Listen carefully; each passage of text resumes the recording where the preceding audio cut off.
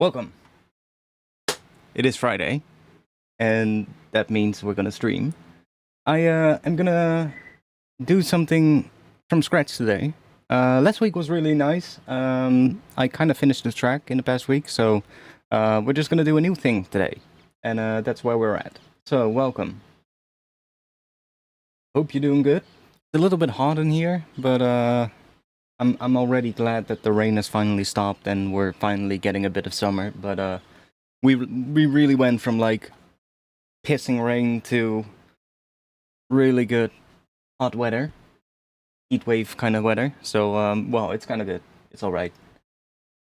Albeit a little bit hot inside at the moment, but we'll be good. So welcome.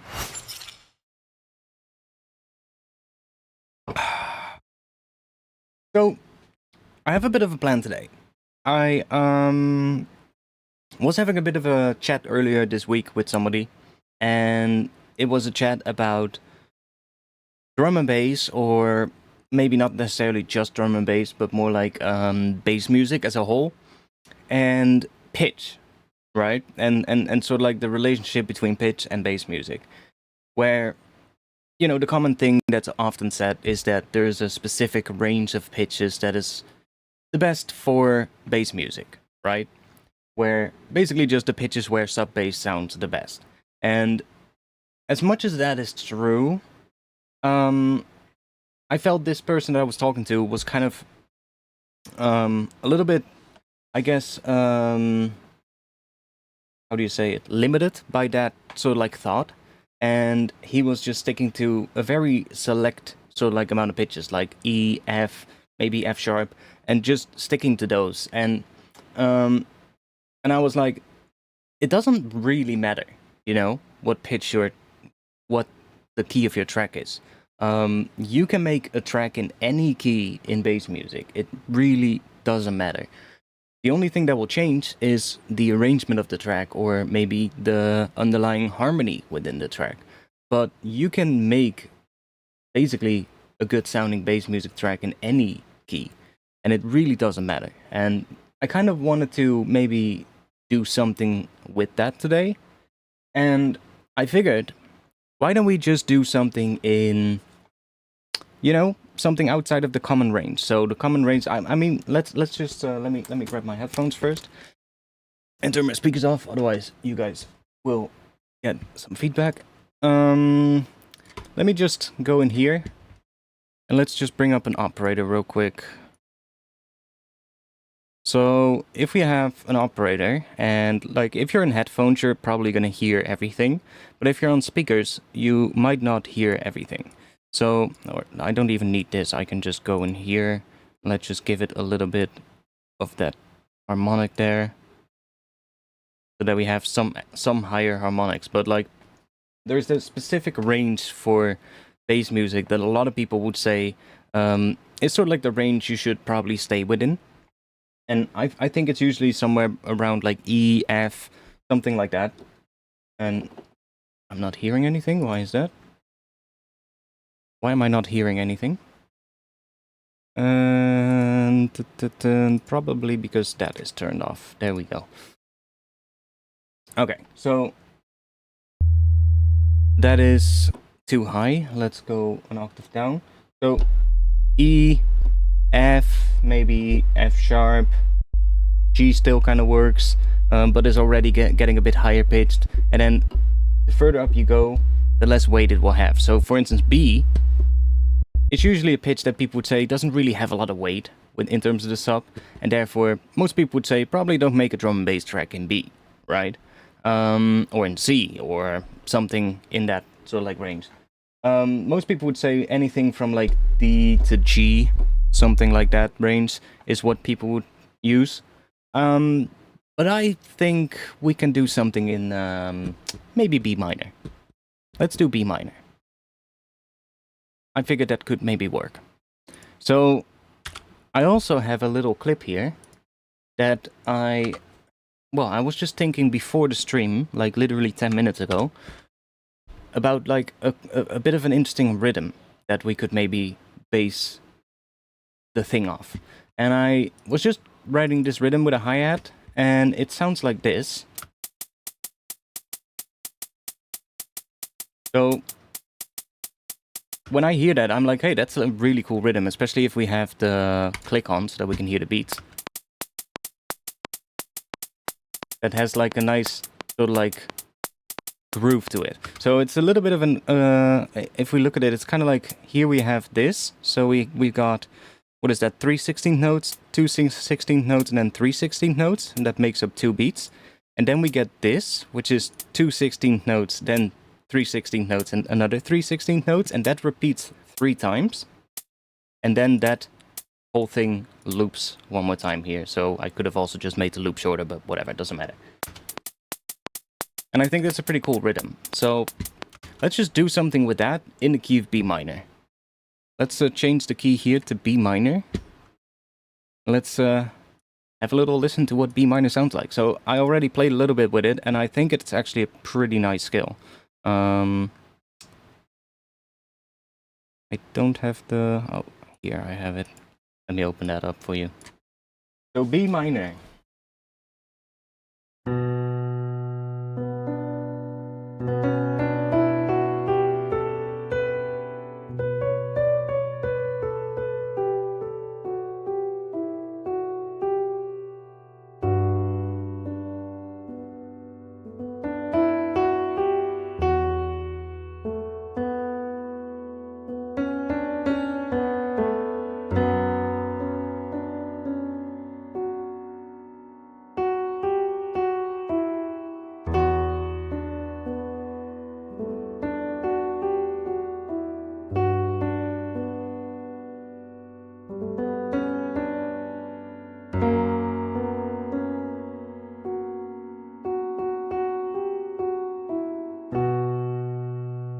Pretty nice sounding scale. I think we can do something with that. So the whole thing is that when you're gonna write in a scale that is not within sort of like the range of like what you would normally do for bass music, is you want to think different about what the bass line is gonna do.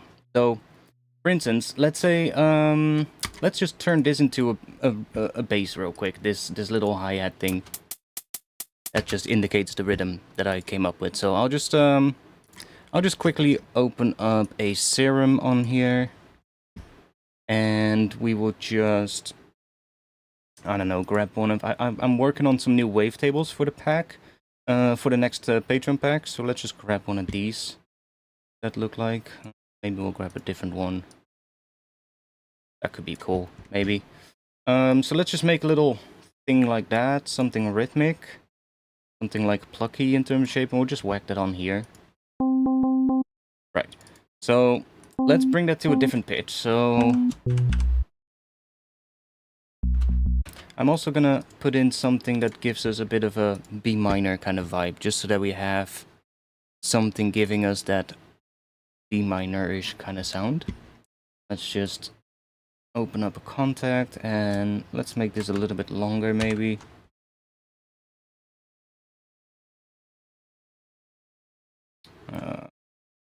We'll do that later. Let's just put a little B minor thing in here. We need to open something up first. Let's just grab this one, maybe, because it already sounds a bit textured and like interesting, as opposed to a lot of string libraries and other kind of things. This already has a bit of an interesting sound. I also have a couple of presets actually. Maybe we can grab big strings.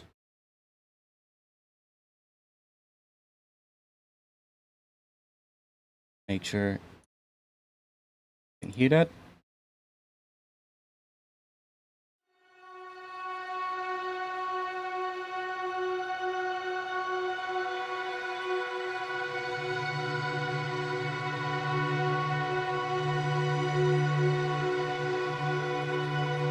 If we just put something like that in.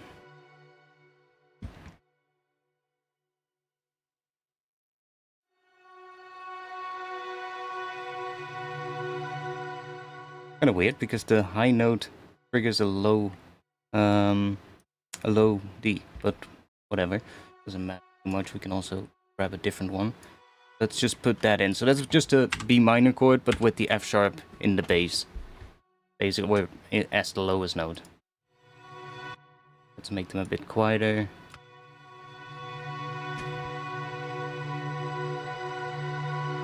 Let's try maybe the other one. See if that one has. Got that one.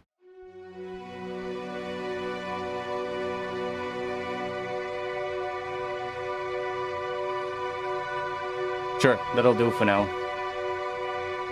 So we have that. We can maybe put a filter on it. So that we can maybe have it a bit more like that. I'll chuck some reverb on it.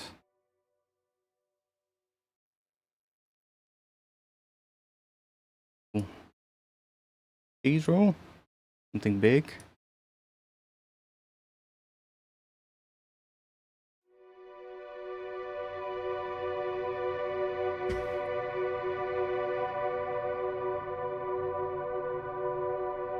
Cool. So now we have a B minor chord sitting here.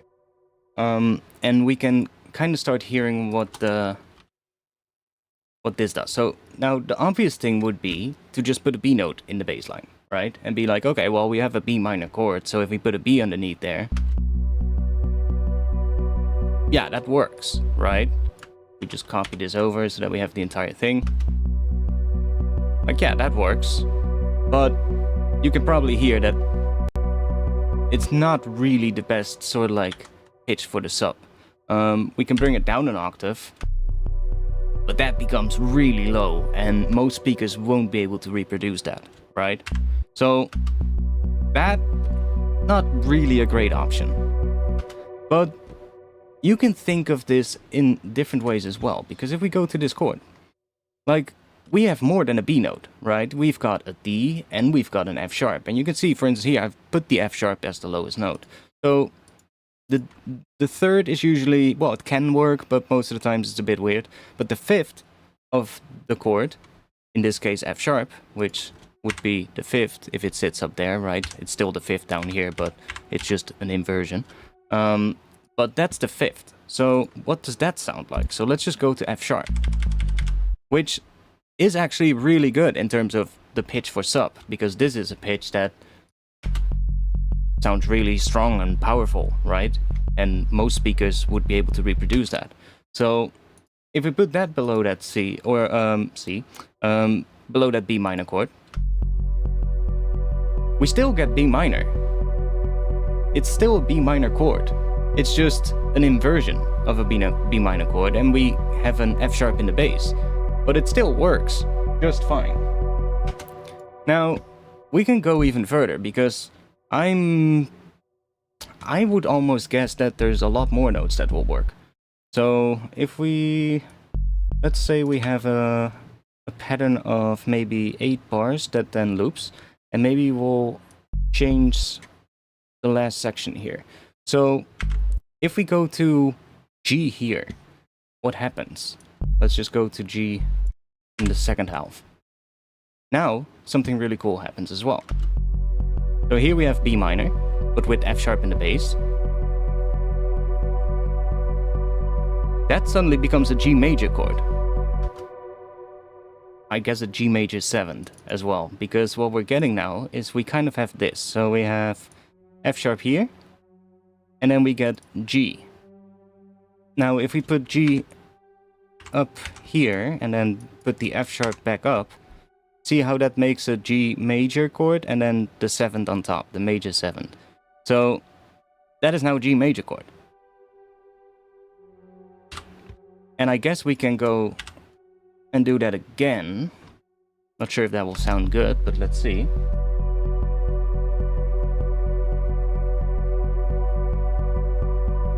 Now, I'm kind of want to try something real quick. What if we take the D note out and just have B and F sharp?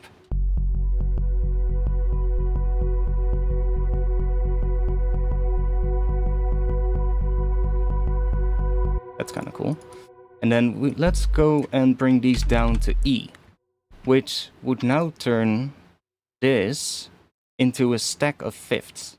in a way. Like if you have that up here and then E down here, see how that is just E, and then up to the 5th of E is B, and then from B up to the 5th of that is F sharp, so we get a stack of 5ths in a way. It's kind of interesting. Probably will sound good as well.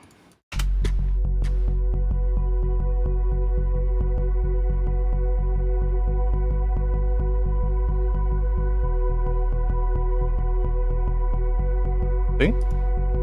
So, even though we're in B minor,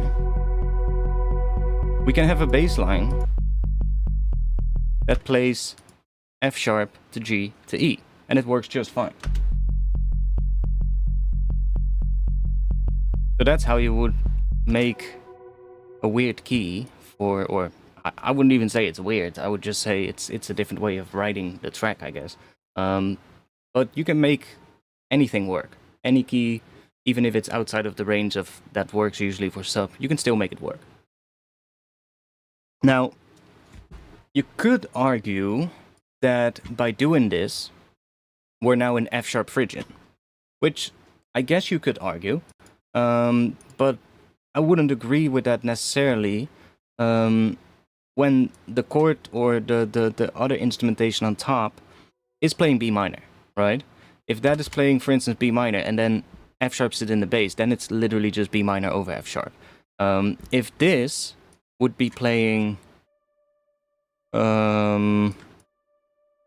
that or this, then I would agree it's in F sharp Phrygian.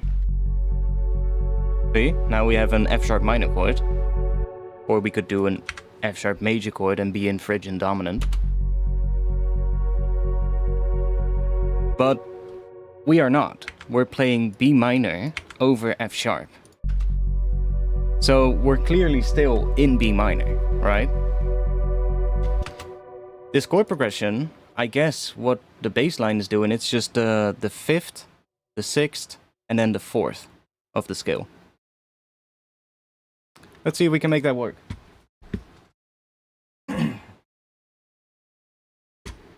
So I'm just going to start with this thing as a bass, I guess. I think that'll be nice to start with.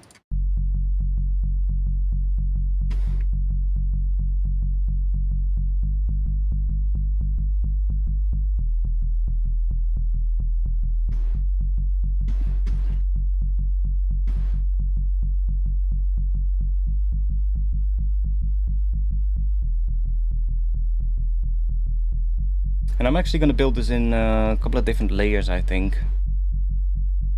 I think I'll just split that up over a couple of different layers.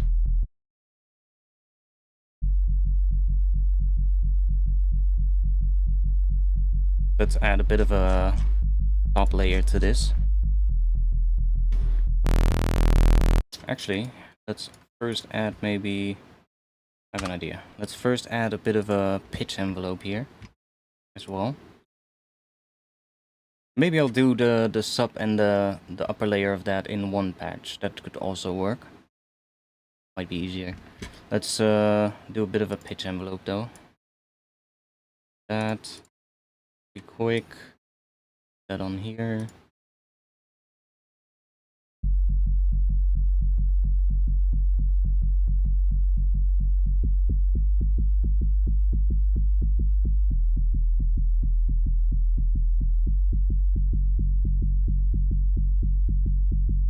There we go.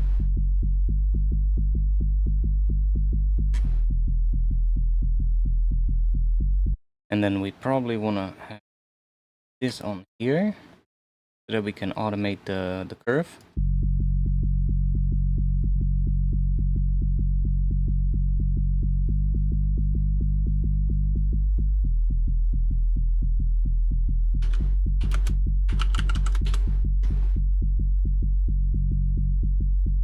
Okay, and let's go and probably do something with a bit of a greasy kind of sound as the top layer. So it would be easier to do it in separate patch because then I can easier just, well, I can remove the fundamental. So yeah, I can remove the fundamental. We're good. Fine. Let's do that, and let's maybe bring you down a bit. Go to super. And let's just do that. And we're gonna have to find like something we like, but we'll come back to that because after we've done some processing, it will be a lot easier to hear what the detuning sounds like and when it sounds good. So we're just gonna start with this for now.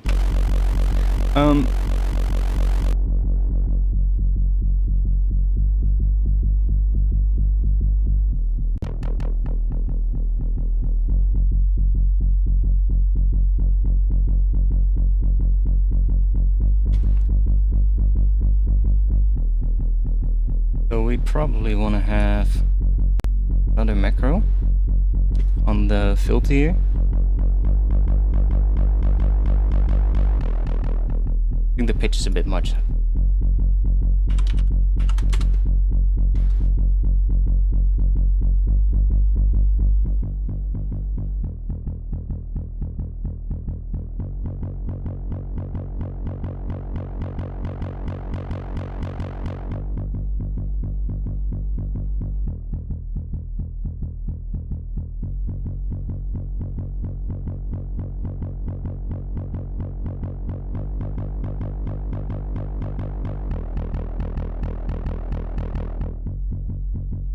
Because we'll automate that.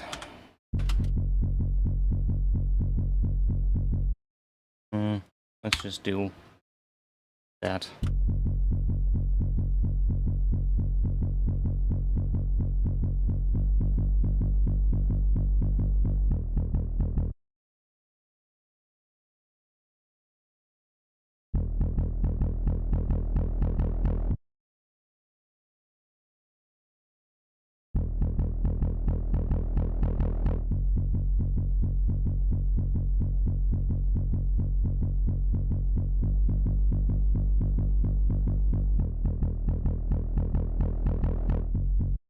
Yeah, something like that could be cool.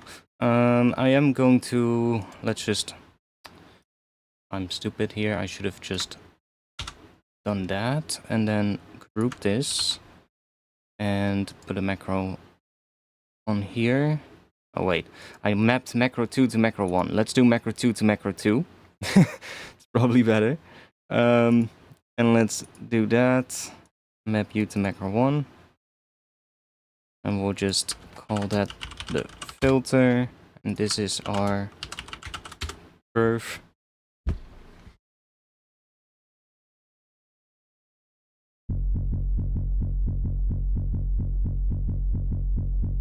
And we can use the automation back.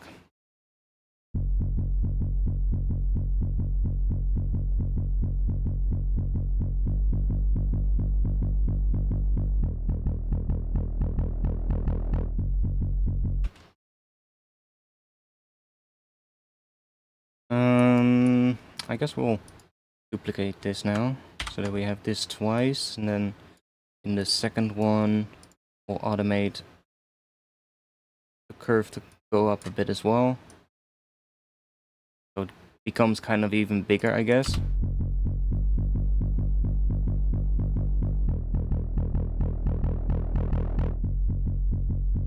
Maybe we can have this go lower.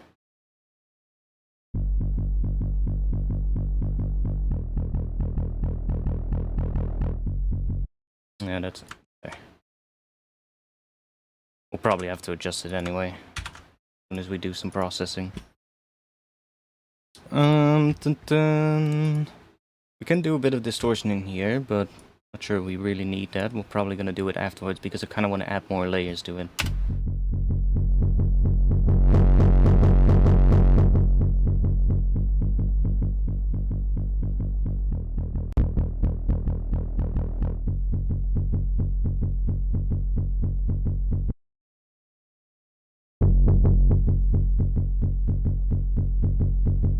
Maybe that.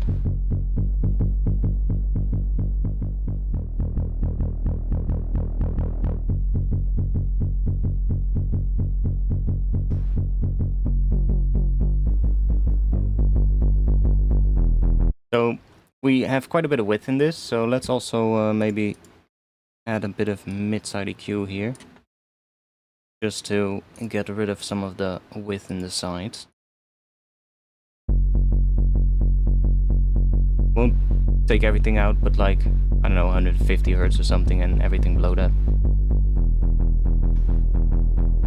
So when the filter opens up, we still get some more width, but in the low end it's basically mono.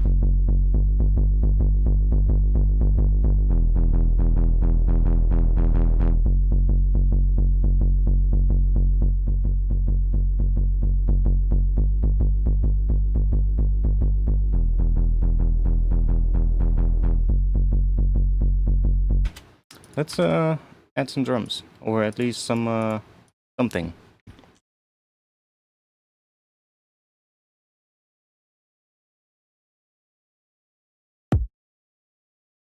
Quite dirty, but why not? We're in the right track? I think we are. Yeah. So I think I'm gonna go for a pretty sparse drum pattern, or at least for the first section.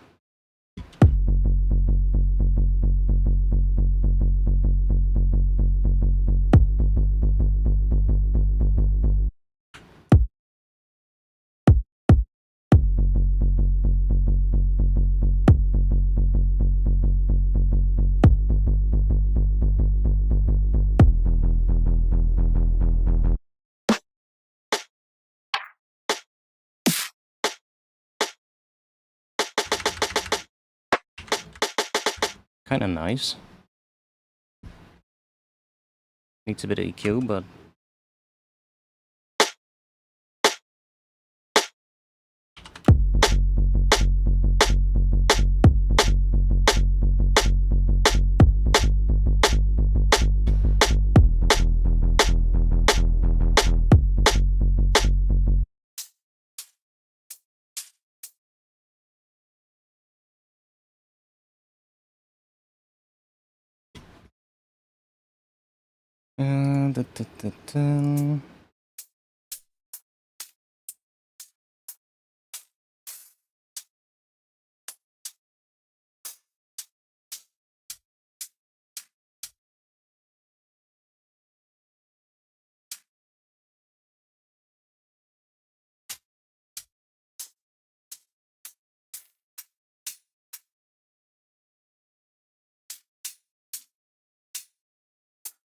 maybe. Just chuck a couple of ones in here.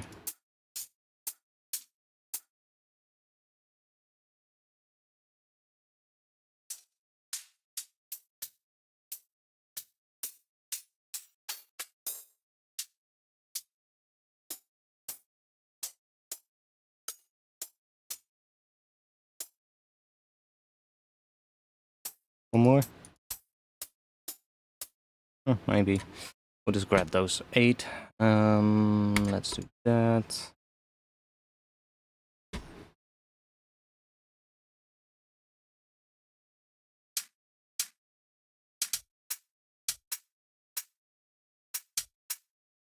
I'll probably only use one, to be honest, but at least for now. We just need get some drums started.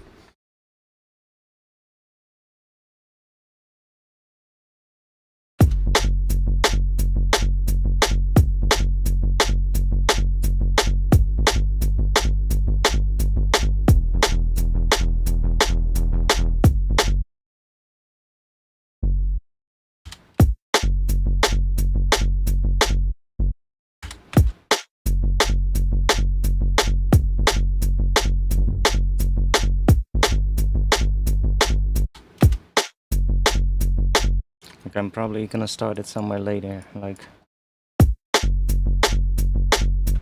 or there. I think this would be a pretty cool place to start the bass. Let's just loop this.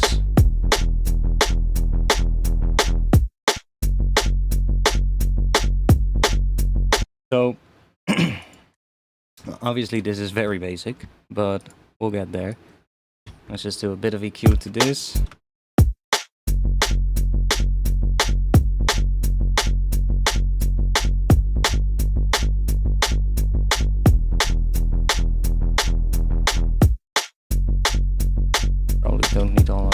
this and let's make it a bit shorter. Not go up. That.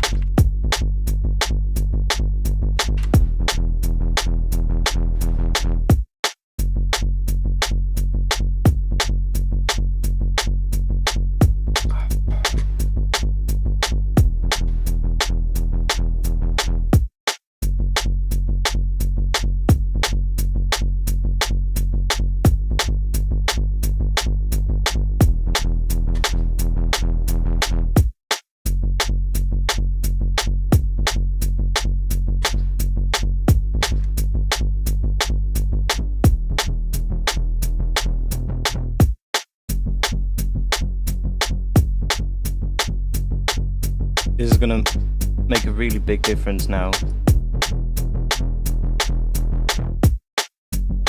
to how the final thing sounds. By the way, we also don't have the pitch on here. Could maybe be smart to put this on the global master tuning.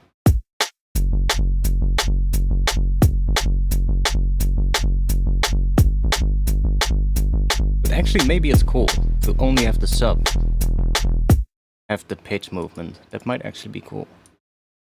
Not on the... yeah, on the chorus pitch.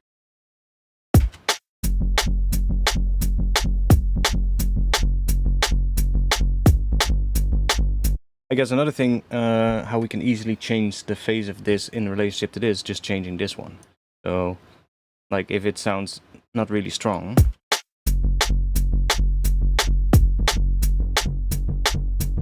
see, we can find different positions in there. Let's check though. We need to start processing this a bit. And we need a higher layer. Especially here on this last part, I'm kind of hearing... do I hear a B minor chord coming up? Something similar to it though.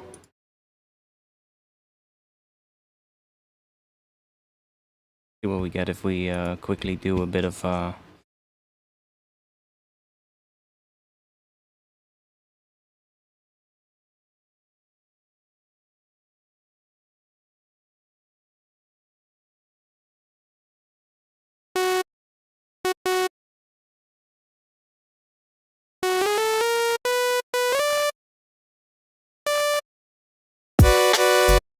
no, that sounds weird as fuck.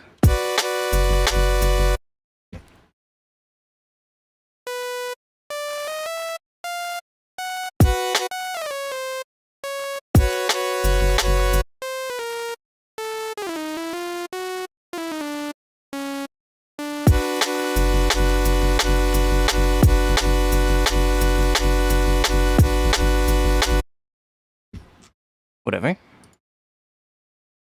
We'll come back to it. Let's see, I can grab this. Guess I could chuck something on here.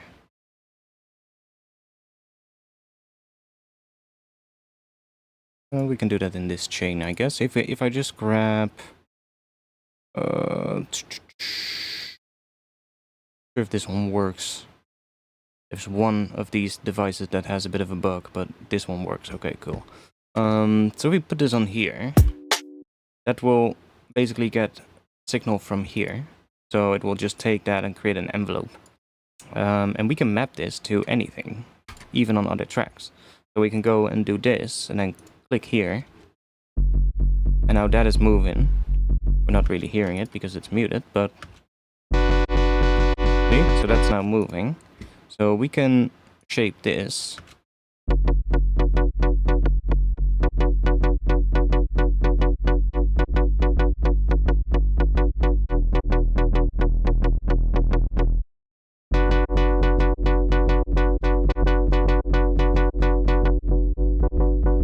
Let's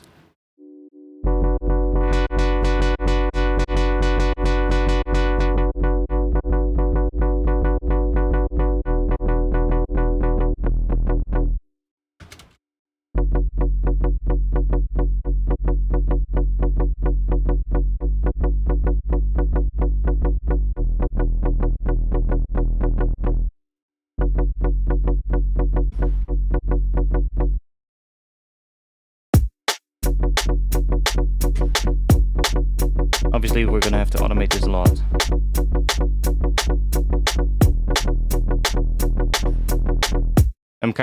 I kind of want this to come up more towards the end here on this section, where it's probably also gonna change a little bit. Let's see, we can maybe make that one go up. So we could go there maybe. Also, is the chat broken or is what's going on? Because absolutely, chat is really dead today. Is the stream working fine? I hope it is.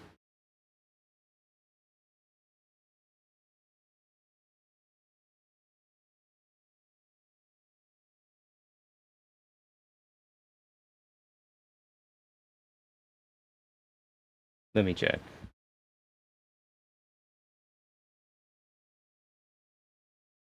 Seems to be fine. Okay, what? That's weird. Whatever.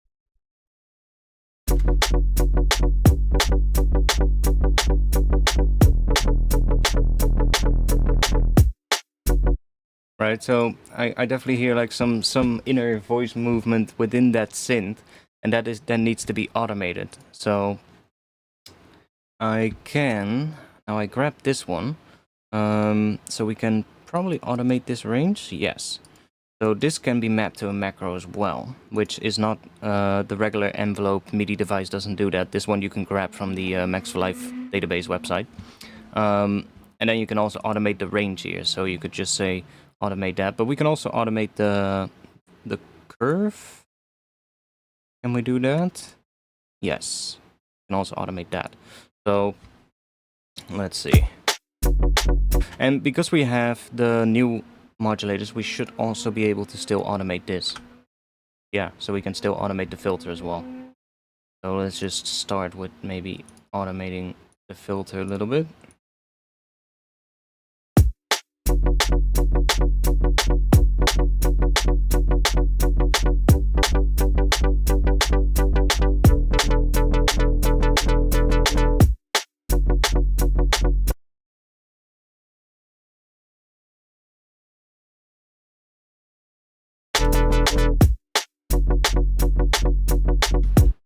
And let's put some reverb on this thing, I guess.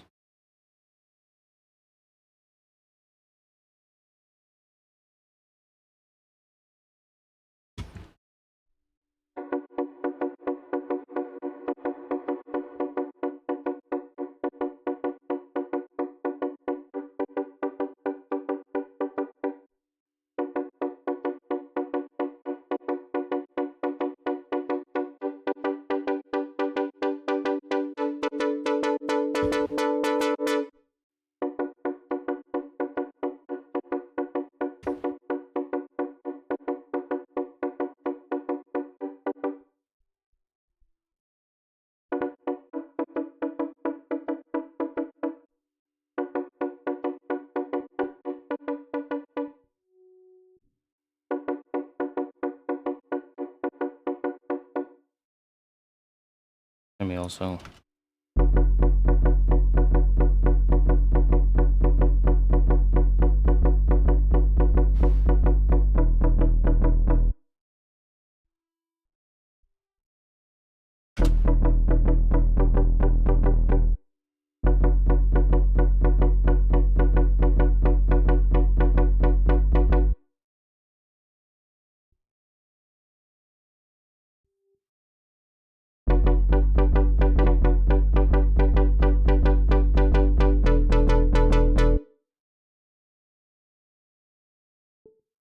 Yo. Why can I not? There we go.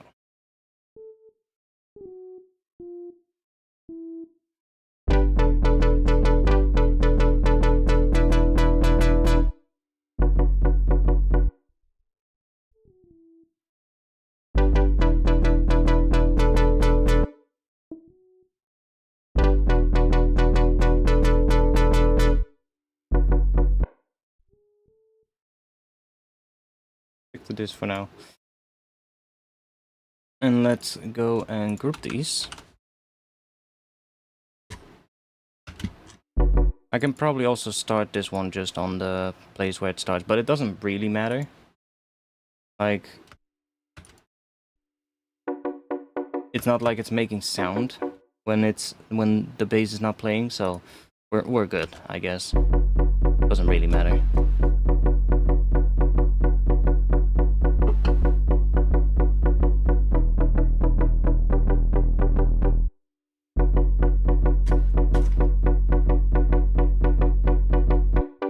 Let's also just add a bit of maybe... Let's just chuck a bit of ODT on this one, this layer.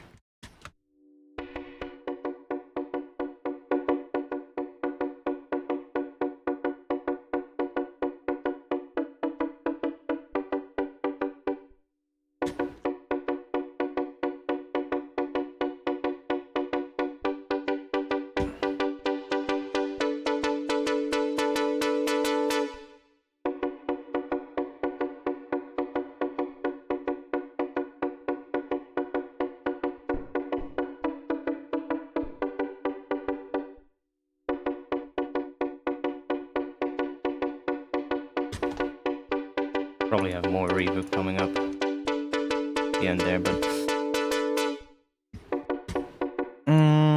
what are we gonna do here? Are we gonna just leave it on the saw wave? I mean, we can. Doesn't really matter.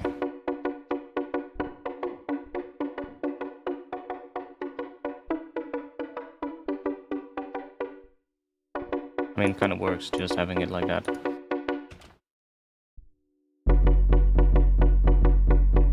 Okay, one other thing. Guess we don't need an attack.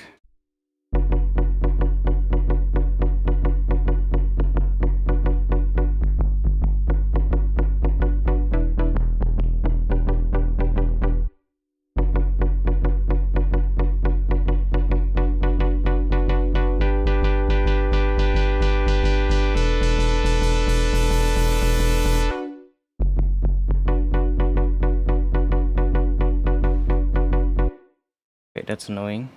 That shows up like this. The fuck? That's annoying. Or we can map it. Does it still show up like that? No, it doesn't. Nice. So now we just have it regularly. It's a bit weird because we need to automate it so like that way, but whatever. Good work.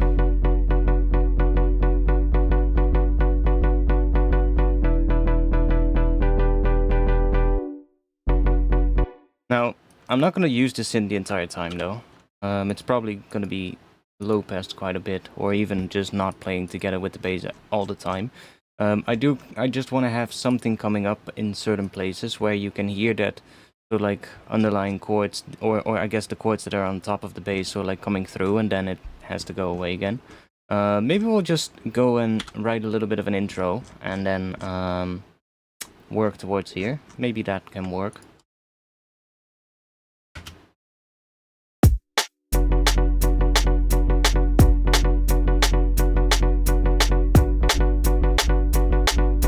That's not it yet.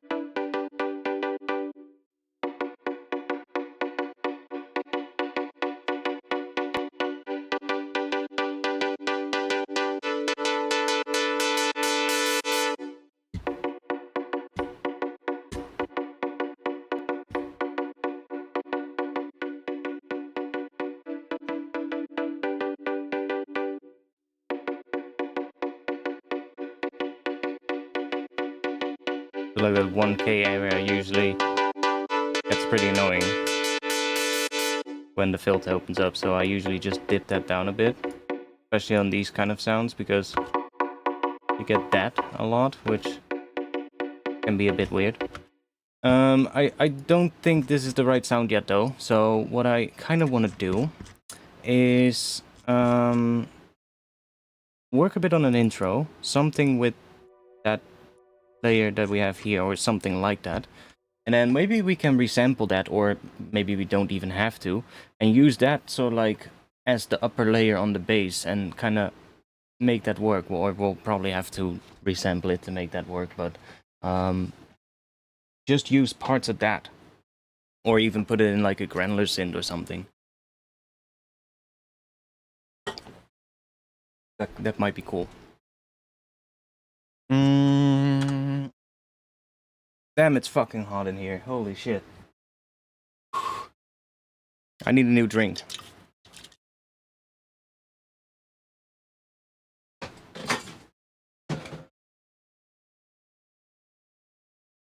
Cold, but whatever.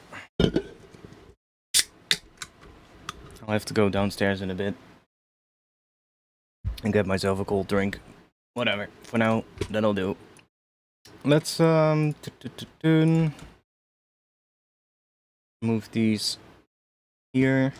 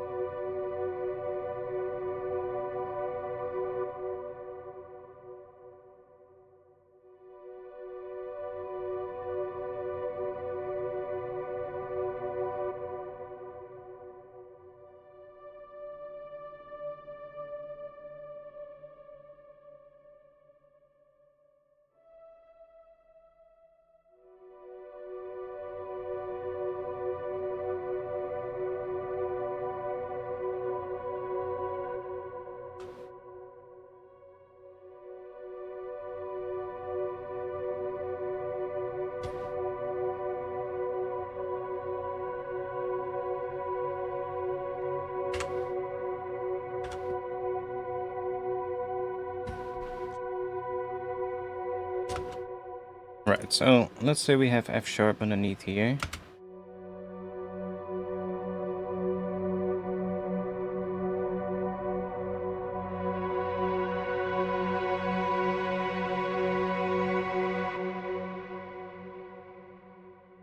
Probably gonna start with just that.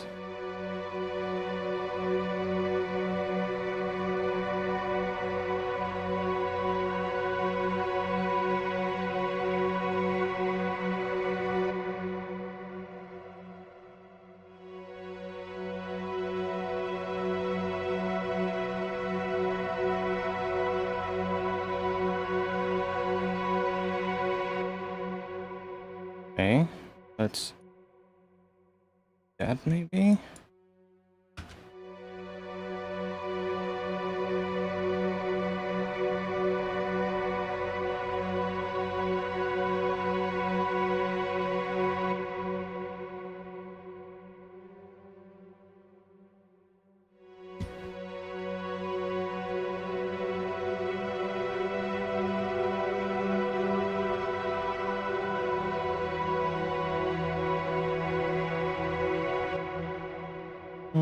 What if we do this here?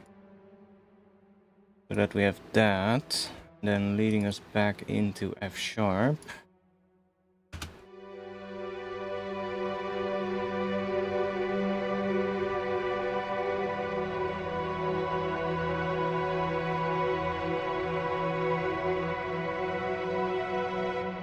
That one needs to go to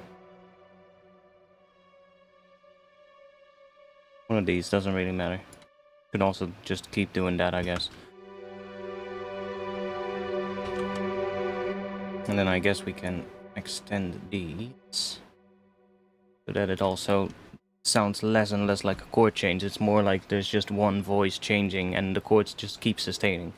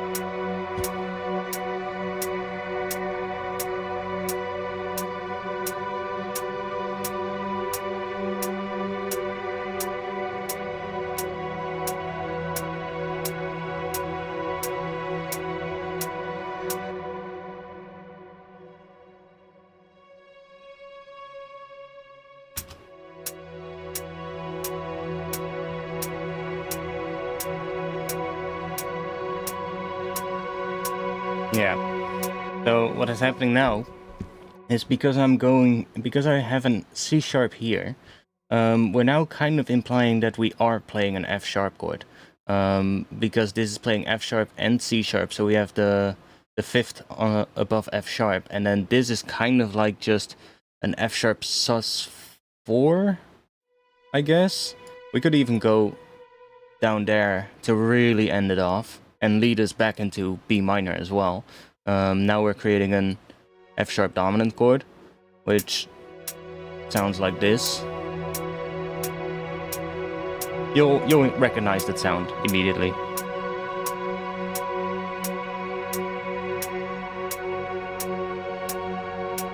See? Kind of leads back into that, in a way. It's a bit weird, because we're not going straight back to B, but we're going to F sharp, but maybe we'll use it, maybe not. We'll see. Could be fun. I don't know what it is, but today the stream is absolutely dead. We've got 3 viewers according to my streaming software. What the hell? Has everybody died in the heat wave? Or something like that? Where are all the people? I mean, it is what it is. But it's just kind of odd to see. Oh, we went up to 5 again. Okay, strange. Let's go and find some... What else? What kind of sound can we put in here that could be fun? Like, I want to write a little bit of an intro with this, I think, because then we're gonna... Because this kind of drop I have in mind is, even though it is a rhythmic drop, I guess, because don't mind this layer, by the way, this chord layer, it's probably gonna be completely different. But this sound, even though it needs a better, like, higher layer, it's rhythmic, but because we're in B minor and the bass is already doing something different than playing a B, right? It is gonna be a little bit more of a musical kind of drop, I guess, more of a drop with a bit of more of a some kind of music theory involved. So it makes more sense for such kind of tracks to have a little bit of an intro idea and then work from there, because it gives more of, like, I guess, the vibe. But let's see. Let's grab maybe another contact. And maybe we can find something else in that library that'll work. So if I just grab this one. This one.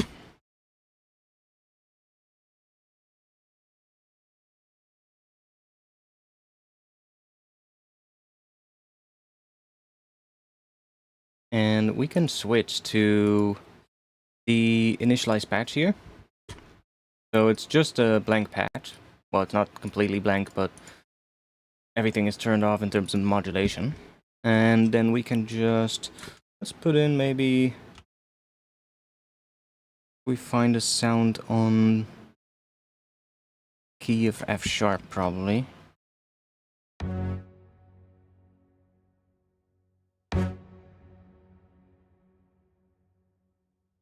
So let me just mute these 2 layers and go into the first one. And these have some pretty cool things. So if we go to maybe damaged, short, see what that sounds like. Let's just follow this one for now. So these layers are a bit more, like, dirtier sounding already, but we've also got these layers, which are pretty cool.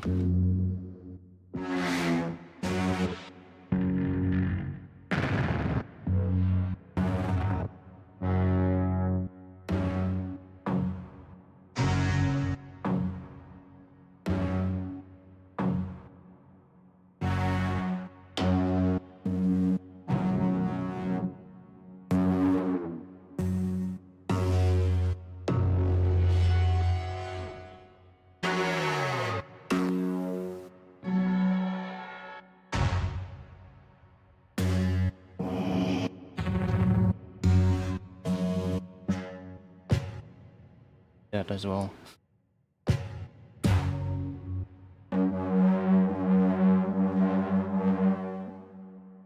Sound. Maybe use that one.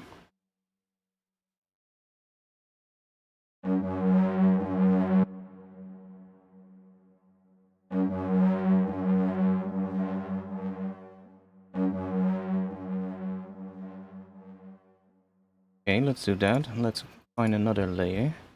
Let's see if we have something cool and damaged.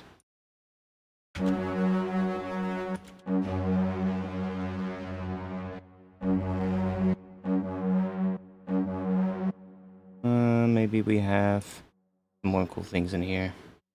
Oh, maybe in the till section.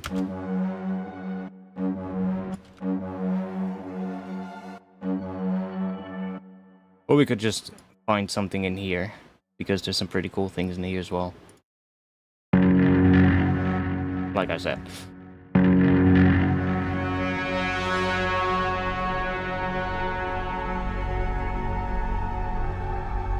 That's a pretty decent sound, actually.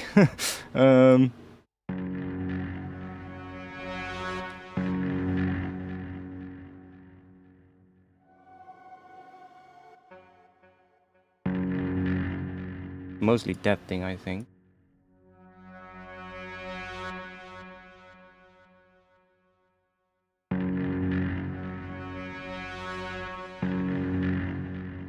Let's just use that sound. I like that.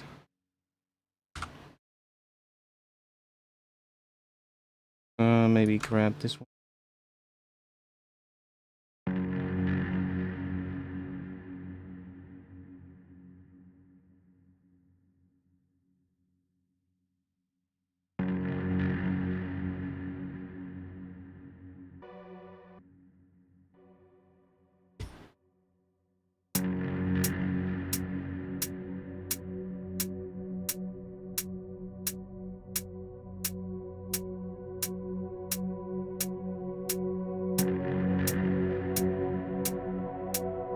And this is probably gonna change a bit because it's a bit full at the moment. You'd want something a bit less busy. Yeah, I really don't know what's up with the viewers today, the amount. Maybe it's because of the maybe it's because of the big IT outage. People shut down from the internet or something like that. I don't know. It's really weird. We have like only 4 people in here at the moment. So to the 4 people watching, thanks for being here, because let me also, it's getting later. Heaters are gonna come out. But yeah, it's like we have only a couple of people here today, and that's kind of weird. Normally we're at like what, at least 20, something like that. So it's kind of well, I don't know how to say it, but it's not remarkable. Or whatever. I can't find a word. It is what it is, I guess. But the whole shit with the IT outlets was pretty nuts, actually. I saw that they had some issues in the Netherlands as well, at the airport. Literally the busiest day, first day of the summer holiday, when everybody is going on holiday. And the whole thing breaks down. Must have been quite stressful.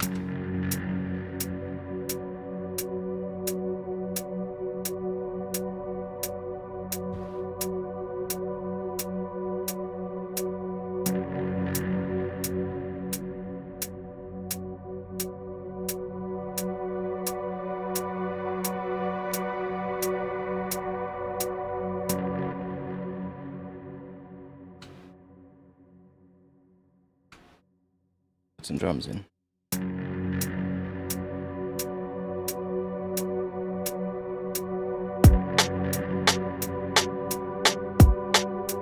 Maybe not.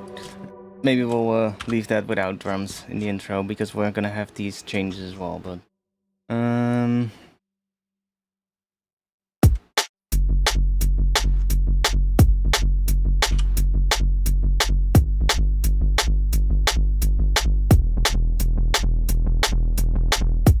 Yeah, I'm hearing something on top, but it's definitely not this.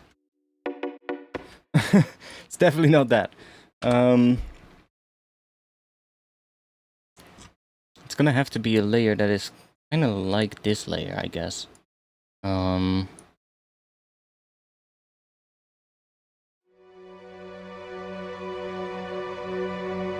Like without the low end, but...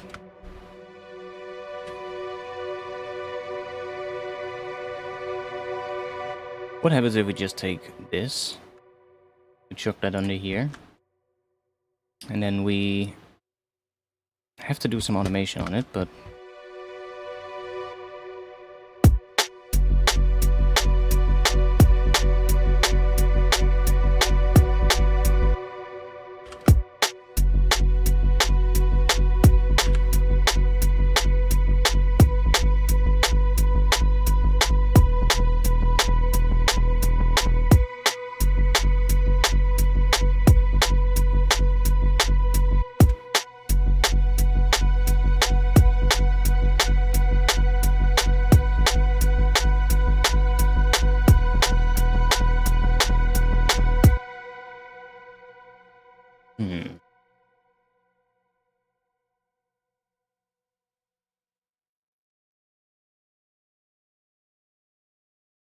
Let's see.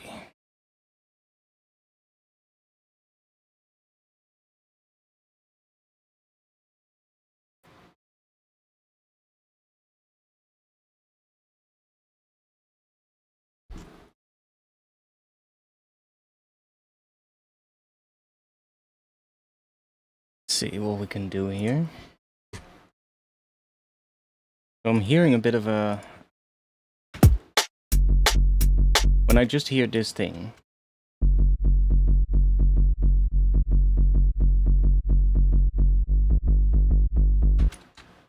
Move this here. I guess we'll switch this to... We'll just grab the same one, because that has a sine wave at the start.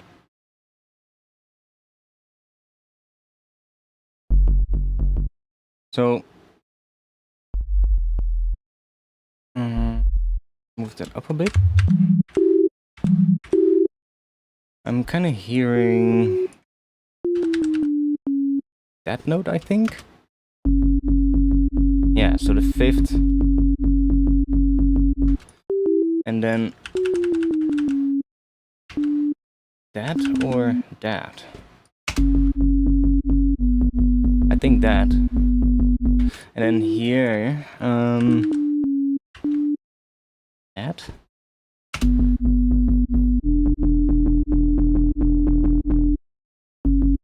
I think that's what I'm kind of hearing as the sort of like extra note that needs to come in on top, or something like that, or at least it needs to have these notes following this pattern. Could also be a combination of multiple notes. It could also be that this forms a bit of a chord, but...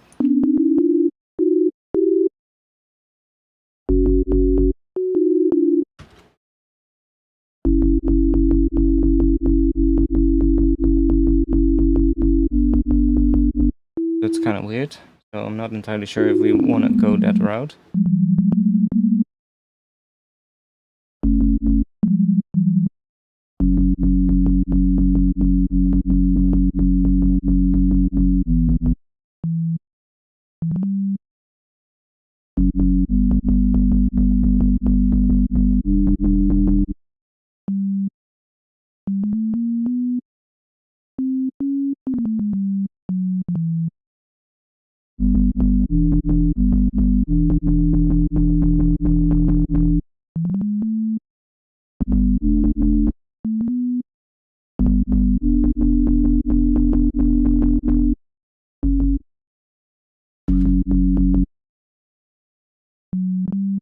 Oh.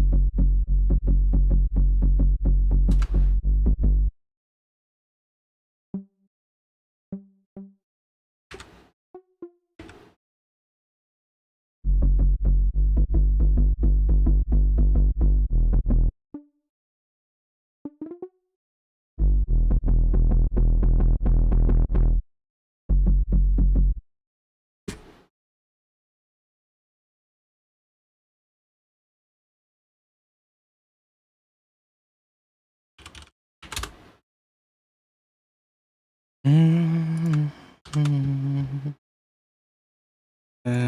let's do 1 and rename that to filter.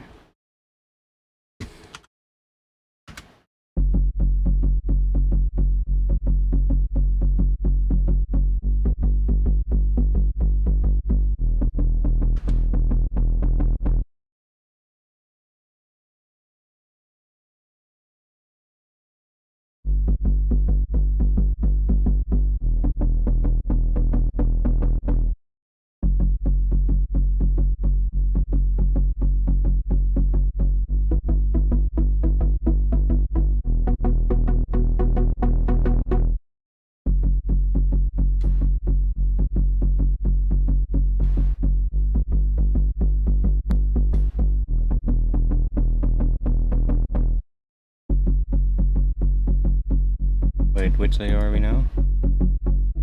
Yeah, the right one.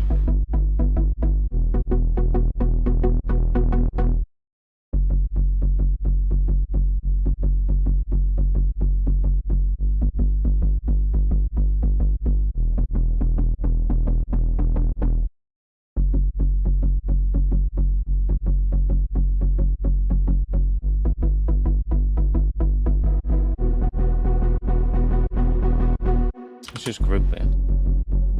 Create another chain. Oh yeah, stupid bug. I hope they fix this soon. It's so annoying. Every time you solo something in here, like in a rack, you just click solo, and it goes to the whatever parent group it is in. It's so weird. And then if you unsolo it, it's been like that since the last Ableton update. Ah! Again. Fuck's sake. So annoying.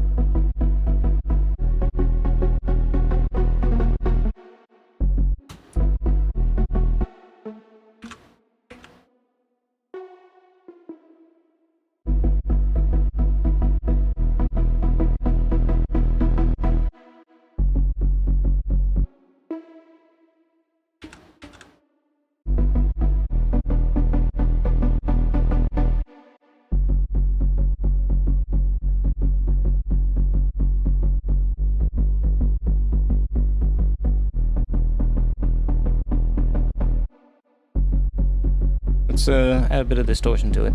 See what we get. Oh.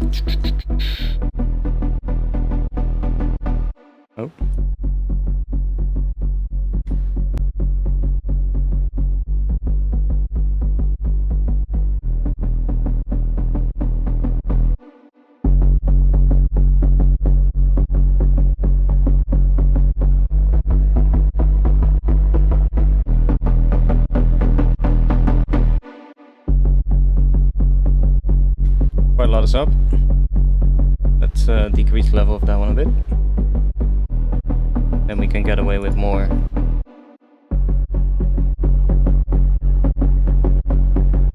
How much viewers I usually have? Well, normally we're at like, well, definitely like 20-ish. But often more than that as well. Seeing the amount of viewers at 6, I was like, what? What's going on? But maybe it's just maybe it's just the whole internet shit and the whole outage thing, and people have just signed off from the digital world for the rest of the day. I don't know. Whatever. But it's weird though. Like, it's weird seeing that there's only like 5 people here at the moment. But whatever. Not like I can change it, so let's see. Let's try a couple of different ones here. So, quite aggressive.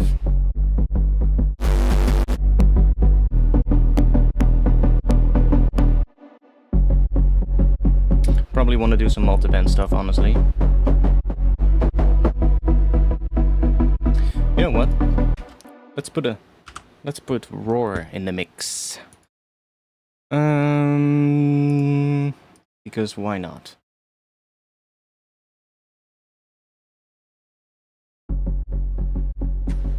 This one also has multi-band, so let's go to multi-band.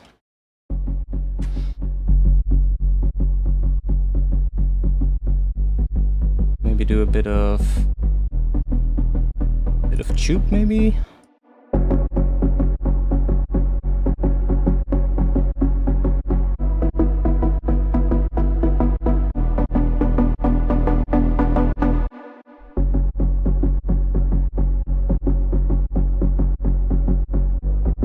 Let's try maybe diode on the highs.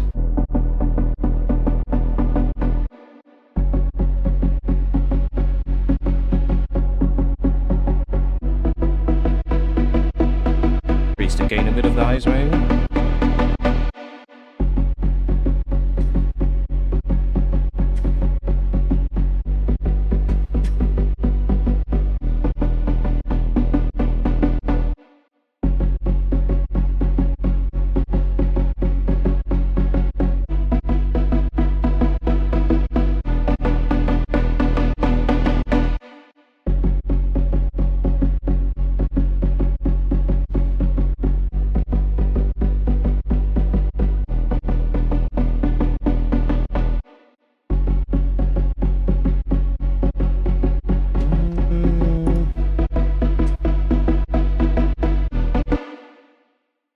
Let's see what happens if we maybe use diode on the mids.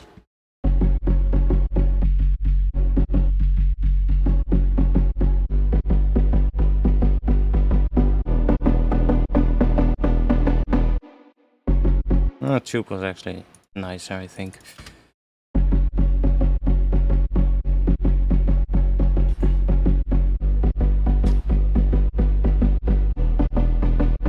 So we want to have a bit more crunch on it though. Let's we add. Could add a bit of a noise layer maybe. To give it some extra noise. Let's do that real quick. We'll grab a serum again. And we'll just copy the MIDI here. Put that on here. That's quite loud. Let's just grab ourselves some kind of a sine. Something like this, and some noise. And I'll work this down for now. We only want to hear the noise. Let's see, let's just use... It doesn't really matter, but let's just grab one.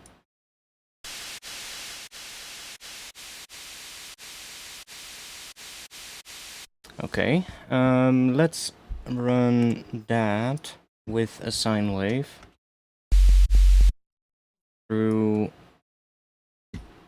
some distortion. And just use tube, I guess. Won't have that. And then I guess we're gonna bring this down, maybe? That's really low.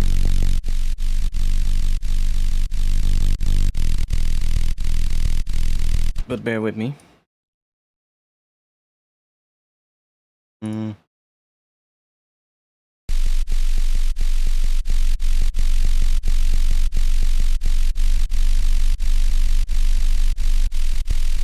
Might like that more. A bit more subtle.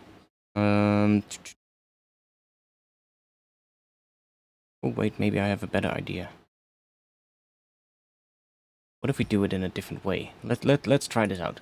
Let's not do this here. We just have some noise coming out of here. And what if we grab... I don't know under what I saved that, but let's go to kilohertz. I really need to get rid of some of the VST plugins in my VST folder because it's so annoying that the VST2 shows... What? Apparently I also have multiple VST3? Oh no, I don't. Okay, weird. Let's grab the ring mod. Because this has a sidechain input. So let's also rename these real quick. So we'll just call this sub. This is our chord layer for now. And that is our noise. So if we select the sub in here. So we select the sub under the sidechain input here. And then I guess pre-effects or post, well, post-effects probably. Even though, well, there's something, but not much. Also, this is not being used anymore, so just get rid of that. So now that has a sidechain input. It's not really doing anything at the moment, because we need to go here, and then we need to take input 3, 4. And now, this bass is being applied to the noise. And then... we can mess with the bias to get to like the sound that we want. I think around here is kind of cool.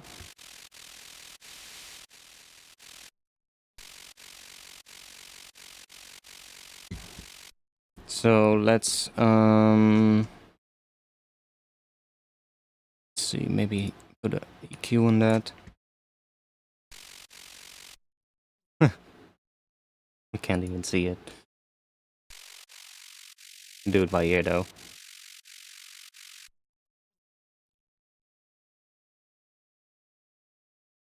Let's see number grow. It is growing now. We're now at 10. So the amount of viewers is going up.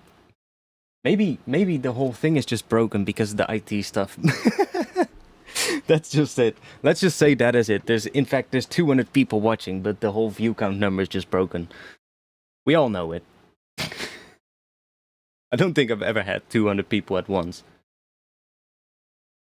That will be pretty sick. Let's see. Okay, that doesn't sound good yet, but we want that noise to kind of come in more in certain places, but we can do that. We can go here, and we can put this on there, and just use that to kind of add some noise on every little bit.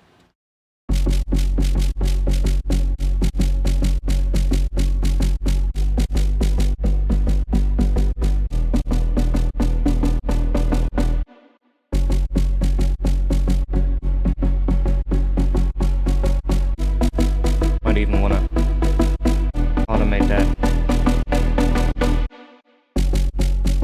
But having that in for now is kind of nice.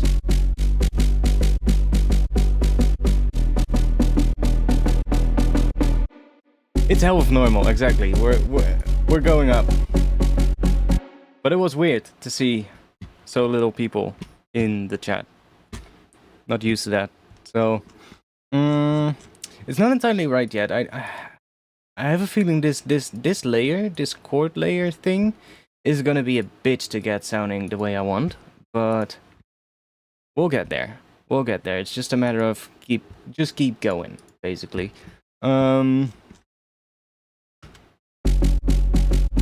I kind of want to try out what we get if we do another roar, but do some mid-side stuff. So we can switch this to mid-side as well. And now we basically get everything here is mono. So we can just, I don't know, give it a little bit maybe. And then everything in here is the sides. So we can maybe...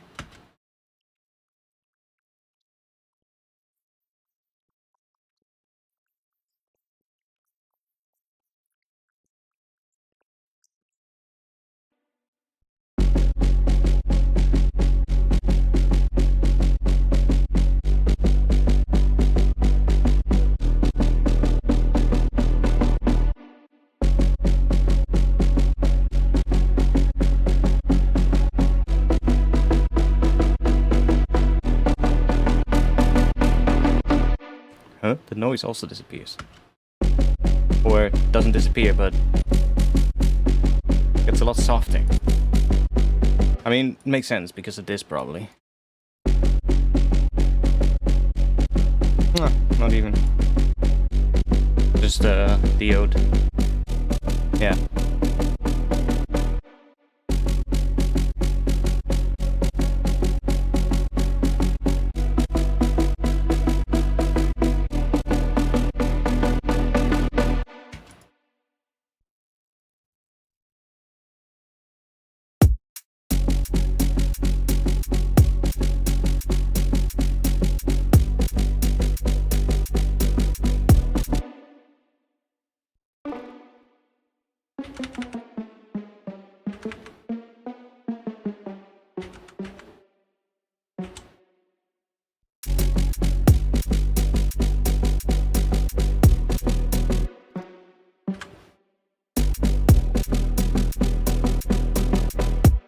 I don't think it needs to do that much in terms of the note changes, because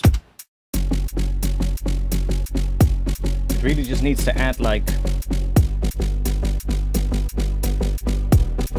Yeah, that's probably better. Maybe even go to like just one C sharp at the end there or something. No.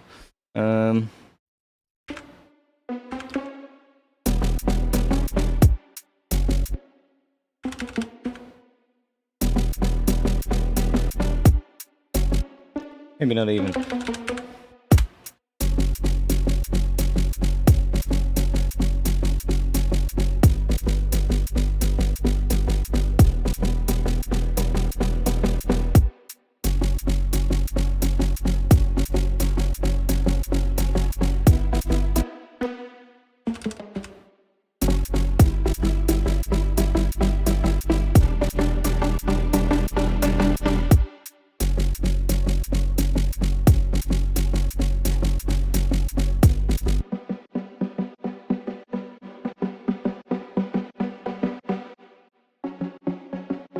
Only thing is, I wanted to be really quiet in the first section and come up, so we might have to automate some stuff, but see if we can just do this. And then it's basically almost non-existent.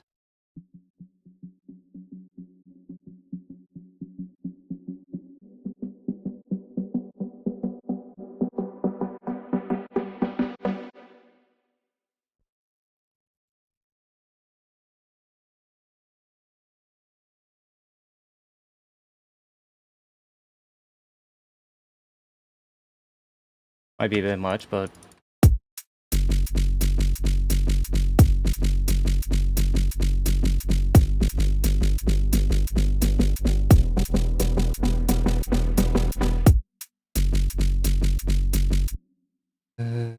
I'm kind of hearing that note. What is that?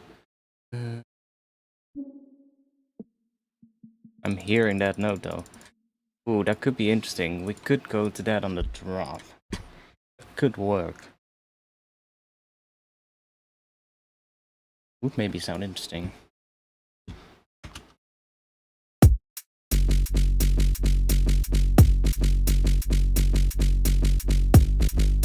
Then we're going more into a Phrygian kind of sound though, but it could also be cool. Having this would even be Phrygian dominant, I guess. Get this kind of sound. Might not even need the bottom notes for that.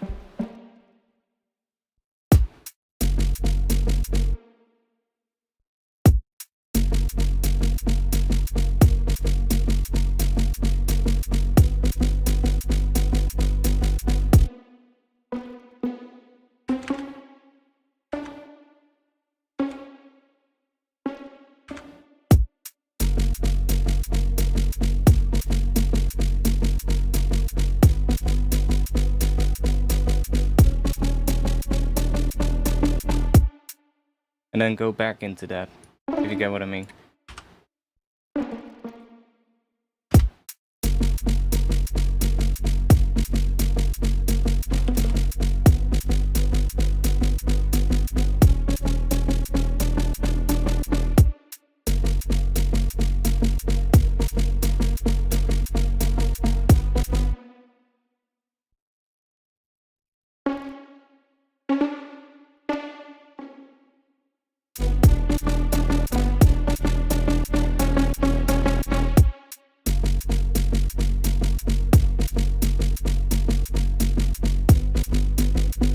Also works.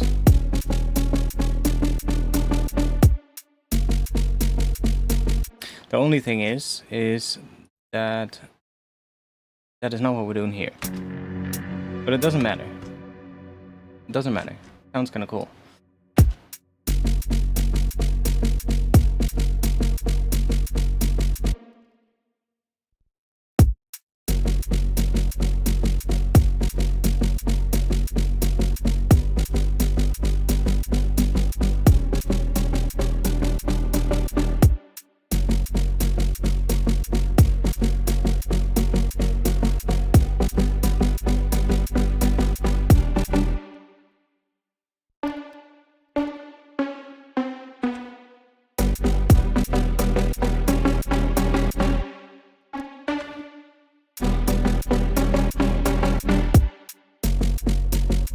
That might even be cool.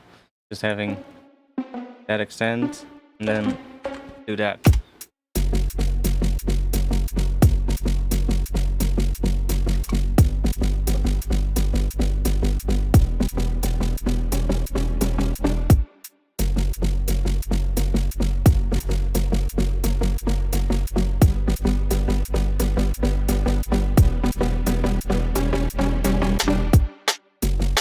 Okay, snare is absolutely shit.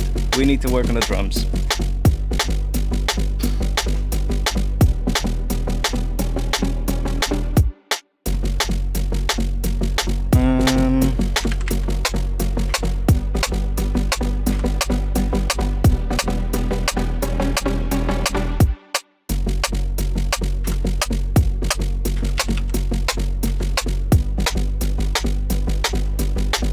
I do kind of like the length of it, but the pitch is wrong. So let's just grab a shifter. Get on here. Just start bringing this up.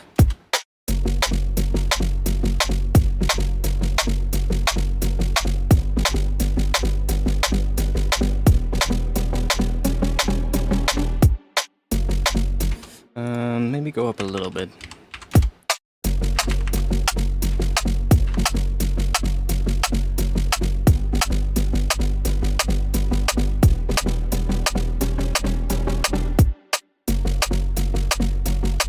We're gonna have to do some layers on this, but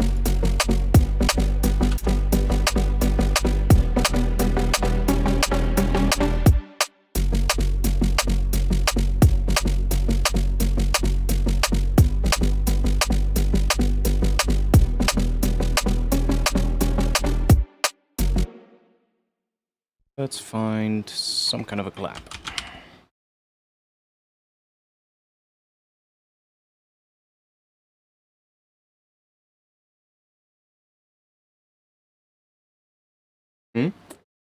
No claps in here? Oh, I was about to say. Where's the claps?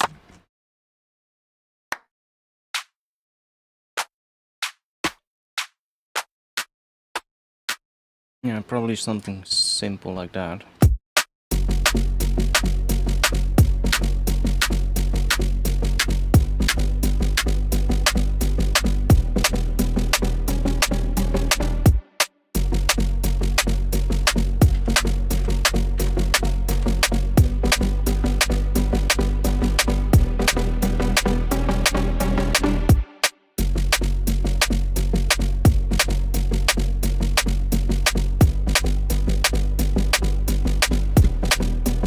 Let's delay this clap a little bit. Let's see if it sounds cool.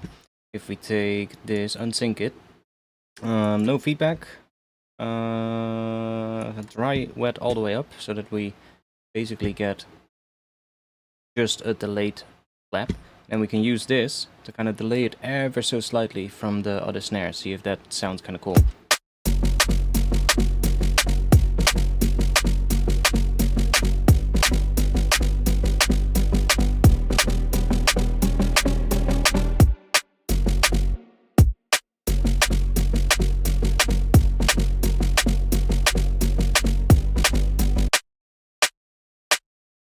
Kind of works.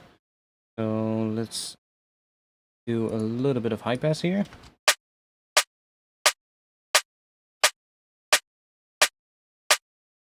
Because we don't need anything below there.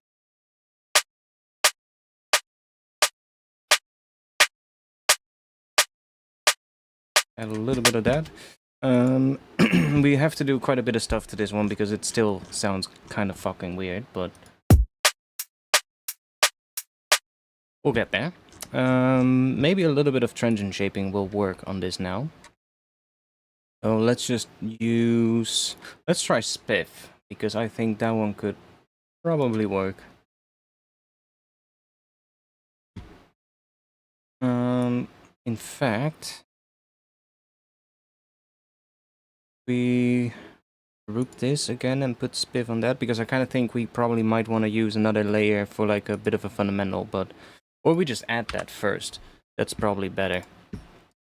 Let's just add a little bit of a synth-based fundamental thing. Come on, clear synthesizers. Let's just grab a serum again.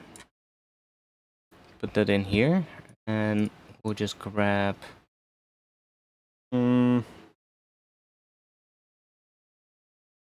are you? There.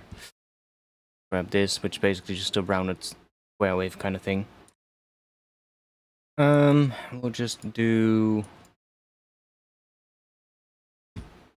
something like this, and we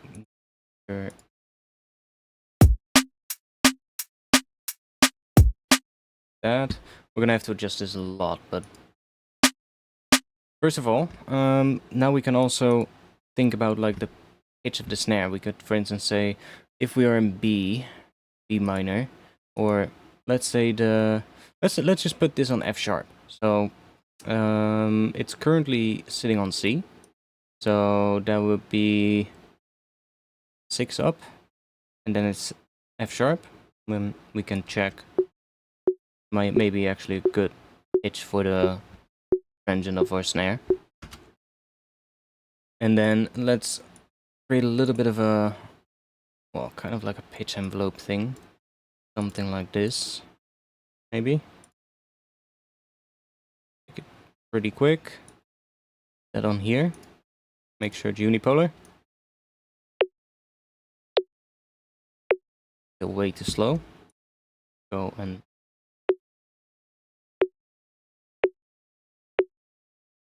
kind of want that to create that like knock at the start, which we can emphasize if we increase this.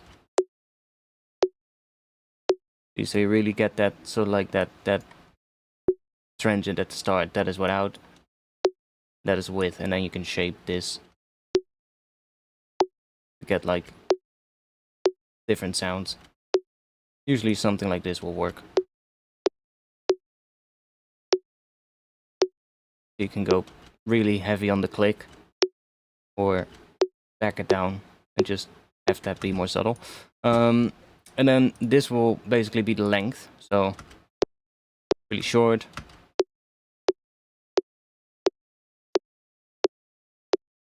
Just blend it in more, or if you want to hear more of the tail, do that. Now usually for this, probably going to sit somewhere here. It's probably just going to be more of like that kind of sound. Another thing is that this has a limited range, so I can already see it happening now. Look at the... Can you see that? No, you cannot see that. But if I... Here... You can. So, look at what's currently happening. If I play this thing, so this pitch envelope goes up quite high on this. And this has a very limited range, so what is happening now is all the pitches are bunching up at the end, at the top here, and you can see that happening here in the bottom left. So if you look at the start of every sort of like snare drum transient that we now have, you can see that there's sort of like a clear line visible in the upper frequencies. See how that line appears, right? Let me close that text down. Right there at the top. That's basically the pitch envelope just bunching up at the top there. Like we can kind of get rid of it if we do that. But you can see, it's not really going higher than that position. I don't think if we up this... Oh, it actually goes up. Oh, so it's just this curve. Then I'm actually going to keep it, because that creates a little bit of the click. So, I thought it was just the the pitch bunching up at the top, which happens. It's more easily visible on I believe kick drums when you're making kicks, where sometimes the pitch just won't go up higher, even though this range can still go higher. Like if I bring this down, you can see what I mean. Bring it down. So going up, but see? I can increase the range, but it's not really going up more right here in the frequency spectrum. It just stops going up further. And that's just because it doesn't have more range right here. There's no extra pitch range on this oscillator, so it cannot go higher. So sometimes you just want to split it up a bit and have like one with a subtle range here, and then basically add another one on the master tuning, which has a separate range from the chorus pitch. So then you can kind of stack two, and then you can get a bigger range of pitch envelope. But for this one, we don't really need it, I think. You can always add it later.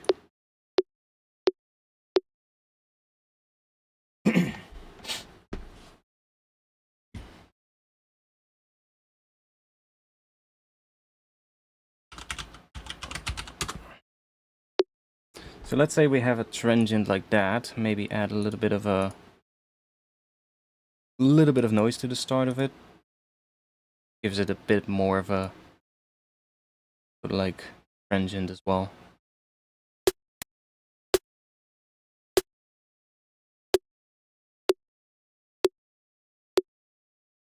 See, something like that. Really gives it like a bit of a good transient, and then we could even high pass that noise, even though it's really short, so it doesn't really matter too much, but might sound a little bit cleaner. So that's our transient, and now we can kind of mix the other ones in to kind of, I guess, blend together with the transient we made. So let's start with the clap, because that's going to be easier. I mean, we don't really have to do much to that. That already kind of works. See? So it's mostly this extra layer, and it's just the... God damn it, Ableton, I'm so annoyed by that fucking bug. Because every time it happens at least twice. There's just no way to not have it happen more than once, or less than 2 times. Every time you click that solo thing, it jumps to the group, and then when you unsolo it, it does it again. I'm really happy when Ableton updates finally, or releases an update to fix that.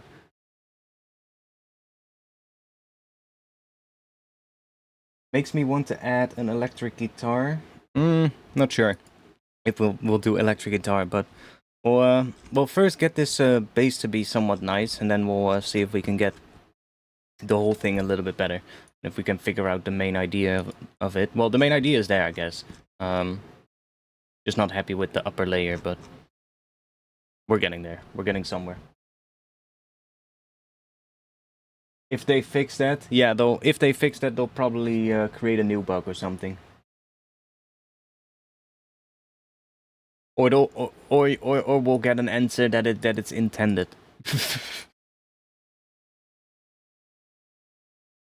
No, I'm just kidding, Ableton. Please, don't shoot me.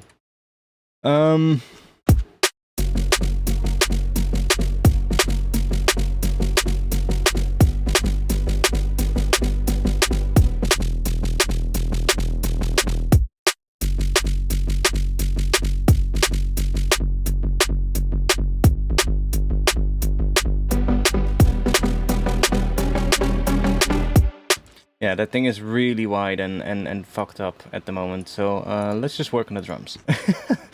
Let's just work on the drums first, make those good. Okay, so that works. That kind of breaks it apart, so we're gonna have to play around with this layer, and it's usually a couple of things we can try. First thing I would always try is chuck on a utility and flip the phase of that one. Immediately already sounds better. Or, yeah, it does sound a little bit punchier with the phase flipped. But I think we can get it better if we just mess with the frequency shifter here. Because by shifting it around, we'll kind of... So like at certain points it will layer nicely with the rest of what we got. And that will usually sound pretty good. So we can...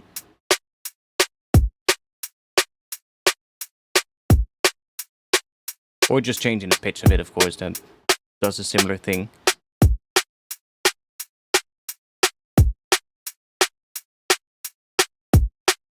We can, for instance, go somewhere here, maybe.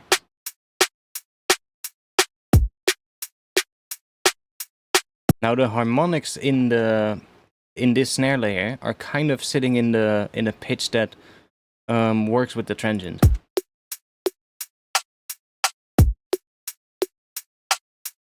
It's subtle, but... And then in this one, I think we can also just get rid of a lot of the... I guess some stuff right below the resonant tone of it. So I guess the fundamental part. Which maybe we want to use a different EQ, something that's a bit more surgical. We could grab a Pro Q. So probably this one.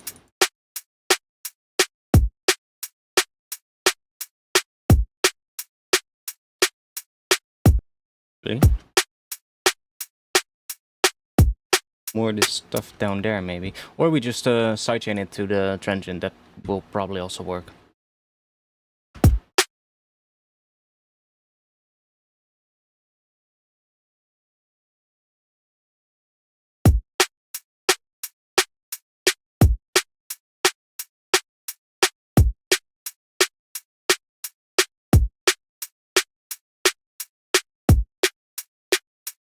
Oh, I actually don't mind that.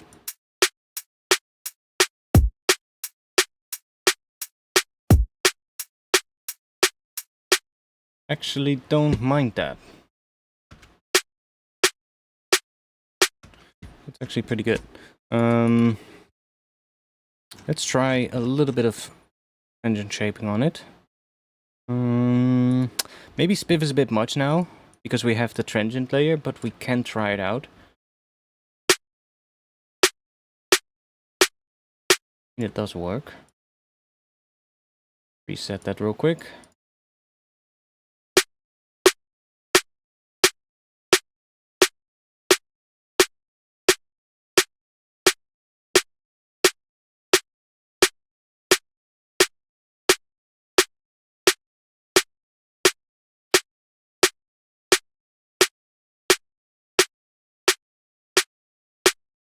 Definitely works, definitely helps. I'm not sure if we need it on the high end, but...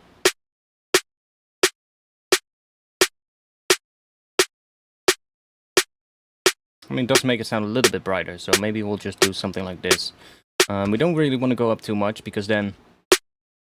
it just gets absolutely smashed, but... just a little bit. Especially when we just bypass this now. You can hear that's quite a big difference already. Just becomes a lot punchier. It's actually probably one of my favorite transient shapers, to be honest, Spiff. Almost never see anybody use this one. Most people know Synth. Synth is like almost everybody's hidden secret weapon to make anything sound better. But Spiff is probably one of the better transient shapers in my opinion. I mean, there's other good ones.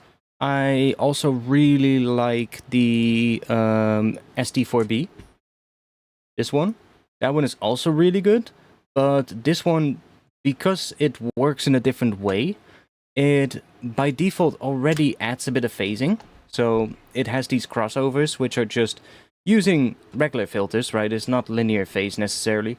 So you just have a couple of slope options here, but it always just does a bit of smearing, phase smearing across these sort of like crossovers here, which is fine. You know, it's not necessarily an issue.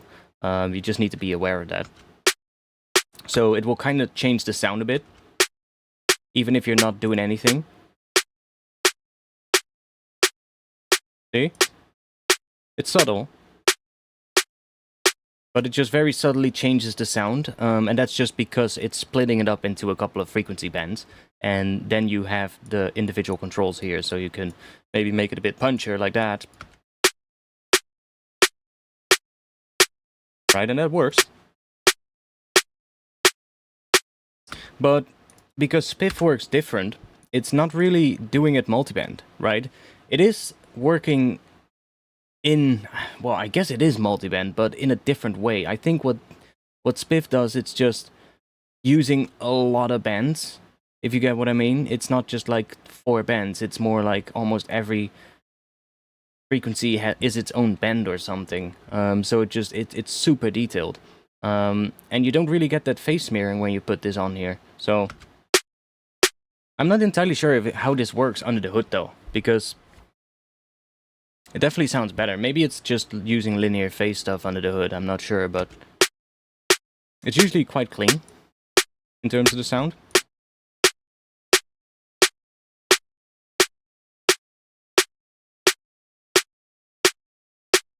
It works pretty well. So that already made our snare quite a lot better.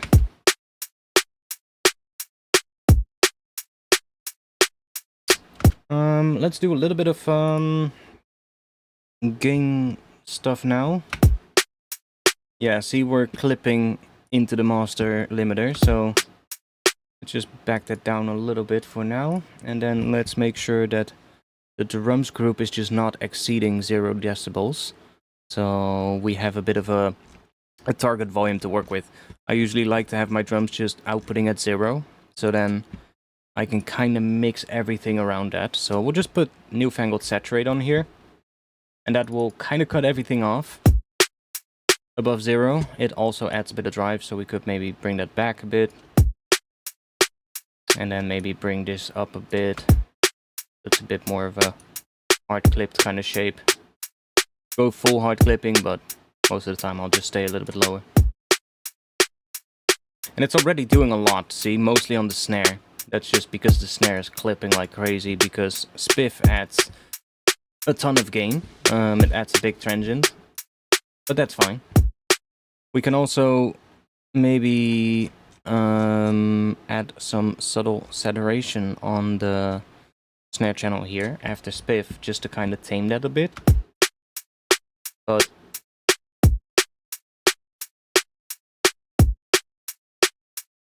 it's not really needed. It kind of sounds like the same when we just let saturate take care of that, so it doesn't really matter.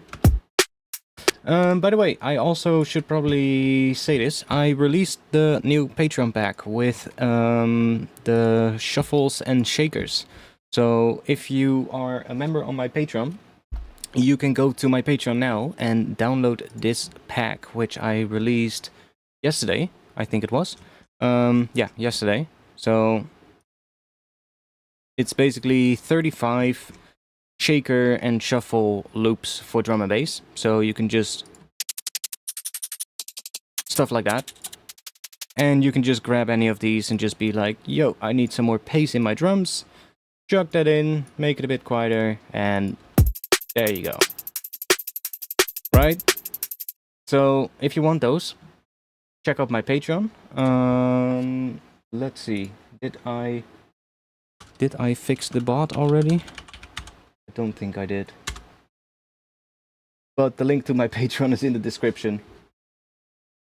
No, I have not. Let me actually fix it real quick. Stream.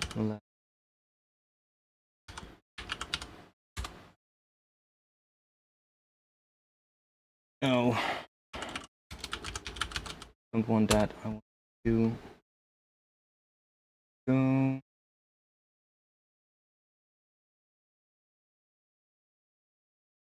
Let me just sort those out real quick.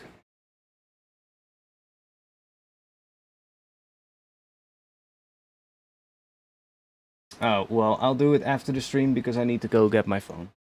I'll do it after the stream. Just check the description for the link to my Patreon. Let's see.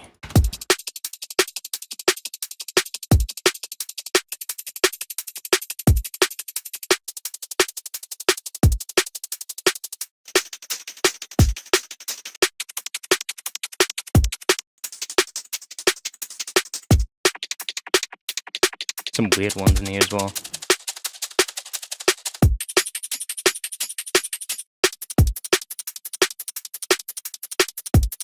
Maybe we'll put that in for now. Or do we have some 8-note ones? I guess we do.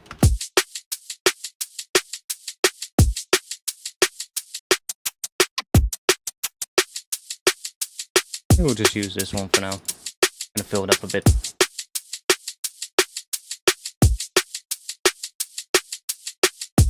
Okay, let's put you back.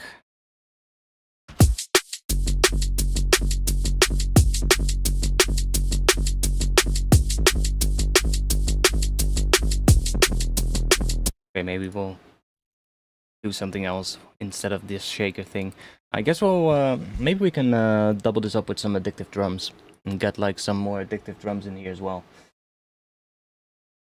On which stage you apply sidechain for all the stuff? I mean, I've got my sidechain already set up. It's set up right here on the bass group. So the bass group just has this and it will automatically sidechain to the kick and snare that are up here. So, or this kick snare channel, these will send MIDI to these two tracks up here, which are my sidechain trigger tracks. And those just have a short click. And that then sends into these ones right here. So that I already have that set up, so that when I just open a new project, I already have my drums group set up like this, and if I just add some MIDI into the kick channel here, then automatically that will trigger the sidechain. And the same for the snare. So that's just that. It's just part of my template.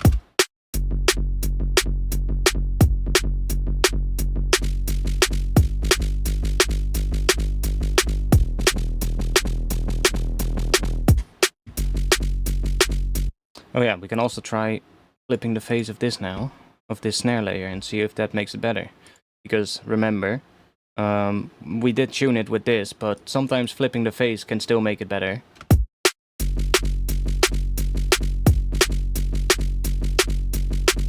Ooh, both kind of work. This, without this one, it's a little bit tighter. And like this, it gets a little bit less tight, but kind of also works.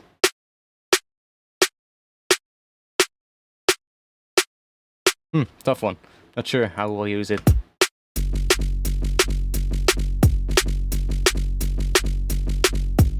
Like the transient is a little bit less pronounced with the phase flipped, but kind of still sounds good. So I'll just leave it in for now. Maybe we'll use it at some point.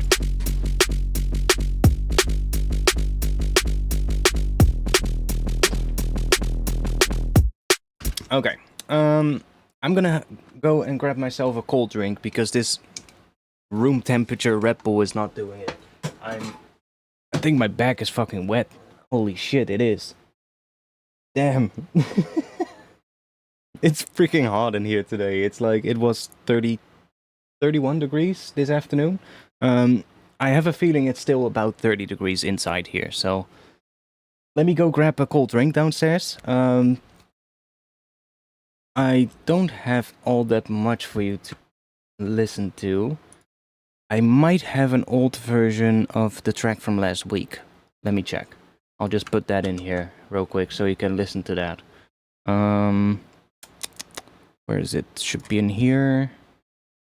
Is it this one? Yeah, it's that one.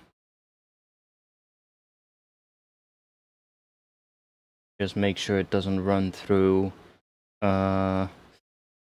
Did we do that again? Oh, that's the input, of course, and we need to have the output.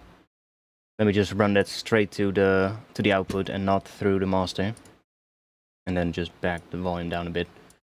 In this version, the intro is still a little bit empty, I think, but it is what it is. I'll just play this section so that you don't get the second drop, because that's gonna be for later. Yeah, it was the only thing in reach, you know, and I was too lazy to walk downstairs. But now I kind of have to. I'm gonna be back in a minute. Give me a minute.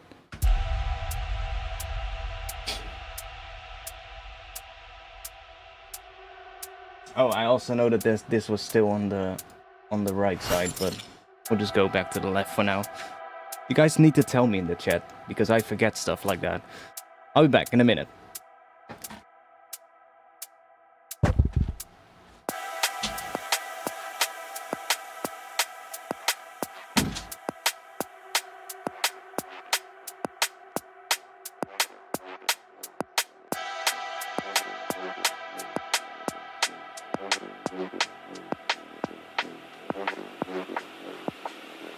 I was getting buried alive.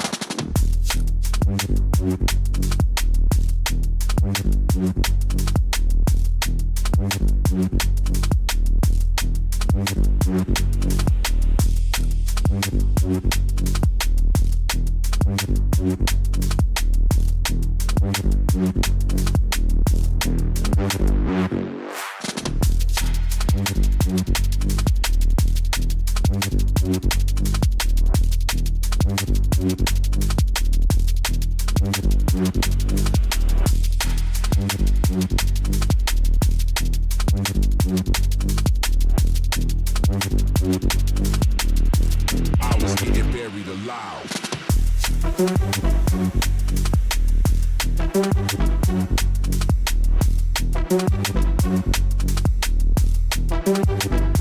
Talking about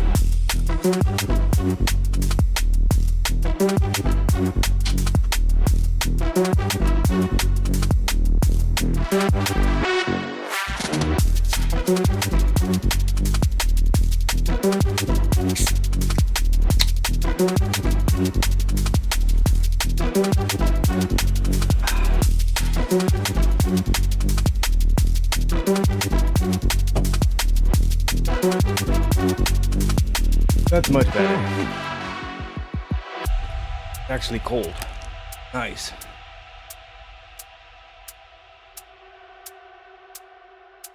Yeah, this is not the final version, but it's still a bit of an older one, where I had a bit of an empty intro. But the drop is getting there with that one.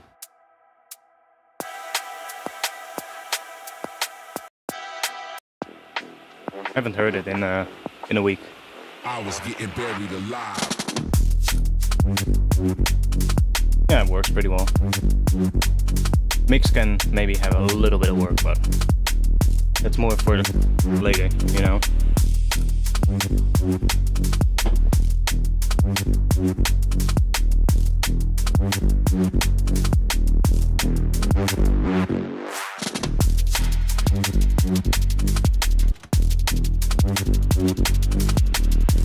I was getting buried alive.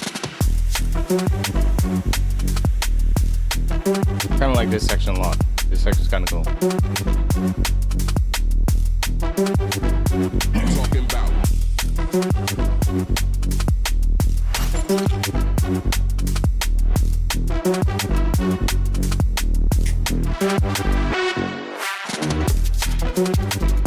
Okay.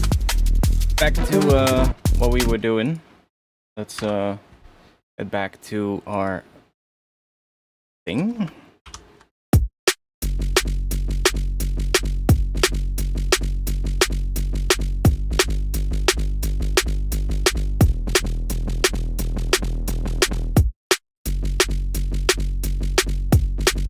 Oh yeah, we have this roar thing. Let's maybe not do the mid-side one, because it is adding a lot of side information, and it makes it, well, obviously not really mono compatible. So let's just keep that more clean like that. And I'm even tempted to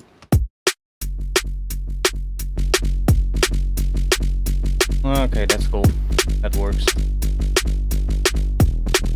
But I'm even tempted to do the distortion on the track itself of the sub, so that we can really, well, have just separate layers for the different parts.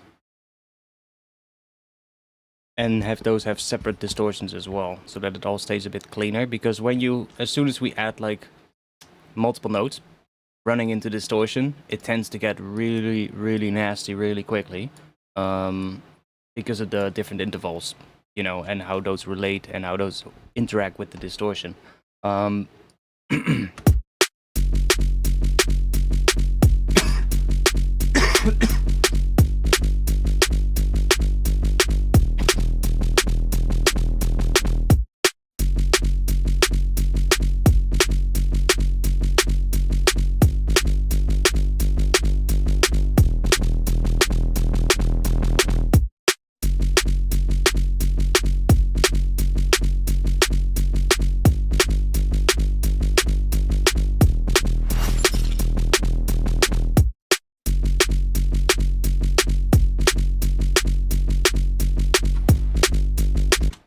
Right.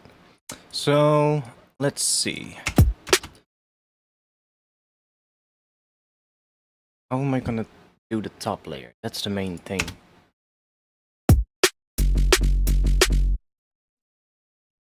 Maybe I should just see if I can figure out the section in before the drop, because that usually helps a lot to figure out what the drop is gonna do. Last week I did the same thing with the idea from the stream from last week. If you remember, I had that, well, I already removed it, but if we bring it back real quick,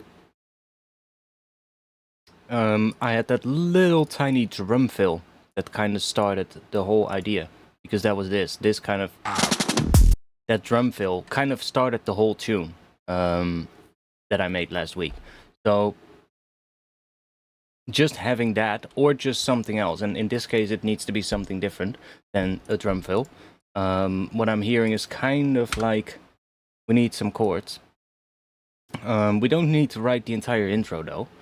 All we need to know is which chord goes the best into this bass, into that drop.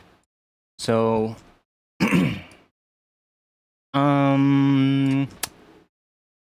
let's think.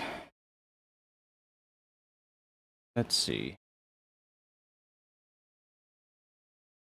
Guess we can use this thing.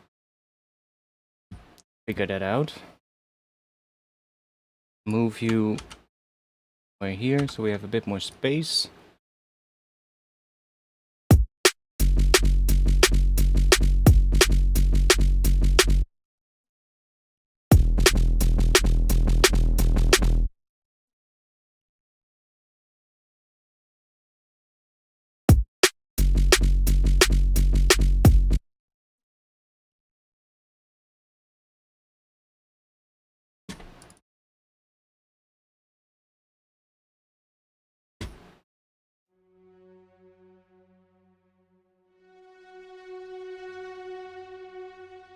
Definitely hearing an F sharp note, which is, understandable because we're playing an F sharp, but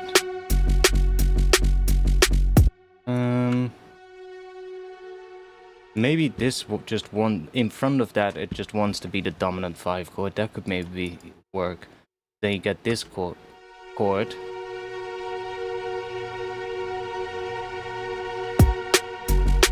No, doesn't want that. Maybe it wants to be G.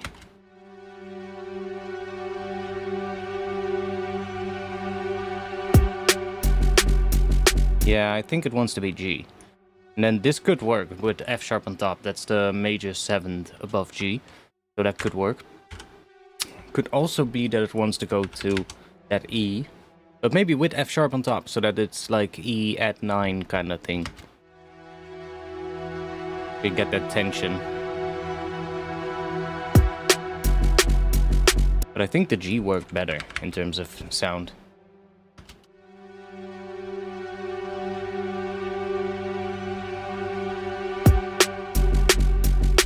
Obviously the transition is absolutely shit, but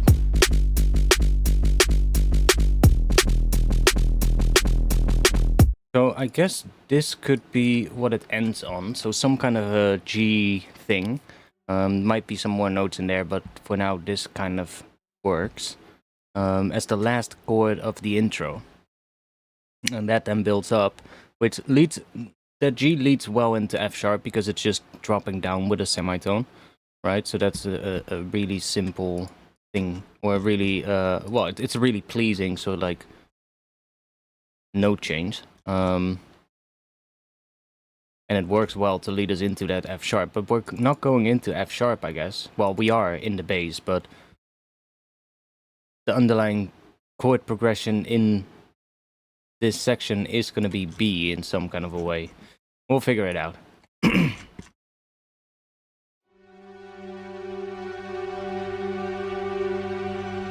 Because this kind of wants to go like that can stay. But this kind of, if you hear it, kind of wants to go here.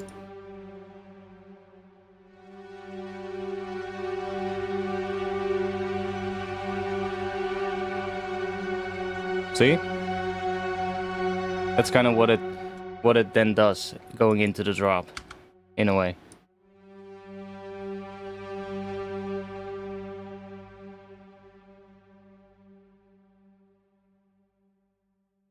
So let's say maybe this then does... How long is that? 2 bars? Okay, that's maybe more than enough. Let's say this comes from E.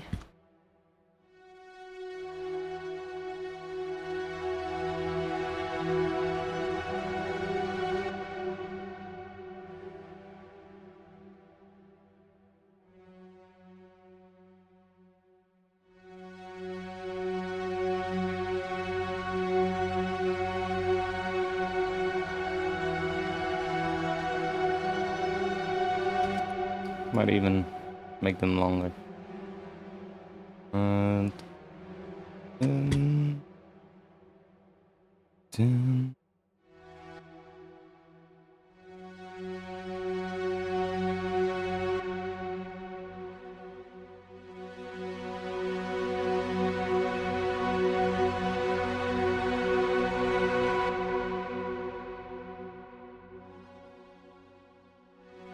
Oh yeah, maybe back these down a bit.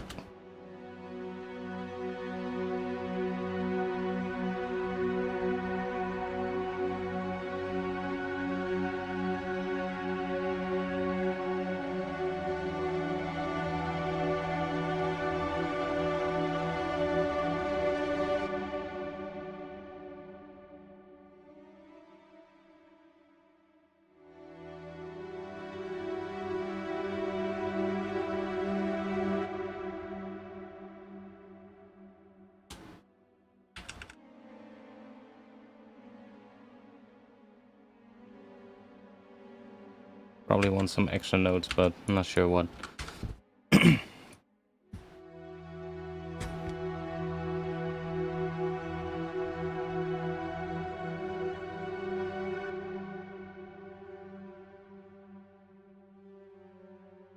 I do kind of think it needs to end on the F sharp though, so that I'm not sure if that will work. Let's see, just for Q here. Let's do that here, then we'll drop that there.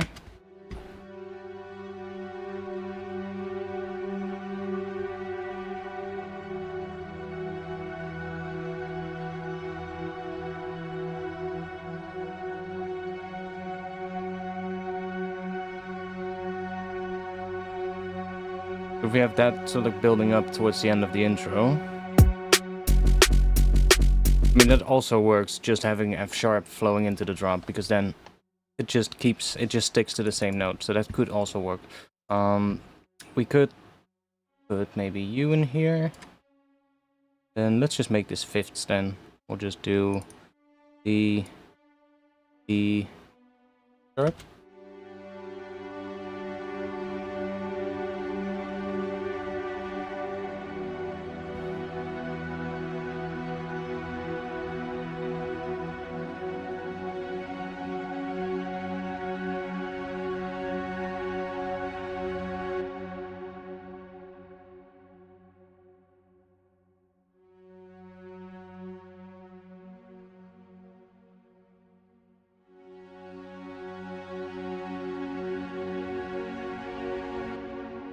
That's good. Make this a bit higher pitched. Go.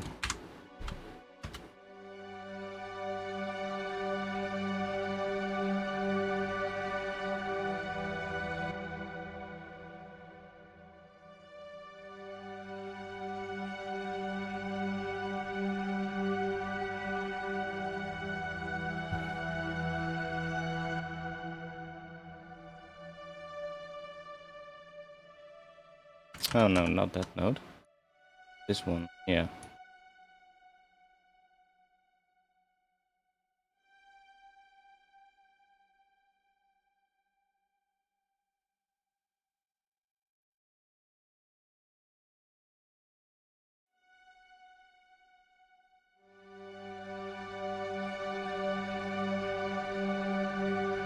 Oh, that probably won't work because we're going to F sharp already there.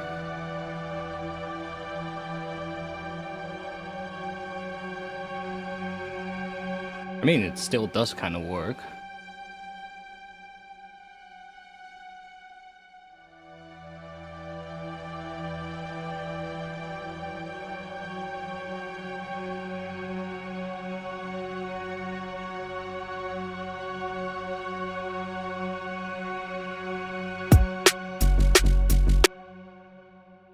But then it kind of wants to go maybe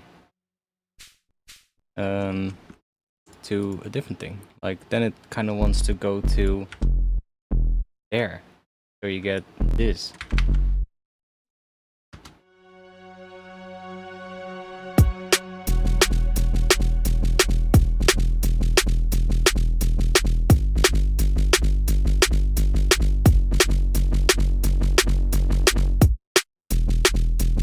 Which is also possible.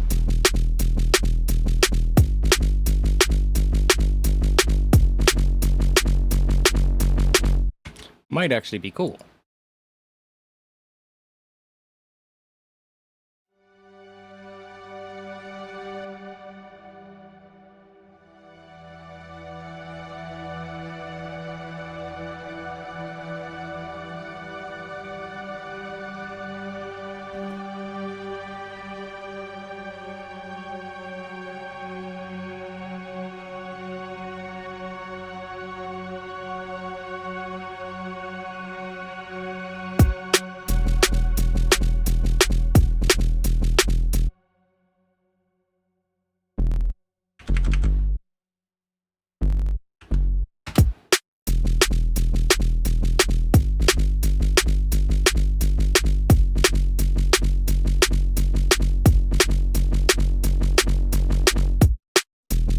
That's also possible.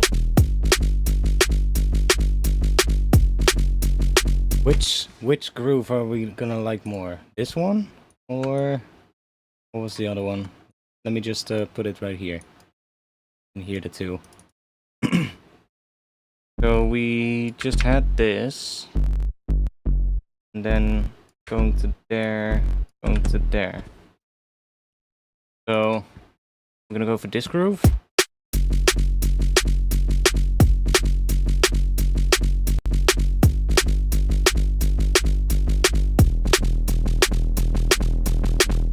Which works pretty well. Or are we gonna go for this groove? Also works really well.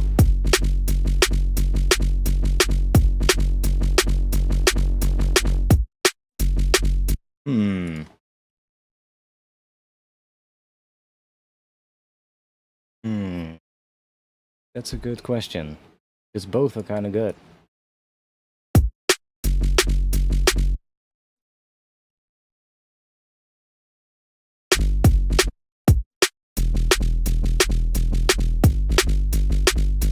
This one reminds me of a track though. This one reminds me of some other track.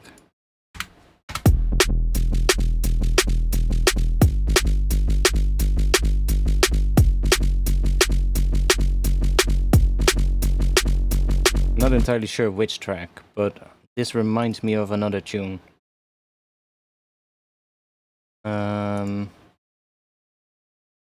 Which one is that? I think it reminds me of if this would be that, and we this. I think it is. What I think this is the same as is the track U from Mephius and Camo Crooked. I believe this is what their bassline does, and then on top they have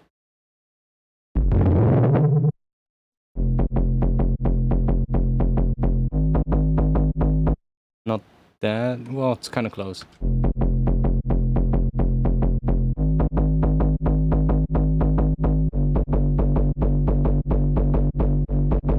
I believe that track is in like C minor or something. Kind of a similar weird thing than what we are doing.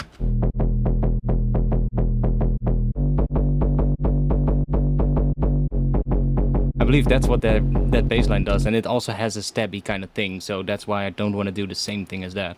So I guess we'll stick to our other groove then, the one that we had, which is this kind of a... We're starting on F sharp, and then we go to G, and then go to E, which is a completely different kind of pattern. Kind of works. So I guess that's what... Oh, I also removed some of the automation in the process of doing this, but no big deal. We'll just add some stuff back.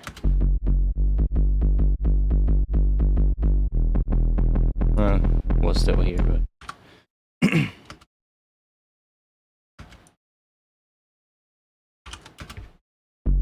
but then this first the thing in front of it does want to do something different, because this kind of pattern leads very well into what I was playing just now, but that's kind of the same thing as what the Memphis Camo Crooked track does, so I don't want to do that.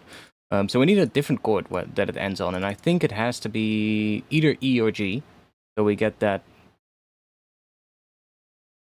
I guess it's going to be a G. Or what was it that we were doing? I guess it's going to be E though, because that's the last note before going back into there, so...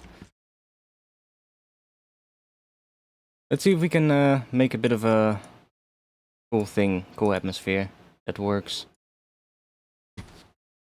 Or cowbell. No.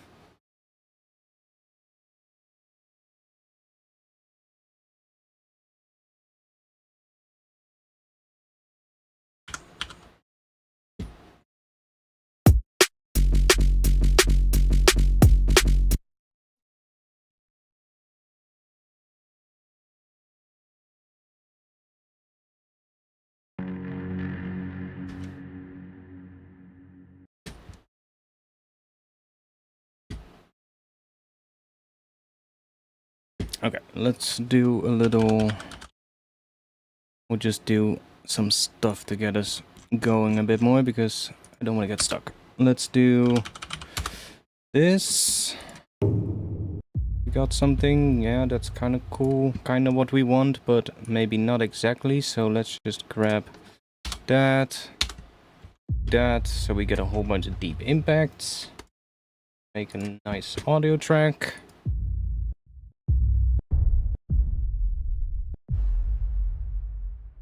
I'm looking for one that is not too wide, just a bit of a nice one.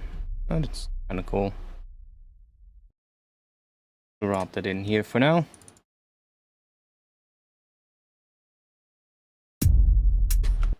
Maybe a bit much, bit too subby.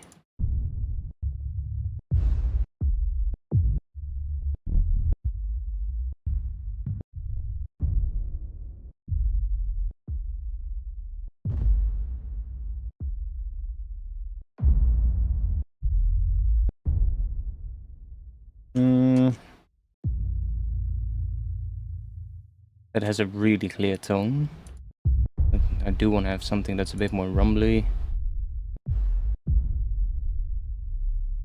I mean, that kind of works, not too wide, so let's just grab that then. You can always change it later. Doesn't really matter too much what we have now. That'll do. Not sure if we're gonna need the hi-hat, but we can leave it in. Maybe we'll do that. So it's a little bit slow. Like that then. I want to add some stuff here. We're gonna use and make a new contact.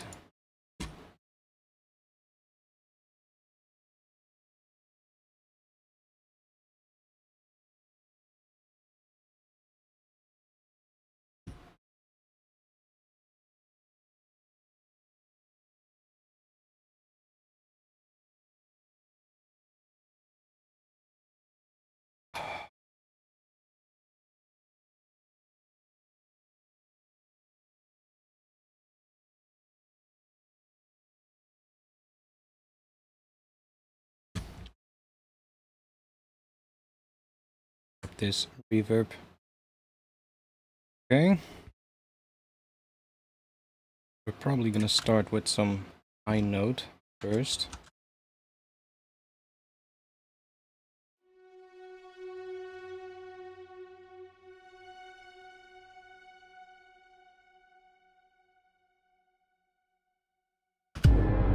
Oh, let's turn that one off.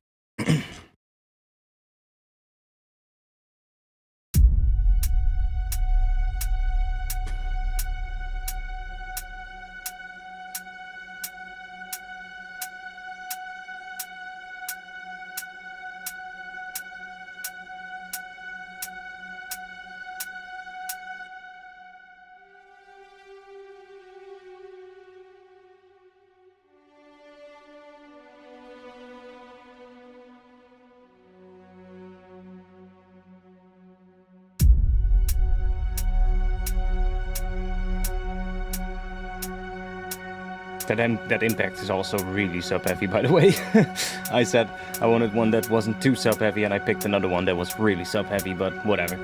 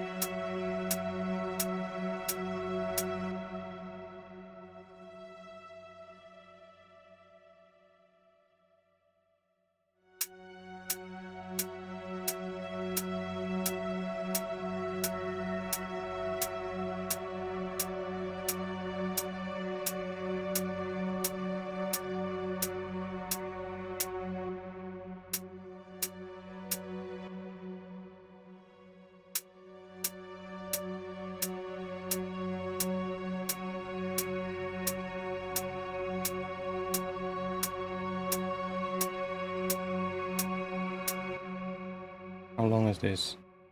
That's already 32 bars, okay. Let's see if we can figure out a bit of a chord progression for this. This is maybe a bit slow. We could, if I...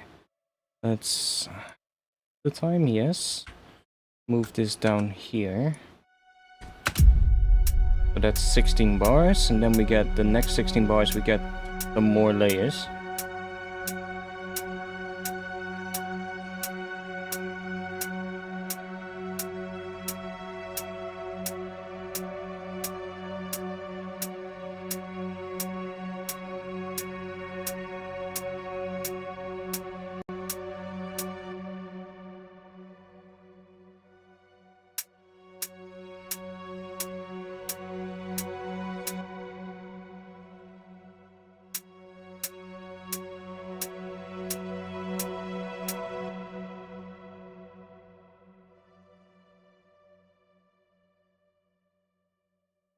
If we just put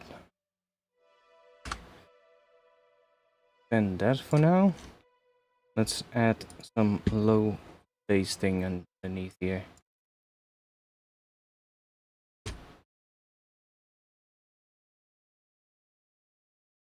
Does this have... Yeah, we do. Nice. So, let's say our progression is F sharp to G to E. Might be a bit fast, but not sure. Oh, that's 8 bars, so that's not too fast.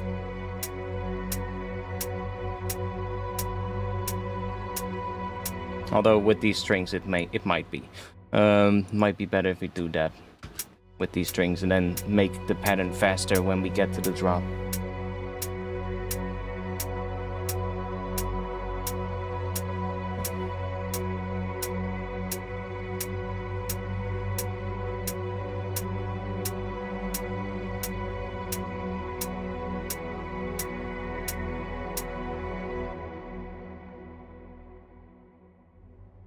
Let's just put this in here as well for now.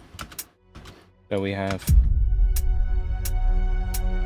You can always filter the lows out and filter them in over time.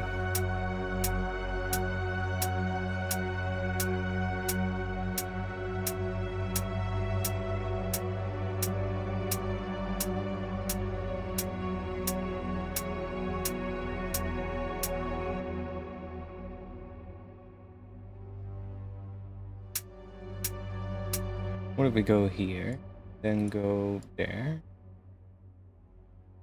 for the intro? Could maybe also work.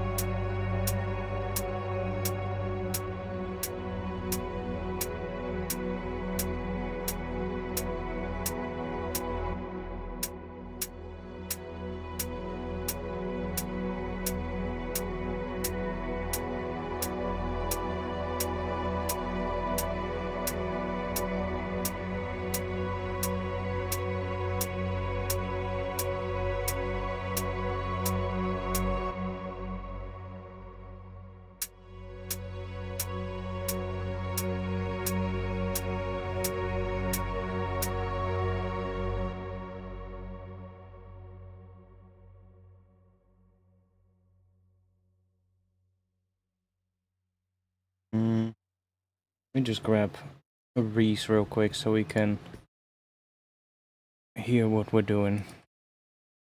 Really hard to figure out just those chords without something giving us the underlying thing. So let's just, do I have something that I can open up off the Reese? That looks like the simple Reese. We can... Thought we could grab that, but no. Let's just do this.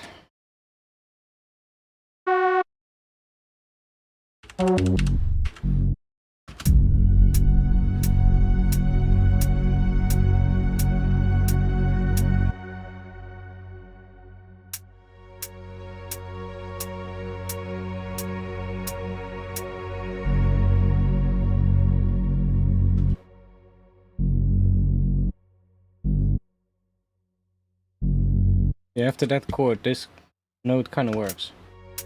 This chord, and then...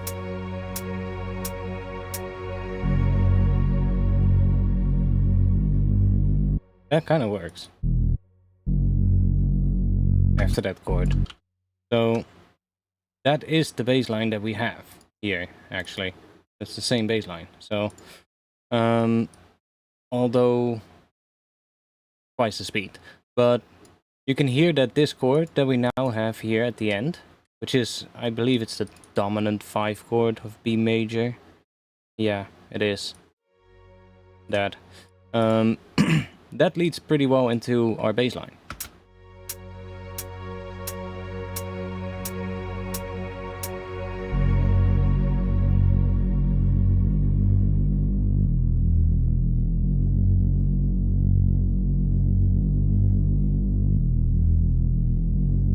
Now our bass line is different, but you get what I mean. It's longer, first of all, and it's more rhythmic.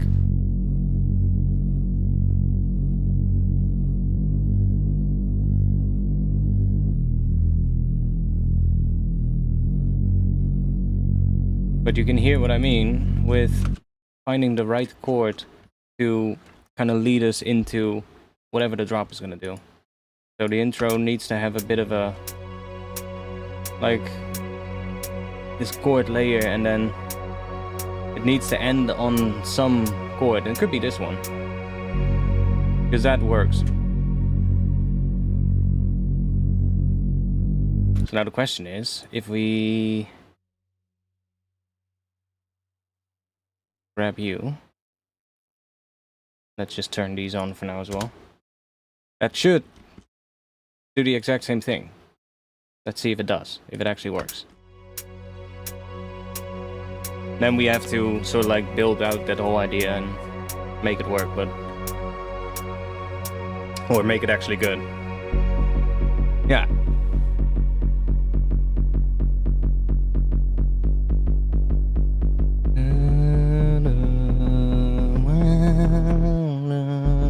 I'm hearing like a higher layer on top of that is kind of pretty cinematic as well, but then just a lot more processed so that it kind of fits with the plucky kind of bass steps, but...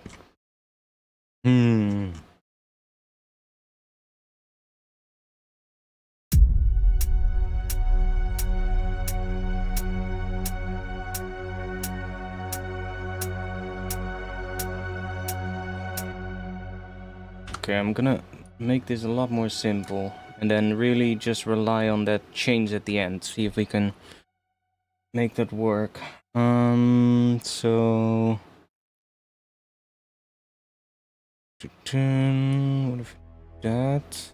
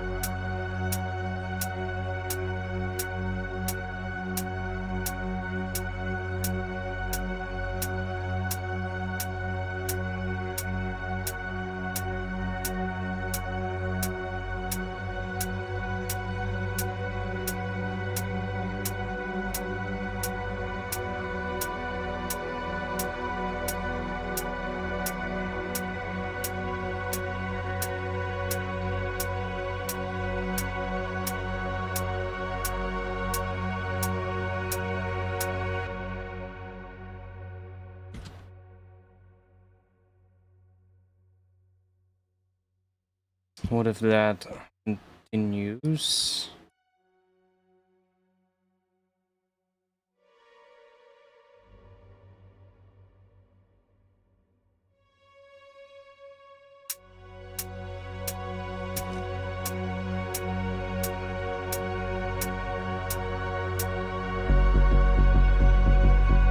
Let's get rid of you for now, because I think the intro can be a bit longer than the track from last week. We'll just start with some kind of drony stuff in F sharp, and then the chords come in here, or at least the chords from the intro, which are slightly different from whatever the drop is doing then afterwards, but we'll see if that works.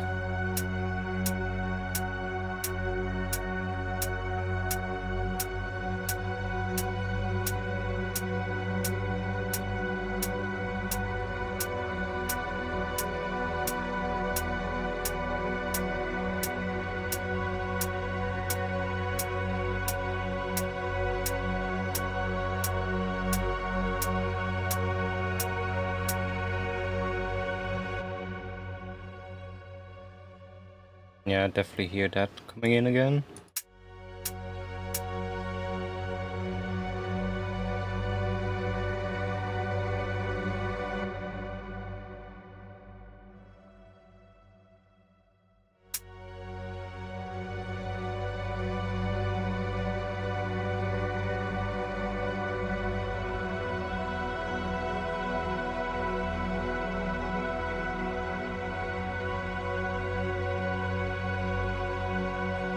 We already have that high note, but I'm kind of like, maybe if we go there.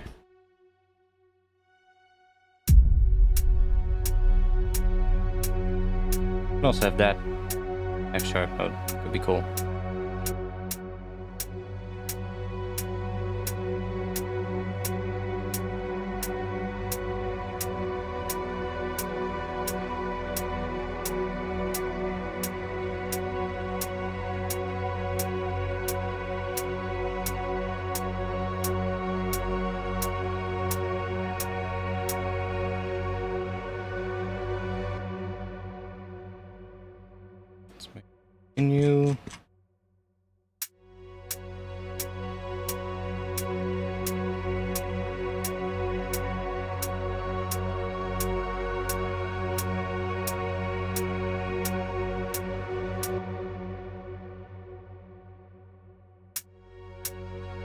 I think it's different than what we're doing, but we can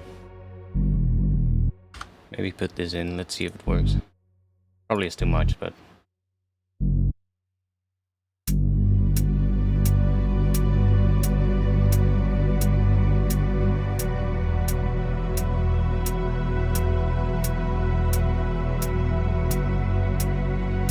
yeah, it's too much.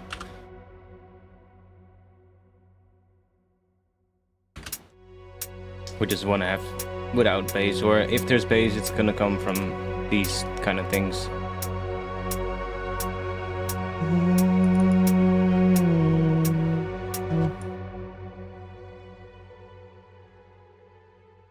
Down to D.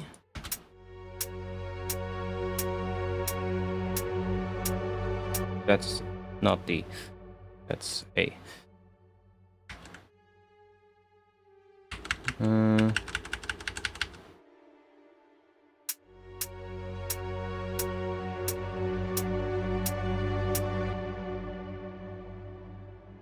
I'm hearing something else here.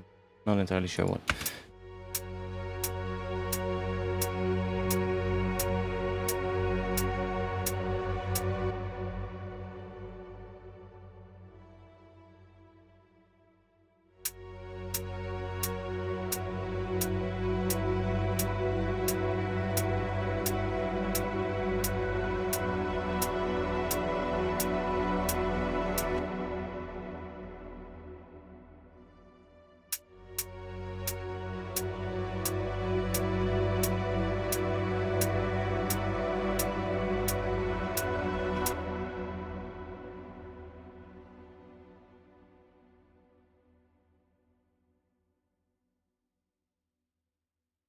Probably just extra Foley stuff would be fine. What do you mean?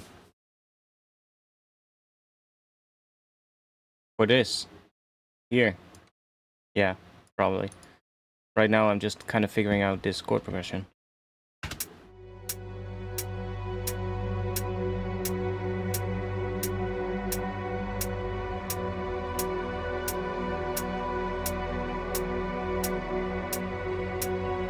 Which probably is gonna be quite a difficult one to figure out, but we know that this last chord works to have before whatever comes in or drop. So that's a good thing to know.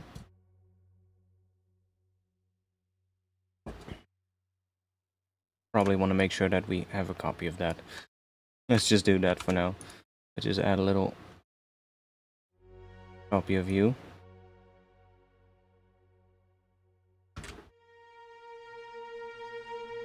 Even though that's obviously not going to play well because the notes start before the clip. Why can I not go to before here? Okay, they are not starting before the clip. Range.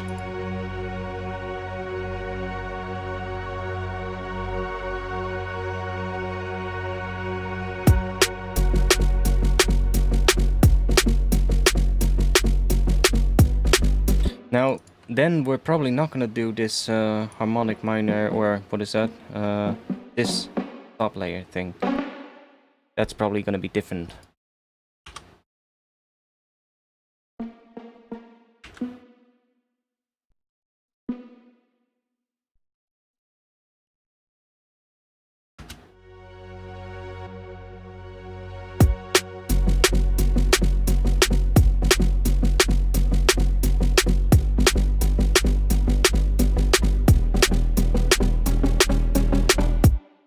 And in fact, this whole top layer thing is probably only gonna come in certain sections, so let's just keep it muted for now, and let's just worry about the bass line, because that's gonna be a lot more important. I need to piss, by the way, so I guess I'll just do that real quick before we continue. I'll just put this one back in.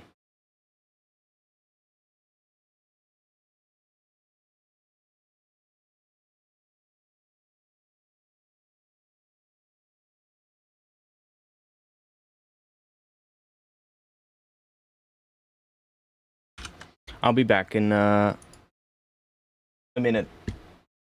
One moment. Oh. Meant to do that one. One moment. Be back in just a minute.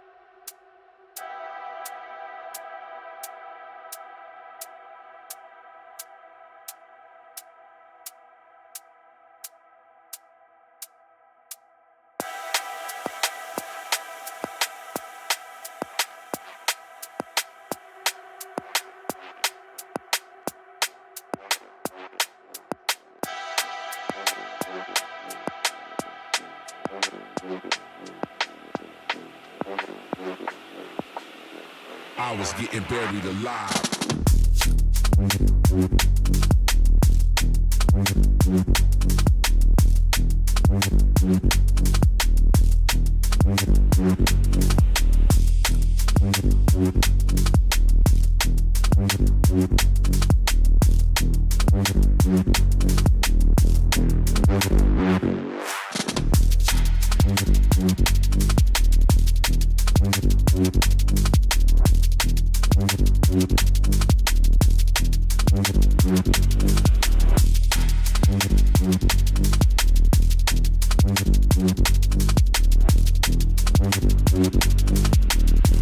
I was getting buried alive.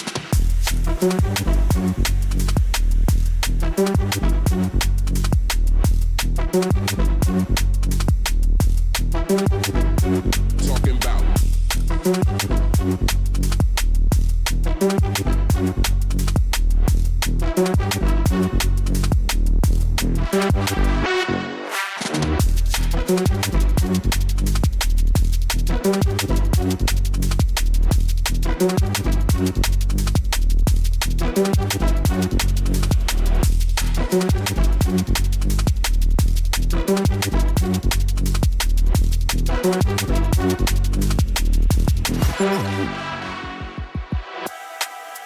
Okay, we're back.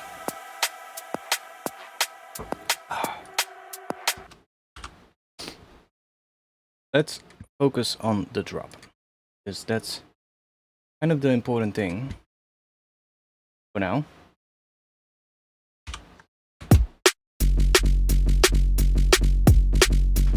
And here we can get some kind of a cool top layer going for that. Now the drums are definitely not good yet. Let's see. Really the snare is mostly the issue still. Let's see. Let's try.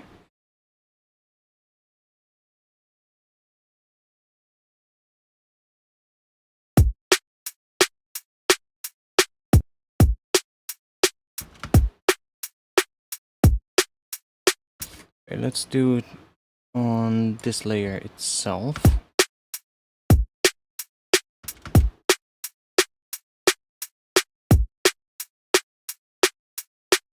Maybe something there, which is also kind of the range where the clap sits, so it would make sense to cut a little bit there.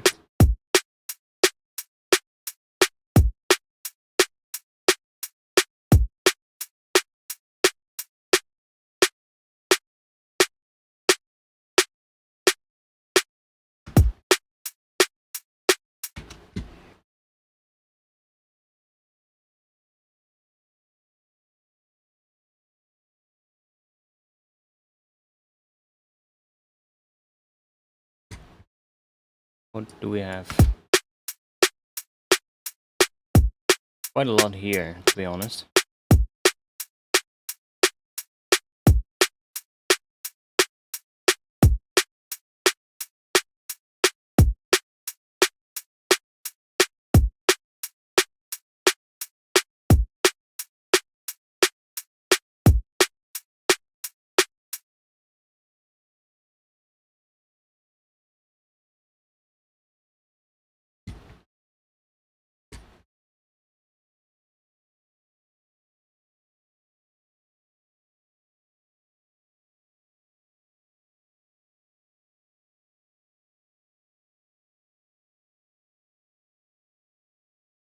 Oh yeah, let me save as well.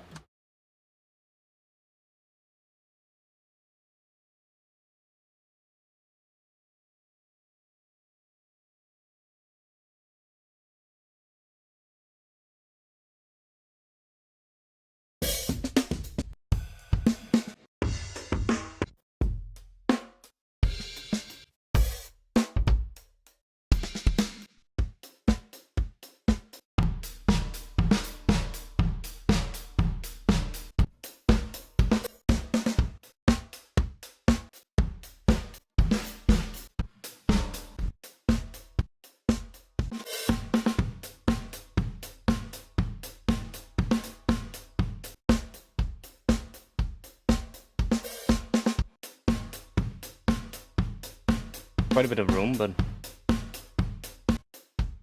might be cool. Might be cool to use that kit as a starting point. Probably gonna have to change it anyway, but add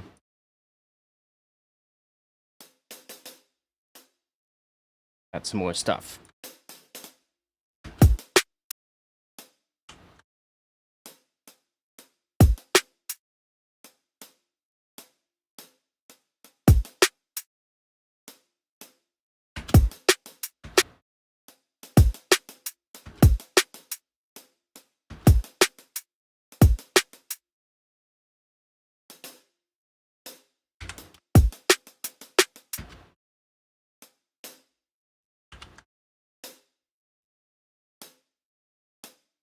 Okay.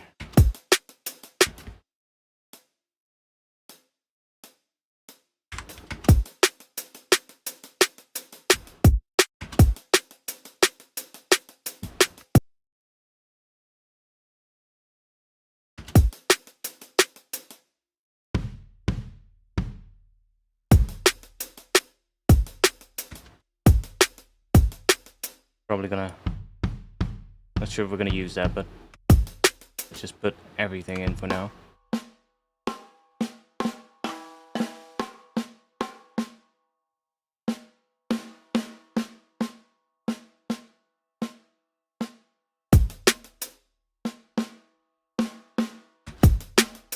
Pitch is different, but we'll adjust that. Oh.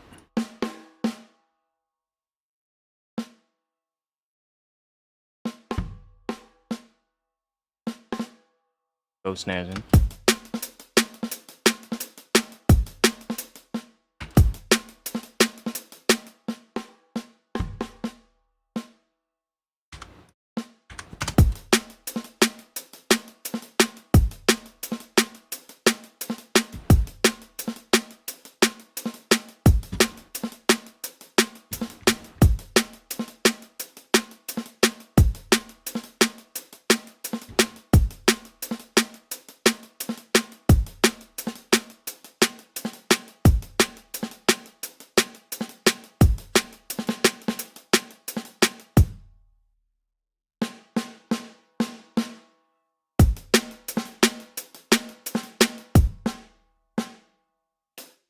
Oh.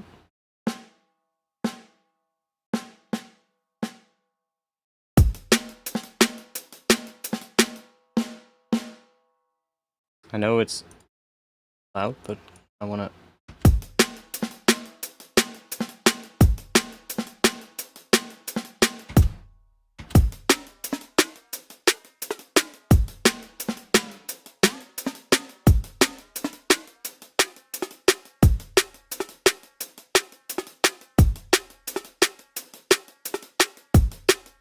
That's the pitch of the snare. It's really high.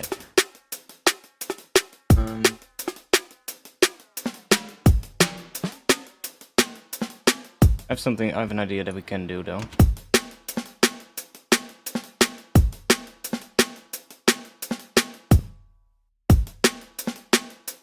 We can use just the resonances from this and layer that in the snare. That could also work. But maybe we don't even need the snare from here. We just need some hats and other things.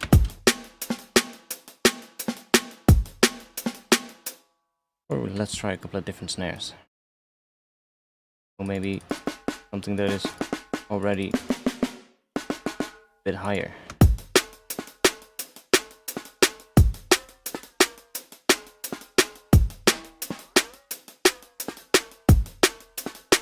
What happens if we EQ it here? Can we get it?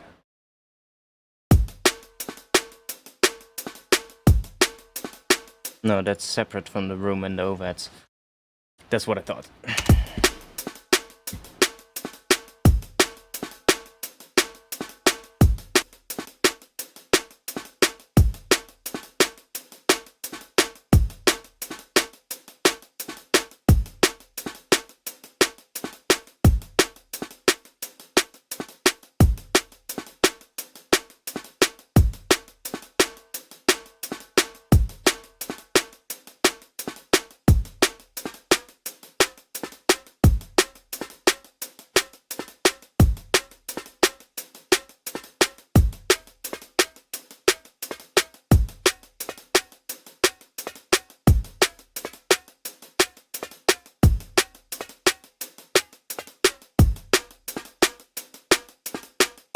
What I sometimes will do is just take like a snare layer, for instance, from Addictive Drums. And let's say we just have the snare layer, so we just have this. And then just high pass it to the point where you're literally taking off the entire fundamental. Usually would use something like Pro Q for that. So you can actually see it a little bit better. And this one is also a bit more surgical.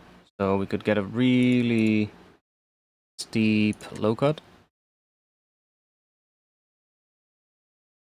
Something like 48 or 72.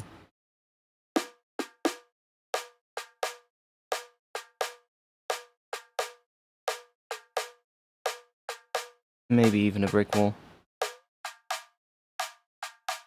I do think that resonance we want to keep. But we're basically taking out all the fundamental. And then... Now obviously that doesn't work too well with the ghost snares, because those sound a little bit weak now, but... You just have that. And now we can take a shifter. And we can shift that layer around until... Fucking must go. Until we can sort of like hear it fall into place. So...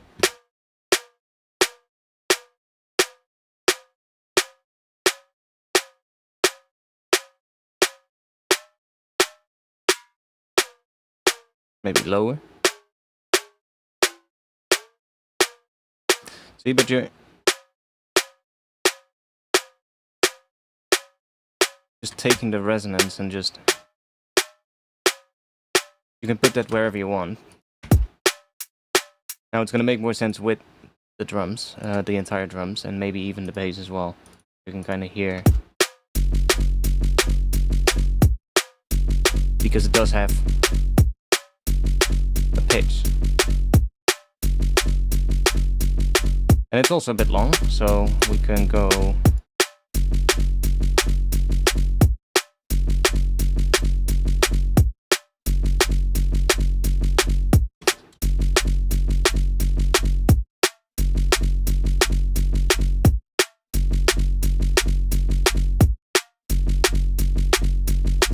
Can actually go pretty high.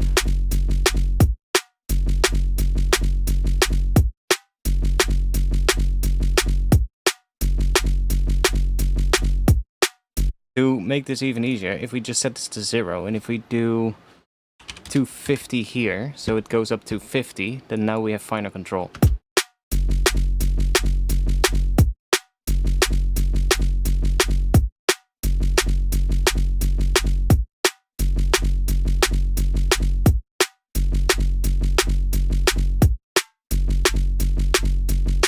It actually starts sounding pretty interesting when we go up pretty high with this resonance. That's too much.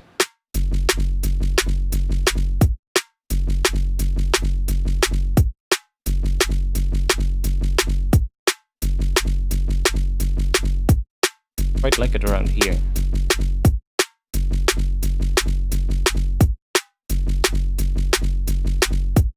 And here.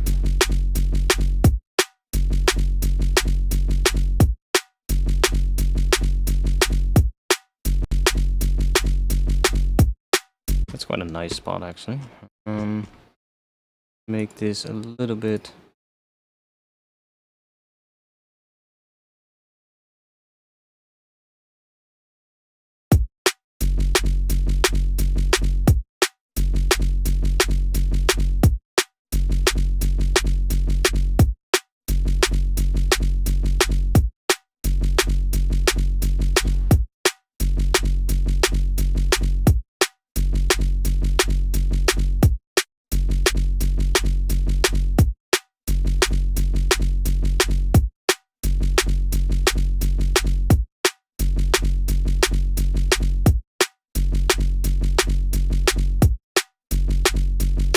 Ah, that's shit. A lot of the resonance disappears in mono. Listen to the difference.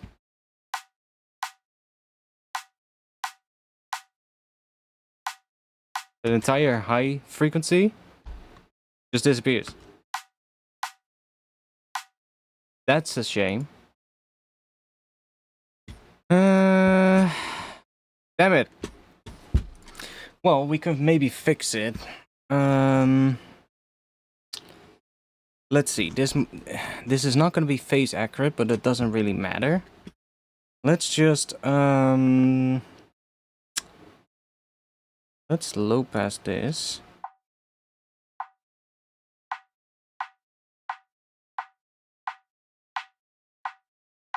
So that contains that resonance. We could, I guess, do this with an EQ3 and get a little bit of a steeper curve. So set EQ all the way up. Let's group this, and we'll map you to a macro. Do this.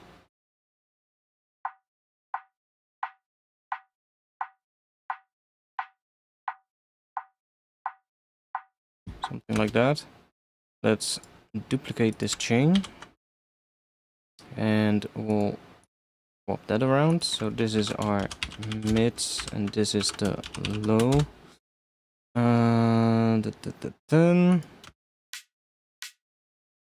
Cool.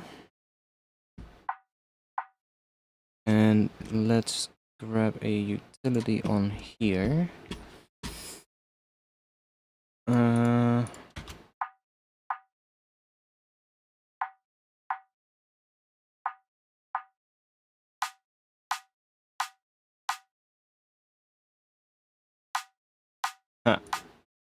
Fixed it. There we go. Now it might sound different now, but it does.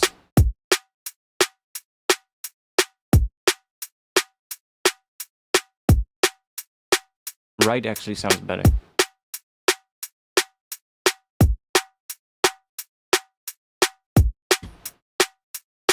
I don't want to do the entire thing because then it's entirely mono, and I kind of want to keep a little bit of stupid Ableton bug. It happens even if you hold control. Yeah, okay, that's annoying.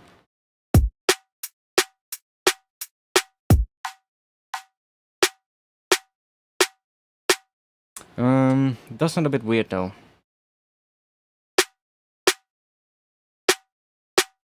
Let's see if we can fix it in Addictive Drums. So this is pretty wide, so we could bring this down.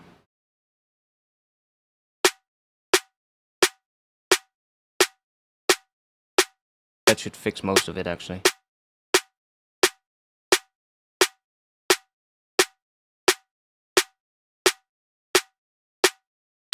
Not really using the room. I can hear why.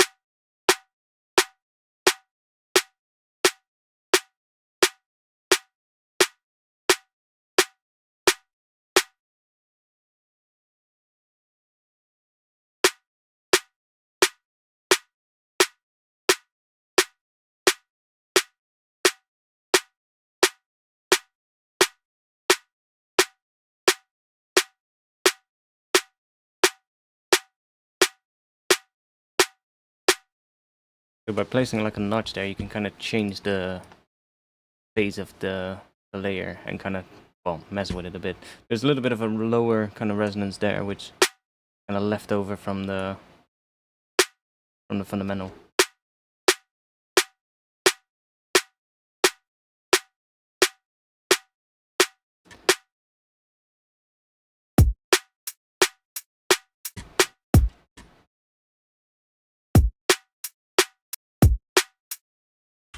We need that now. And or we could also just bypass it again.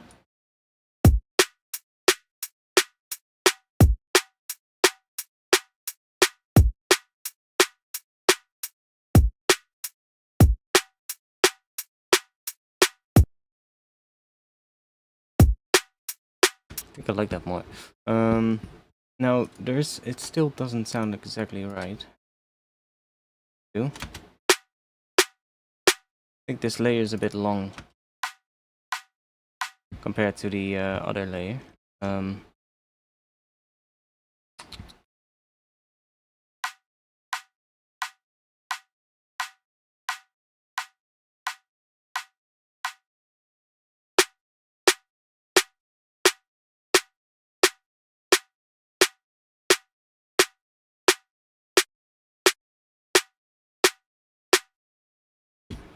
Let's maybe do a very subtle sidechain on here, or very quick, I should say. See if that works.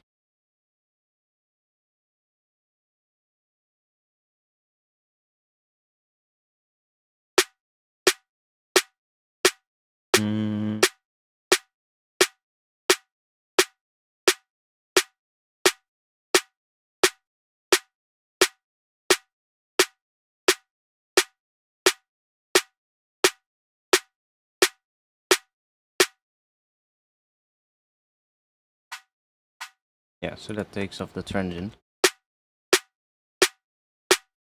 Make it fit a little bit better.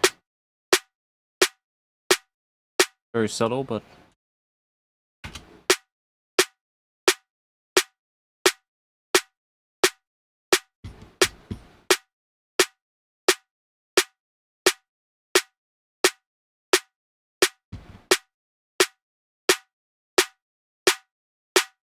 that way we can hear the sidechain a bit better.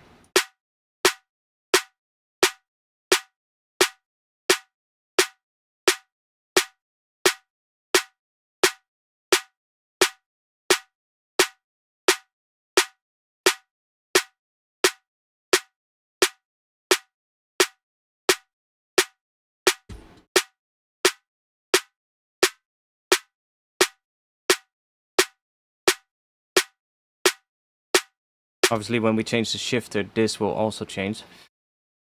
So, or this technically should also change. So maybe it's gonna be better if we put this here. And then put a bit of that area. And then we'll have this afterwards, so we can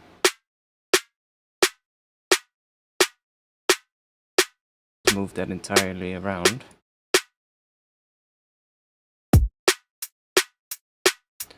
Still a bit.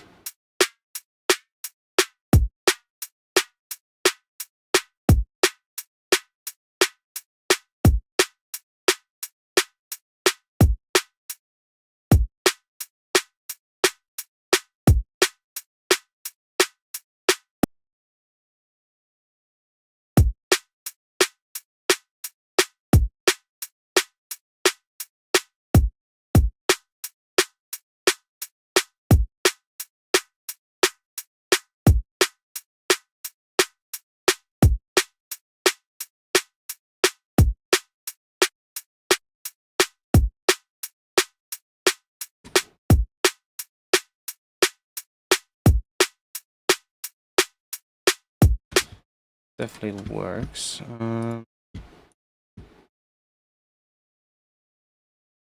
What did I do? Did I duplicate the entire track? Yeah. I wanted to duplicate just the clip.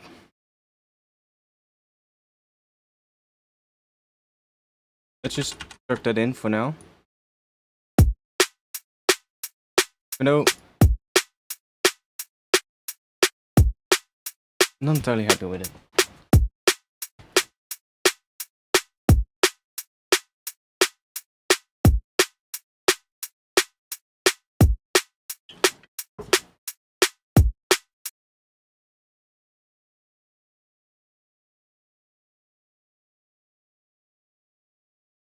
Copy these.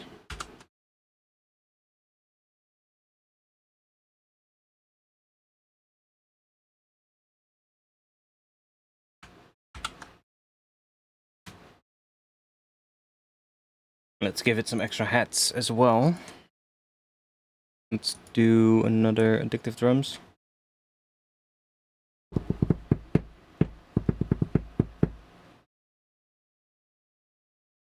We can just make our own.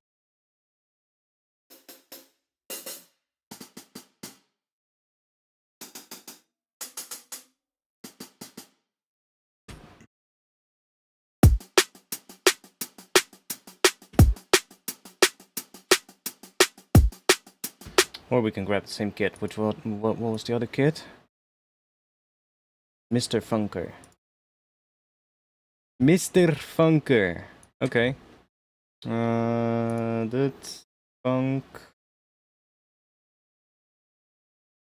Funk.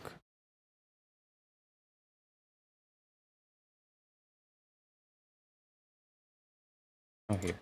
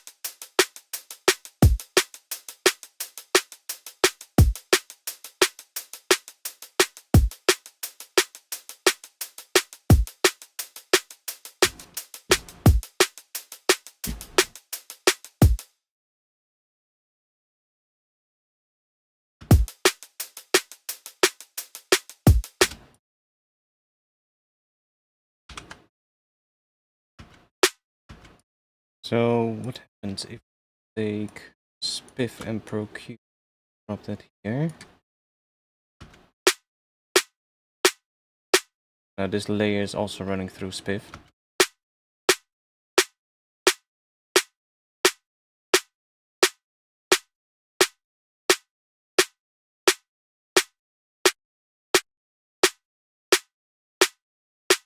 So it definitely adds a bit to it.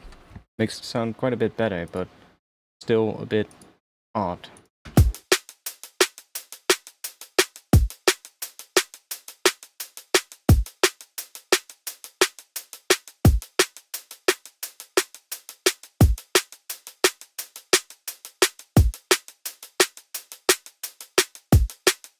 Maybe just need some more stuff here. Which I guess a bit of noise could could do. Well, we've got the transient layer, so we could use that. Although, yeah, we already have the noise set up, so we could just use that. If we... this, and a bit slower maybe. Chuck you on here.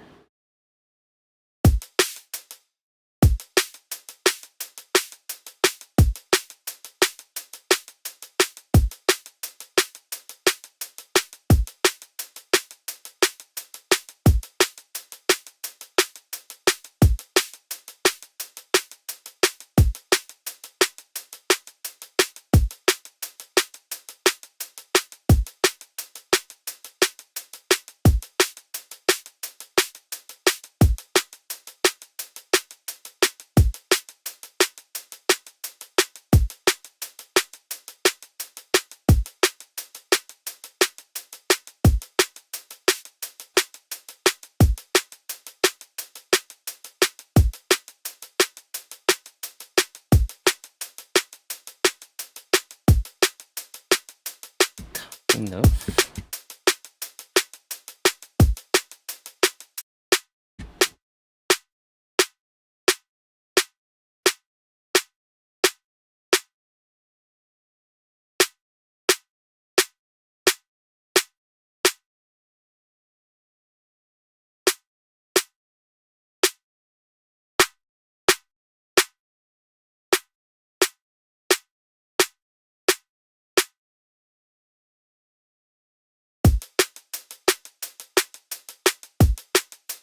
Starts to become pretty okay.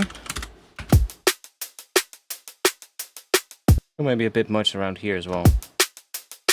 But taking it out is gonna sound weird, so...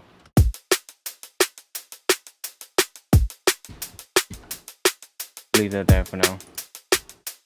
Let's turn the bass on.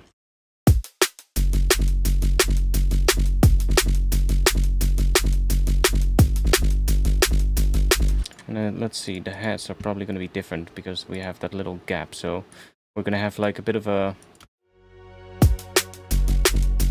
so there will be a bit of a gap there between... as well that...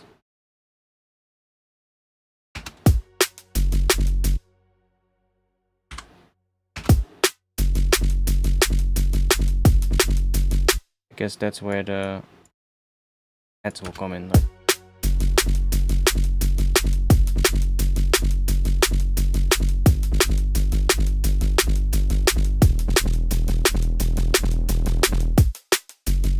I still think the pitch of the snare is slightly wrong as well, but we'll have to figure that out later.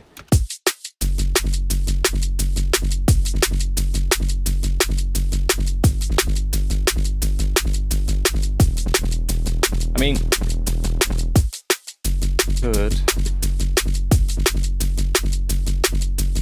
Chuck a shifter on it again.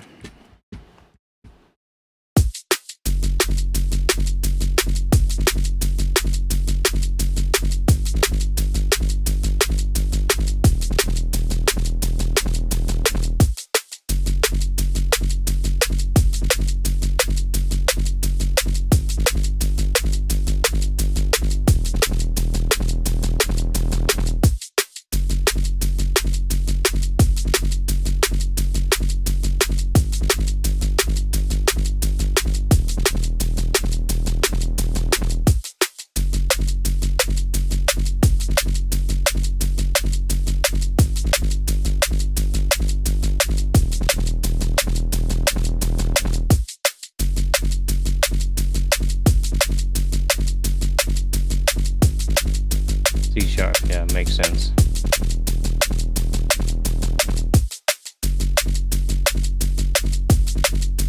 It does kind of work. Having the snare on C-sharp.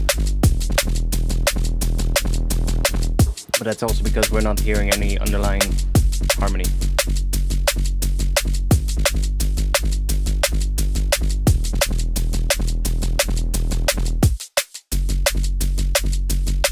That would actually work.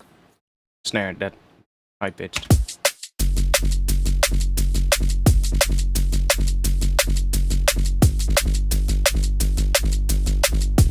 bit much on the fundamental here, but usually with higher snares you do want to get rid of a little bit of that.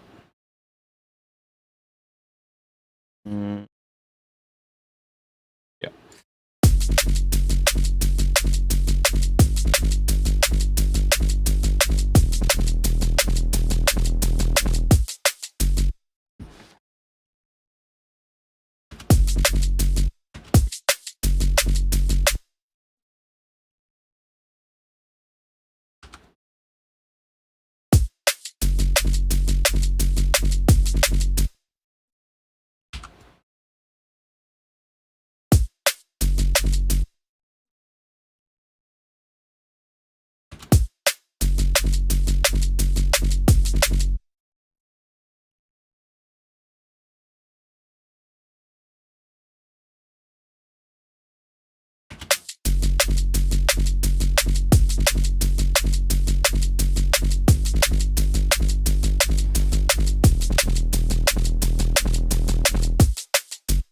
Difficult one, but the pitch of the snare is probably gonna make more sense once I figure out the top layer here. Let me move some of this out of the way because using that.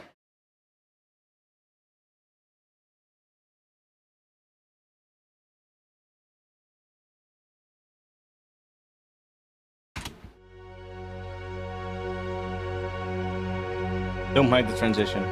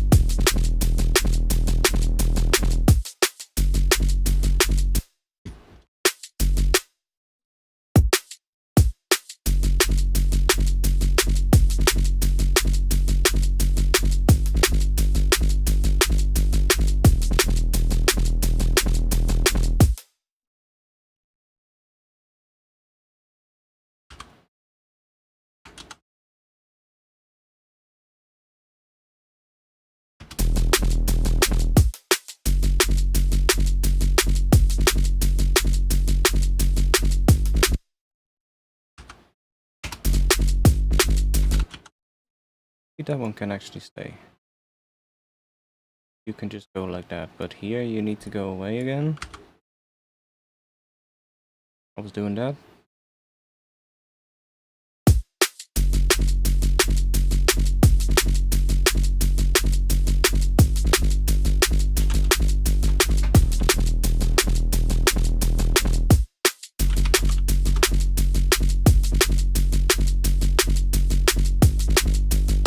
We want to have a bit of a extra thing in there.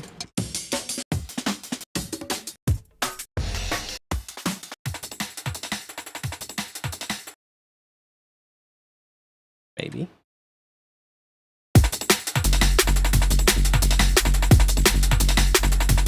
No. Let's just leave it at what that is for now. I need to figure out what the upper thing of this is gonna do. That's gonna be a fucking challenge.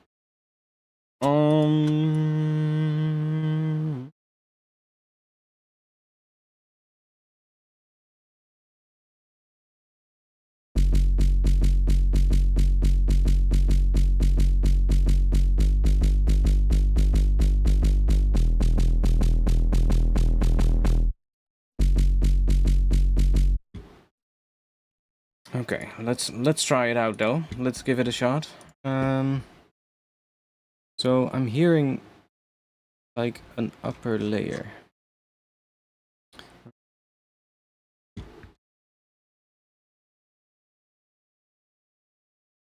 This will work to start with.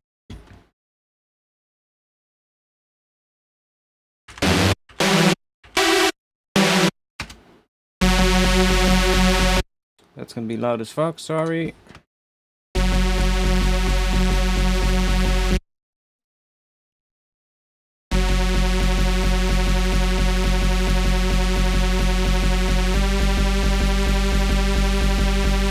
And it sounds annoying as fuck, but bear with me. I'll do this for you real quick. A little bit less annoying.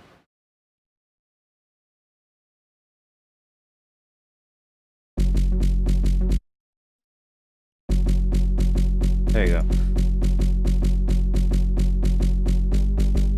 So I'm hearing, let's see.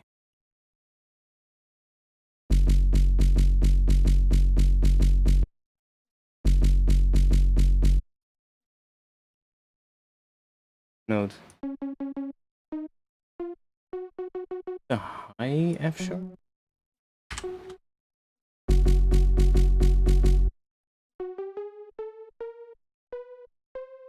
Probably C sharp that we won't have in here.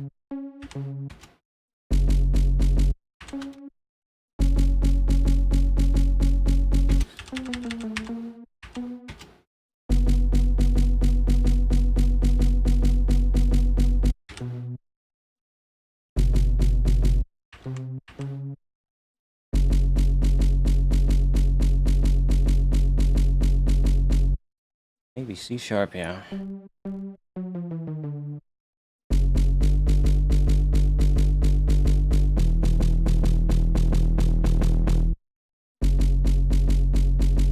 I'm hearing a higher harmonic as well.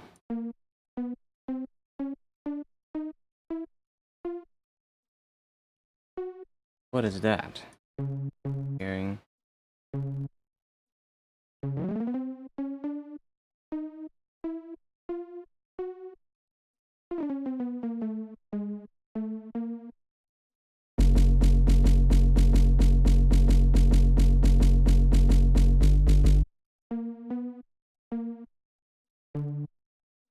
That seems the most obvious, but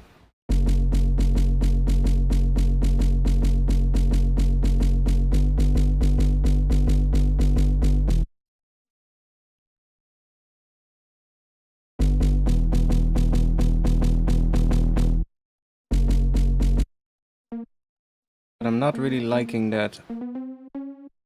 So maybe.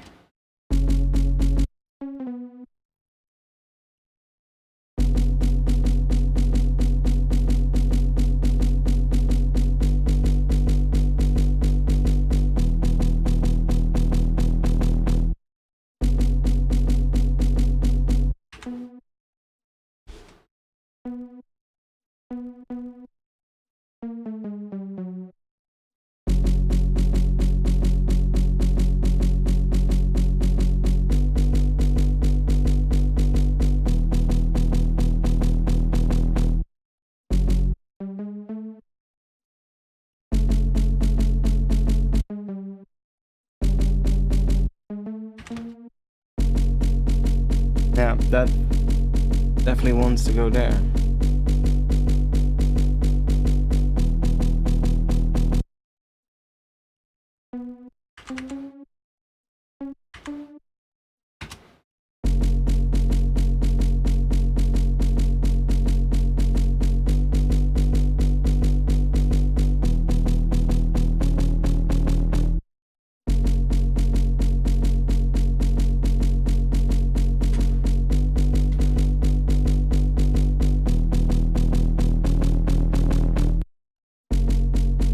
Now, I think this one though, I think I'm gonna make it a sustained sound, so that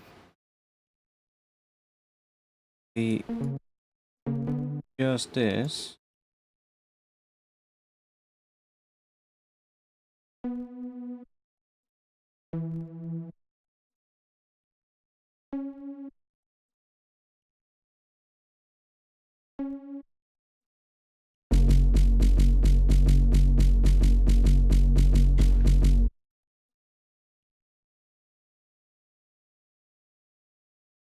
That.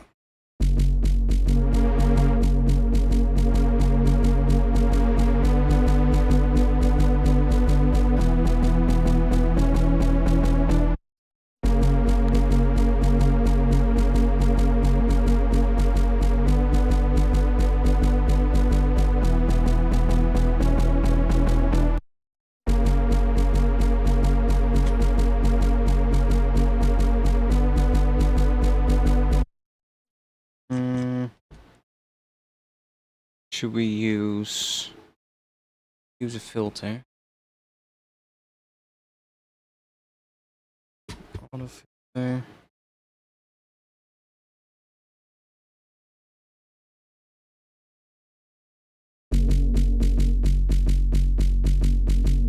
I mean, then we can just as well do it inside of the clip, but I think because now it's not re-triggering the envelope every time, so we do get some like variety. Might be nice. Need to move this though. Can we do that? No, that's not gonna work. It's just gonna think, oh, it's a sustained sound, which it is. But we can go here. We can grab one of these again.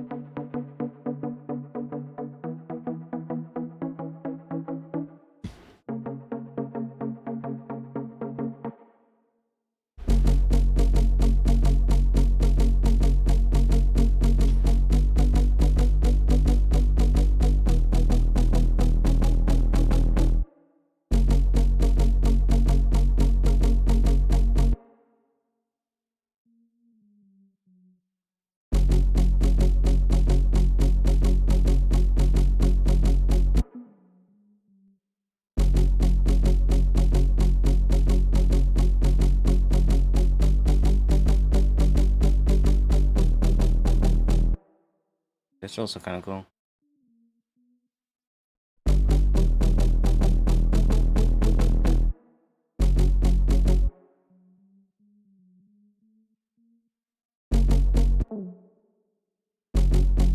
Like, I kind of don't want to go to the dominant 5, but I guess that's what we're doing now.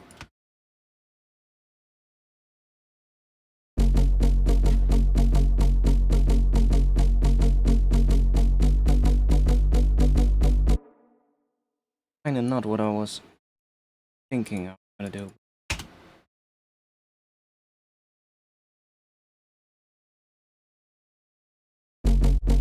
Oh, my bad.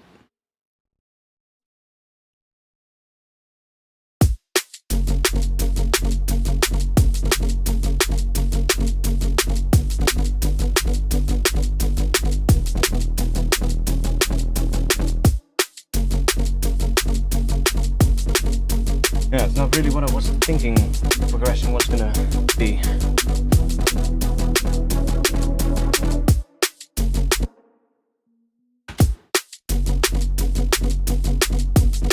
That doesn't work with this, but that it works.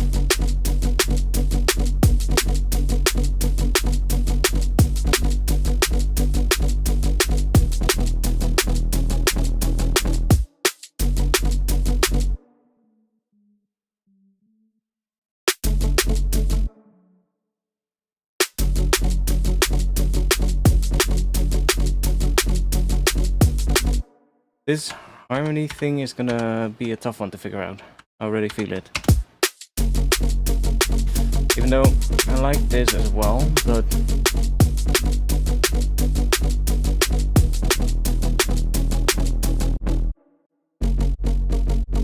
kind of works, so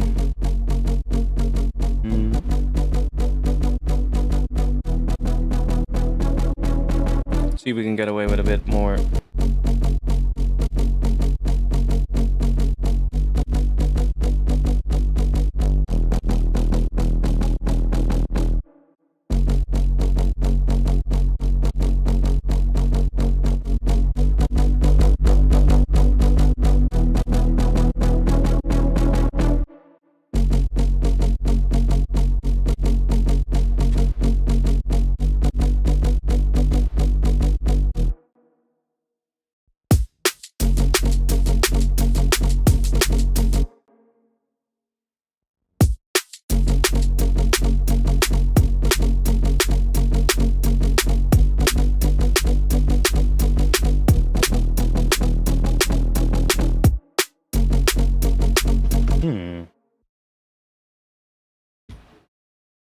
It kind of is close to what I want, but at the same time also not.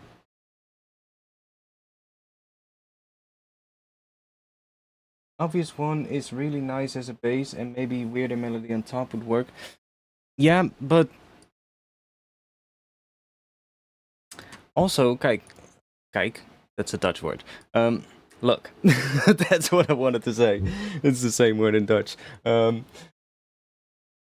The thing is that right now, by doing this, we're completely changing the key of the track. We're not doing B minor when we're doing this. Technically, we're using a mode of B minor, but we're kind of now just in F sharp Phrygian dominant, or major Phrygian. That is what this does. The whole vibe of the intro and what I originally had was more using the B minor vibe. And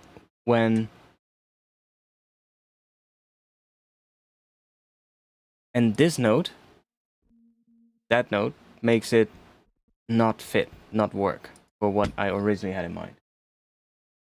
So I'm kind of thinking like, which one of the two is the right one at the moment, because yes, I like the sound of this, but it kind of takes away, or how to describe it, I do want to use that note. See, it's not that I don't want to use it, but by using it right away, we're kind of using our most, sort of like the nicest interval that we have to kind of spice things up, and we're just putting that in right away. So we don't really have it to kind of bring in later to make the whole progression go like, it opens up, oh, this is nice, you know? Because we've already used it. It's there. It's right there, right from the start. Whereas that note is actually really nice to throw in every once in a while as like just a note to spice it up. Let's see if I can explain that with a piano. Let's actually go and go to the piano for a moment so that we can maybe that will help to figure this out. So, and we have a fucking long latency now. So we're in B minor, right? Over F sharp. That's nice. That works. But then if I do that, see? We can get that kind of sound. That sort of like works really well as something to end with or to just spice things up.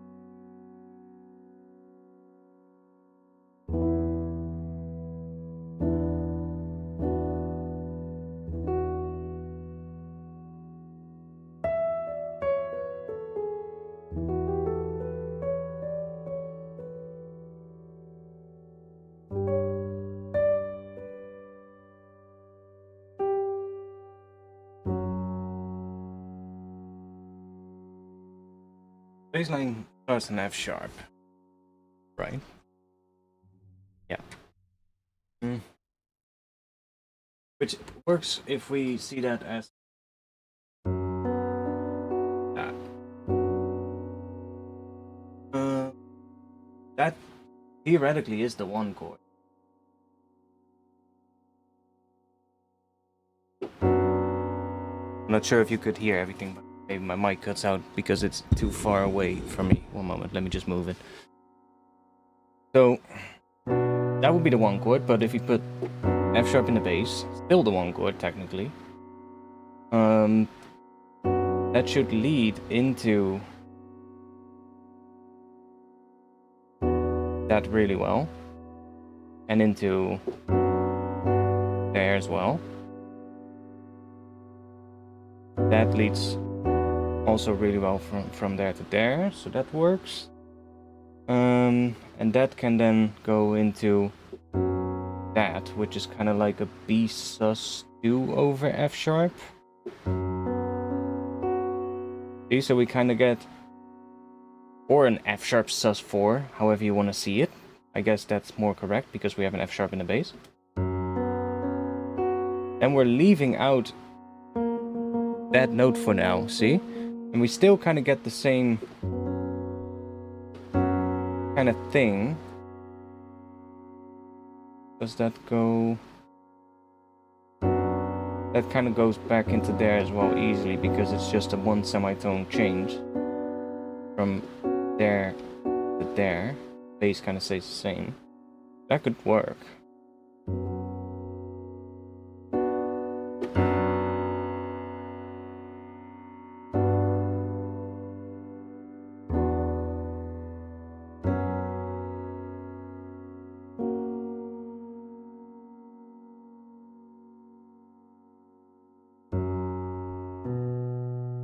Yeah, see, as soon as that's the reason why I don't really want to use that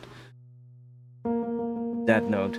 Is as soon as we use that note, the bass wants to go to B. So you can hear it. Like, if we just play something.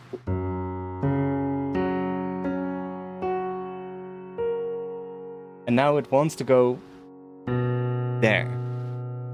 See, so then we get that sort of like resolution to B really strongly.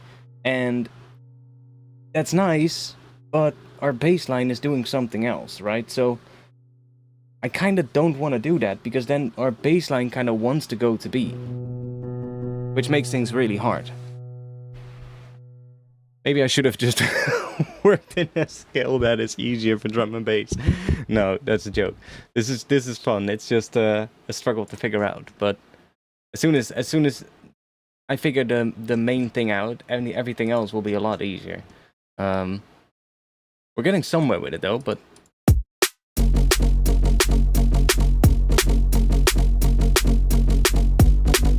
See, this now implies that we're here. No.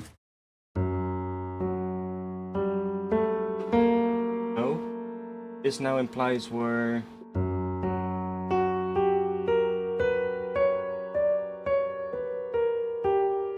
there. See? Because we're using that interval, we're automatically getting...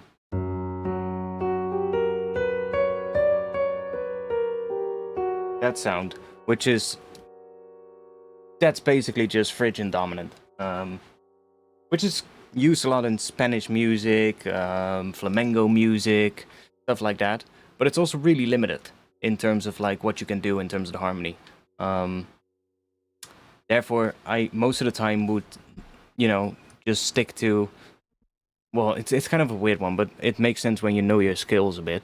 Like, this is all coming from borrowed from B minor, and this note is just borrowed from B harmonic minor. So when you write purely in, let's say, Phrygian dominant, you're always writing in harmonic minor, basically, although a mode of harmonic minor. Whereas most of the time I would switch between the two, you know, between regular minor, harmonic minor, just use whichever note works for whatever part.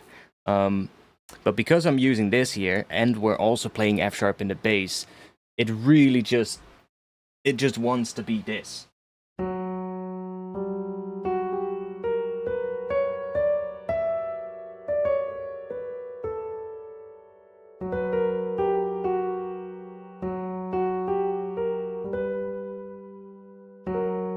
And you... that sound, which is immediately reminding me of Supersonic. Do you hear it? It's basically that.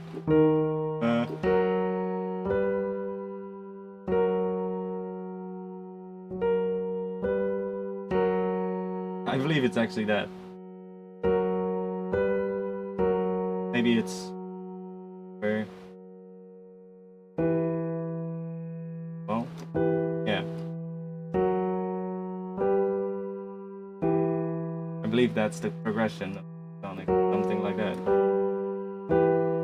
Something similar to that. And that uses that skill a lot. Now, what I was thinking of is not necessarily using that the most. It's more sticking in that.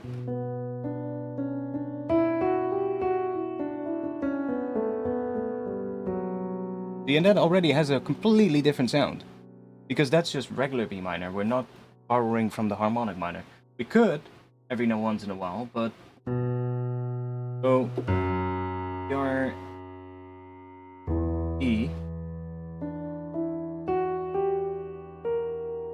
like, that note works, the A sharp, but if we're playing E, we would probably just play an A instead.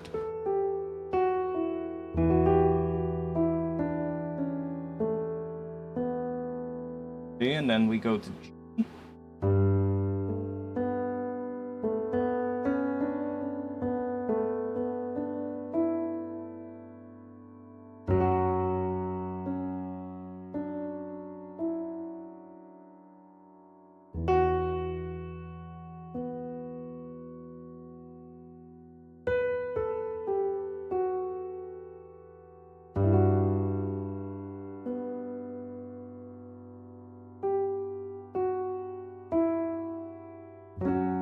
And then on this chord, the F sharp chord, that's where we could put that note, but as soon as we do that, it wants to go back to B. That now kind of wants to go there. So as long as we don't use that, like here, then we can kind of go. I guess we can go around if.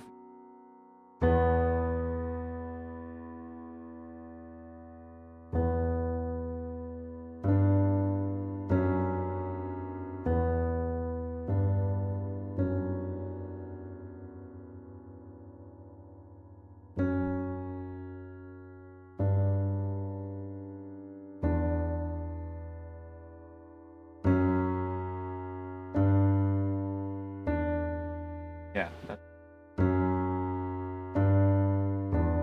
that's just two notes, but what it is, just F sharp and C sharp. So if I bring this up, I think I might have found what kind of could work. So sharp and C sharp, that's just a fifth, right? Then we go to G. We can move that up as well, or we can move it down. B. Get. And just keep that D in the high note, and we drop this to the E, which then becomes minor seventh, I believe.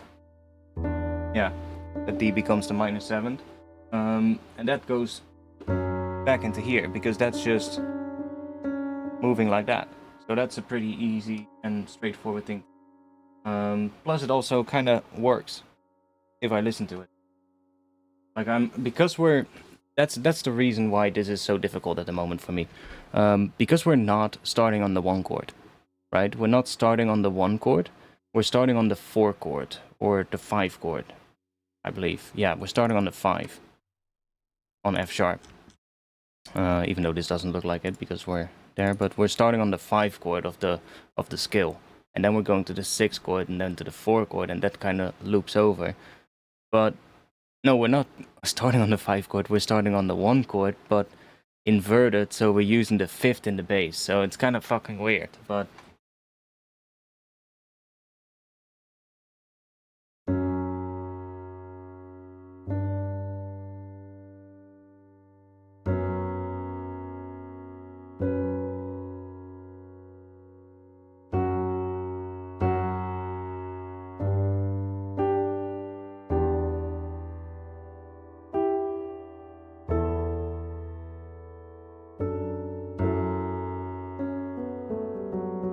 yeah, tough one.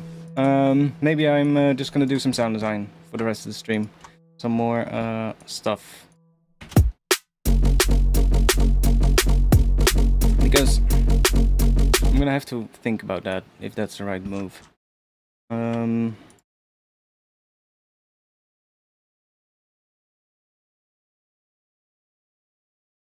Work on some intro atmosphere or some other stuff that we can use. That was the old chord thing. And let's just get rid of that. Goodbye.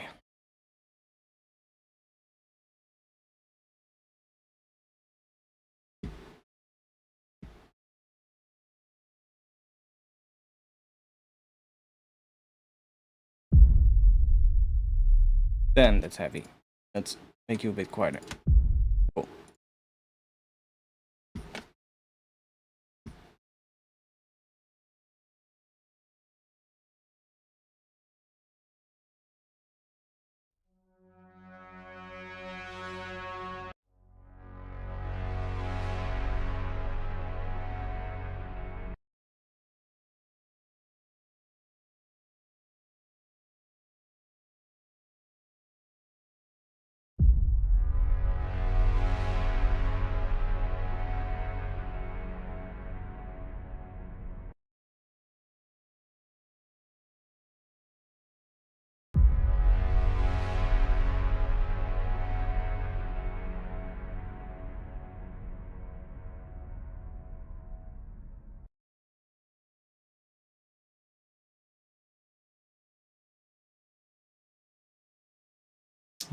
Contact.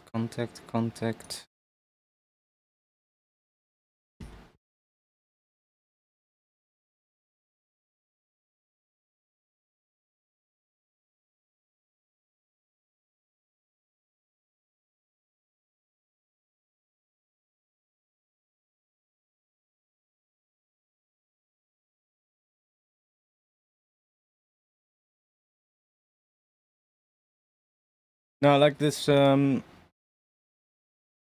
this other layer that somebody said not to let the good thing die. This other thing here, put here, this one. I can always do something with that progression in a different track, right? I can always make another track with a different progression with that progression. So that's also why I'm not deleting it. I'm just keeping it in here. But I want to quickly just start moving here and just do some intro kind of stuff.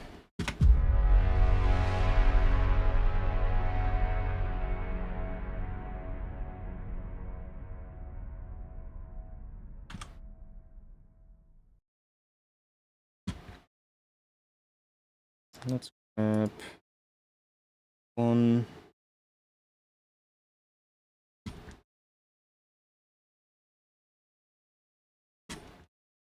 Let's grab some sustains here.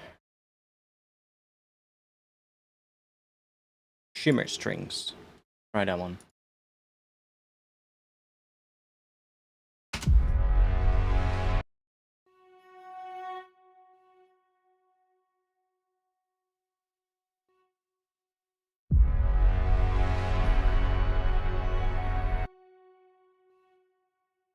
Mm.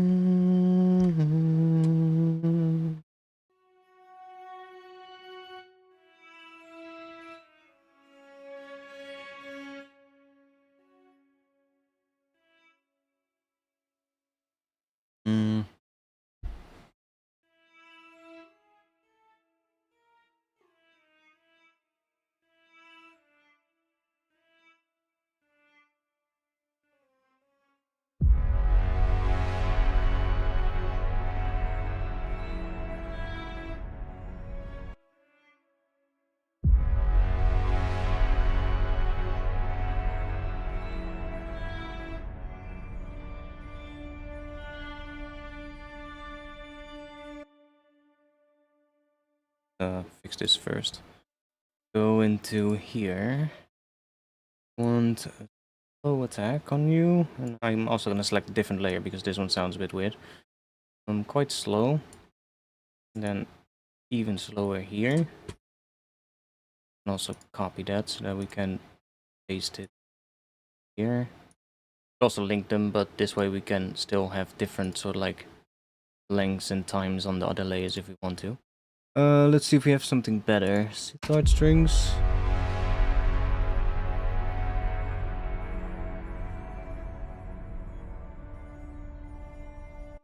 Quiet.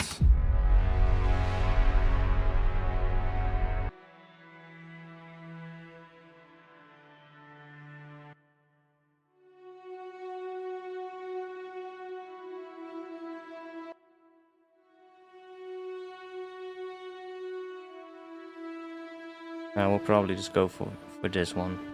Sounds kind of good.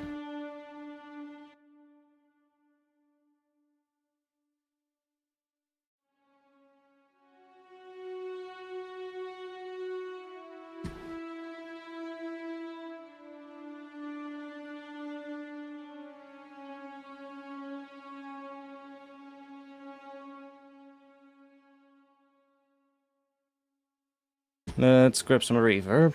I think these were just the same ones, but correct, it was a cathedral. Yeah, okay. Might even be good to just group this, put a reverb on the group so that everything we have in here gets the same reverb applied to it. A lot as well. Want this to be quite atmospheric.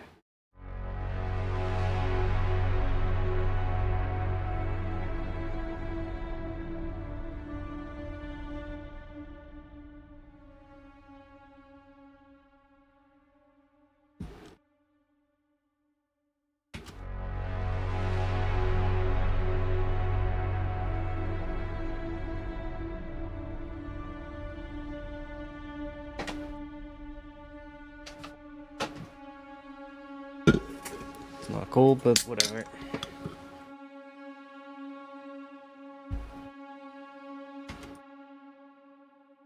But we're also gonna put in another note, something probably could do B. If that works.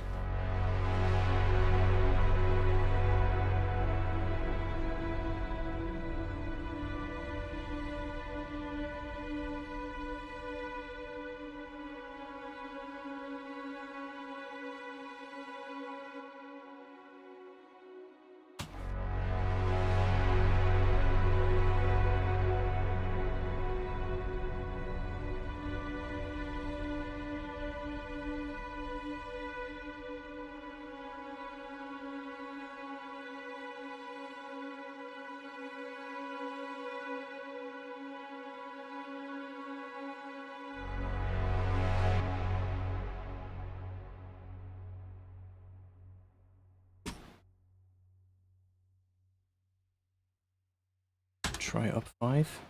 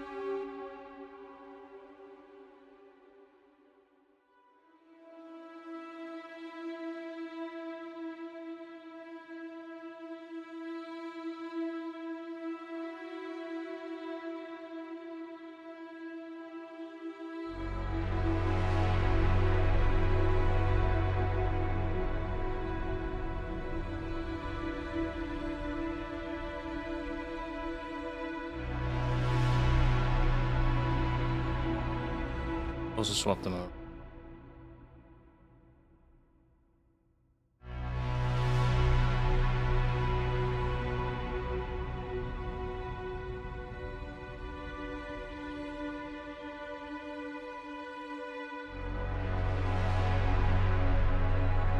Might make more sense.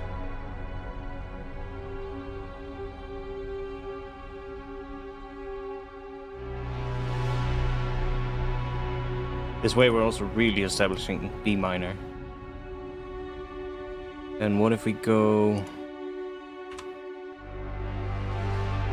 G? And the underlying stuff here goes to E. See if that works.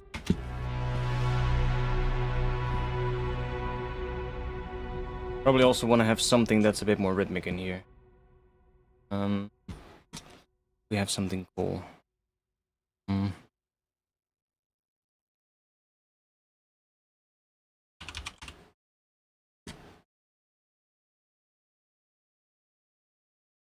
Do we have some Foley loops? Oh, we do.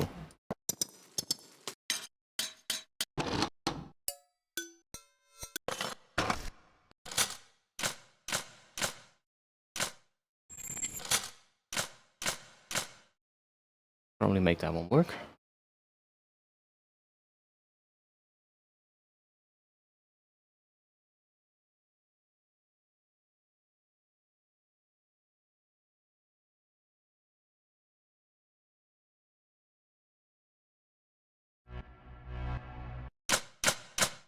It sounds a bit weird. We need something more with more differences.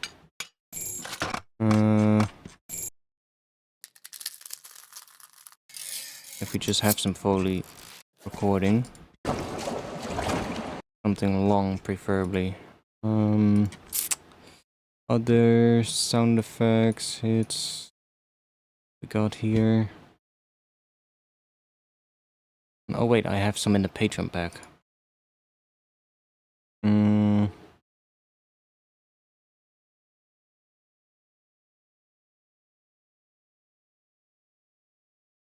Where's the...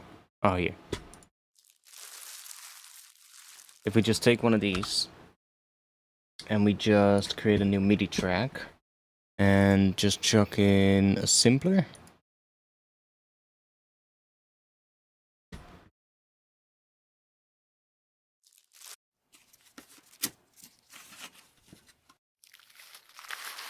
You can just grab one of these files and set this to slice mode.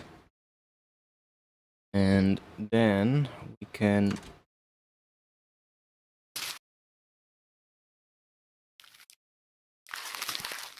all these little things. Just do a little thing like that for now. It's gonna sound really weird, but bear with me. So, how do we do that again? Beat? No. We want transient. I did this earlier. How did I do that again? There was a way to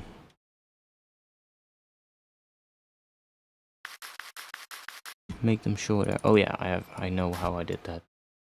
Making these notes shorter. You get that, and then you can use the fade out. Get like some cool things happening.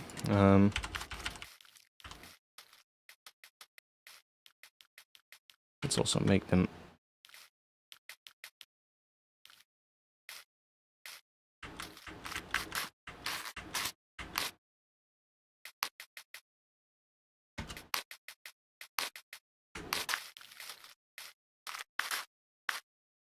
want to have some.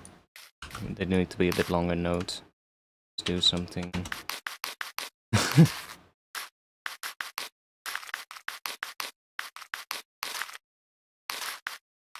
That maybe?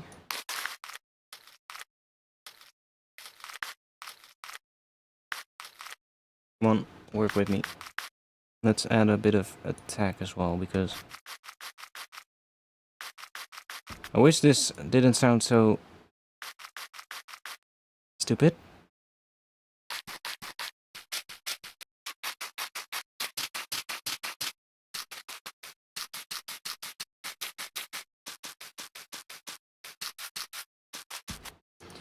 What if we take another one? Let's grab that.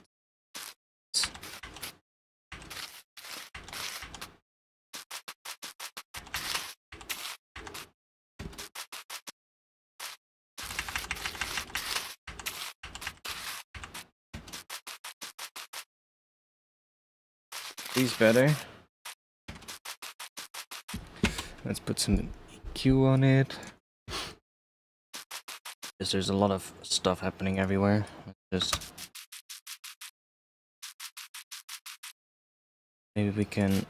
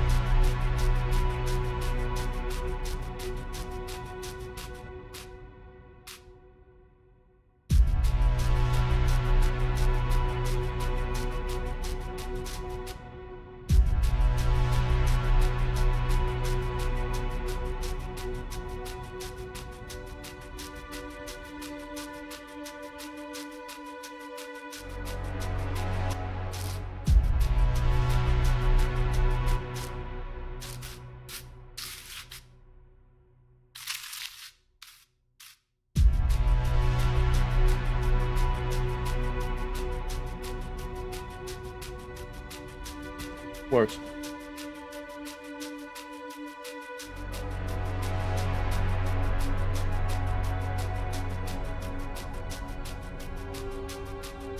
That note is kind of weird. Make this extend.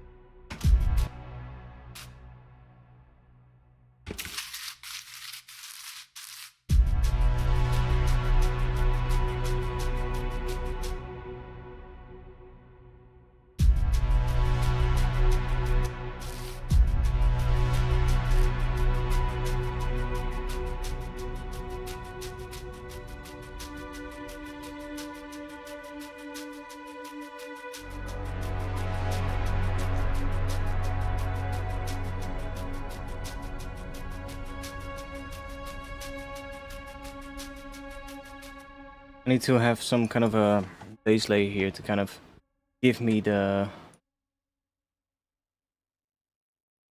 the progression already, even though it's just the bass notes, so that I can sort of like put the rest in around that. That would be F sharp. See, that sounds kind of weird, because this is playing a B. I mean, that's fine, but just because this is low, it kind of doesn't work with the bass here, but let's just mute you now.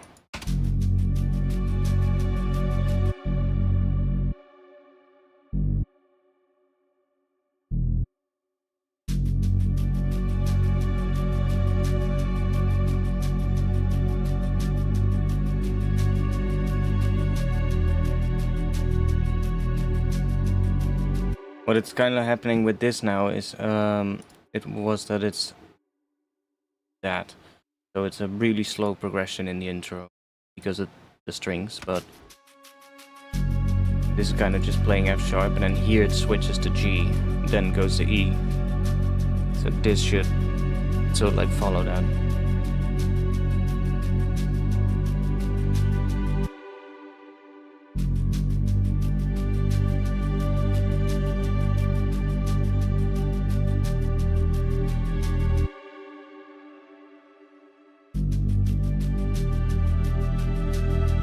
Also just extend that.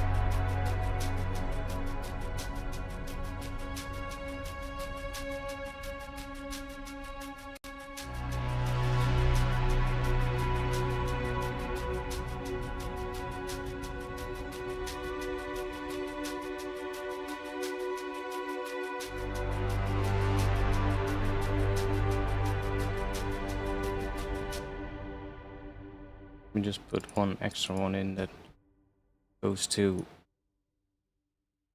just so that we have it. I mean, it's probably not going to be there, but just so that we can hear the progression. Because there should be another E thing here.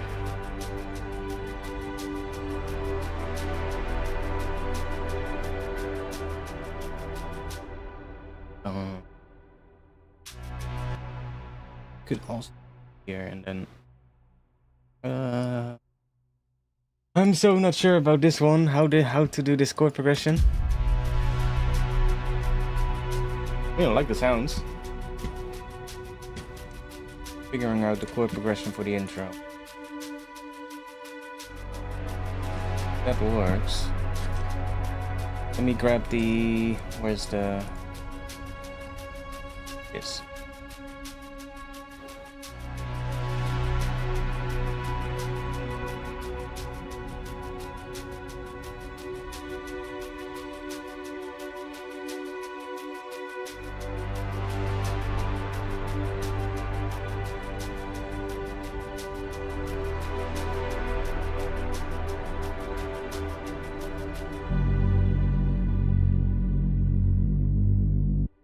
Okay.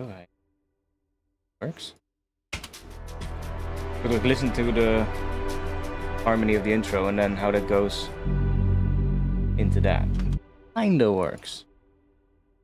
I think if one of these notes, probably this one, goes to a C sharp.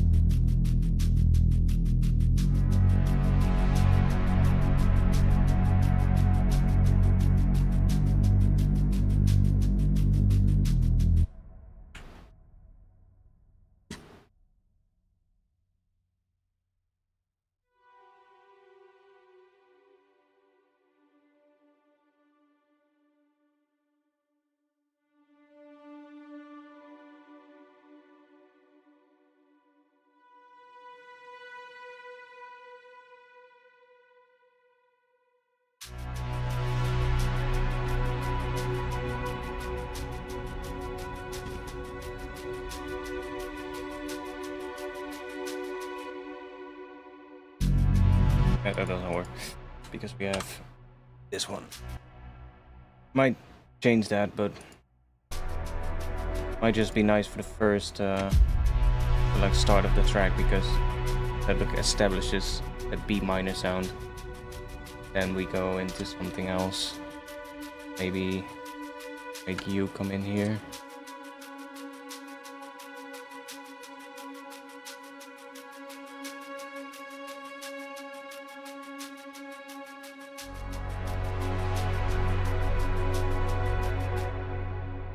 Bring you in here, see what happens.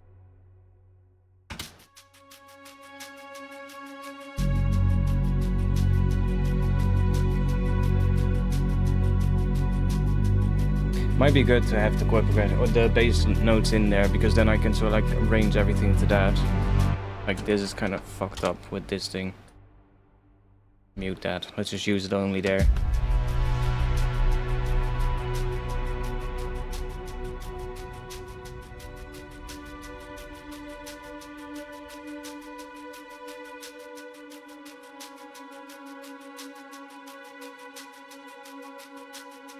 thing is also annoying me a bit, but whatever.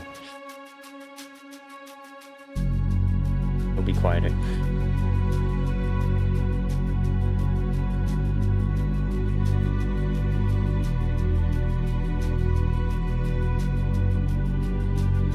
Yeah, see, now I already hear that this wants to be different, or this is just going to be slower in the intro, which is also possible.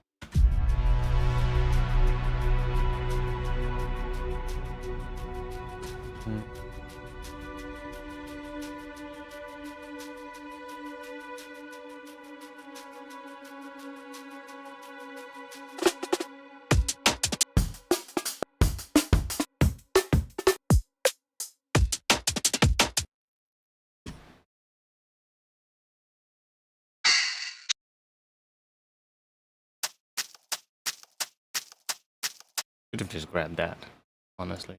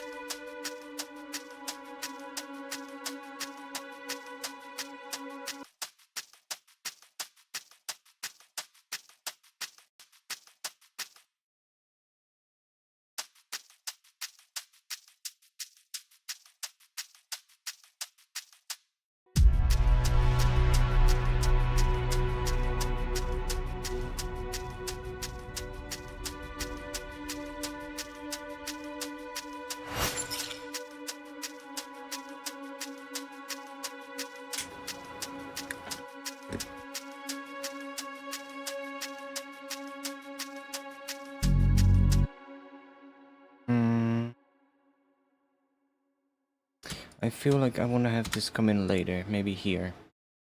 So we have one more section where this can continue.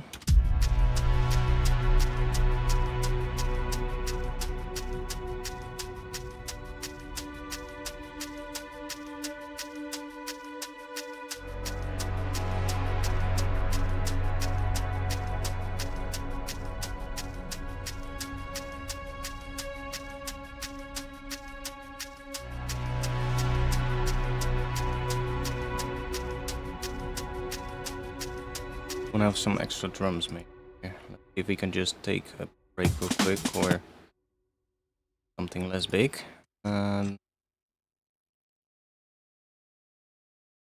Got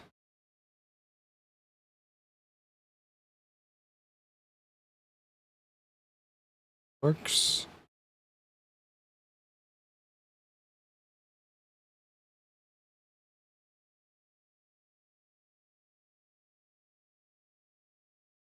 Might be a bit much, but let's see. We do that.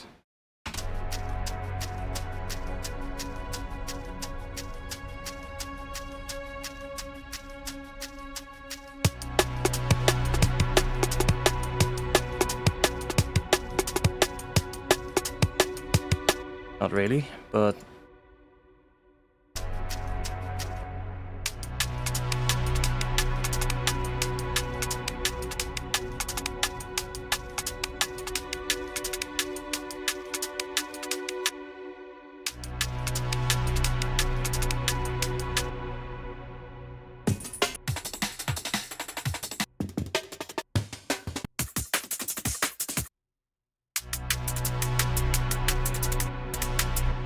that might work.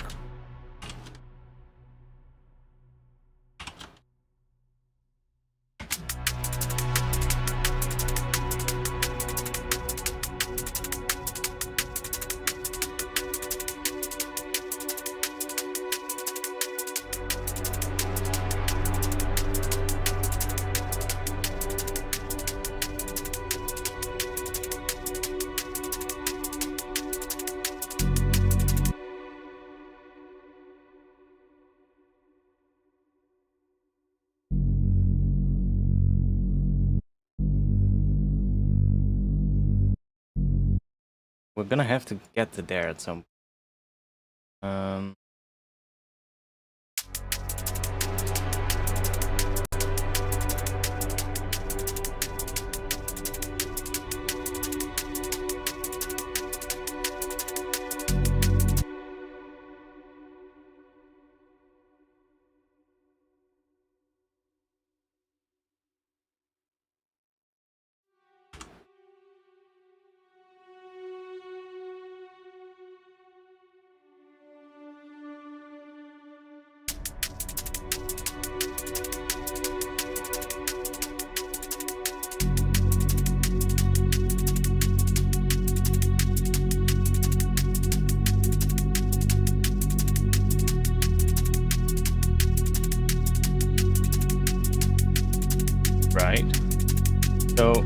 G works over all those 3 notes, or F sharp works over all those 3 bass notes. So that is something we can utilize to make the bridge happen, to transition. We have just beep, more of that.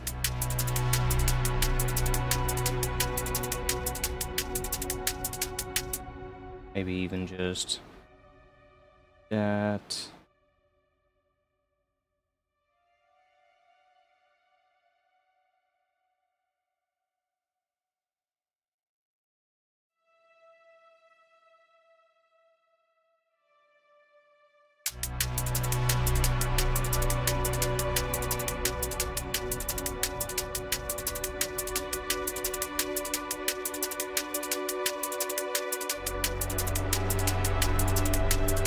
Yeah, that's maybe a bit much, but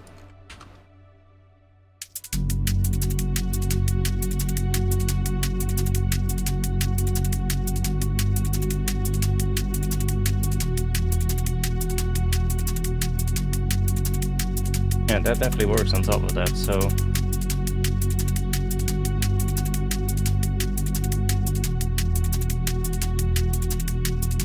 might have to do something with that, actually.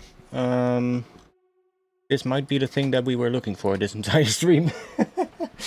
Now I'm thinking about it. How late is it? 1:16 a.m. Oh my god. Is that really it? Just an F sharp note? Is that really all the thing that we were looking for this entire time? That would be hilarious. That would be absolutely hilarious if that was the case. Let's see. Where's our...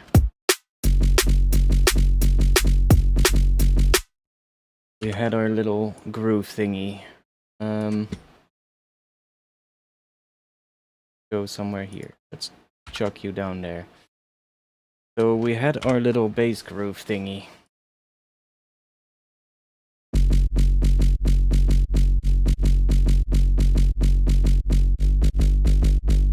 Definitely wants more work, but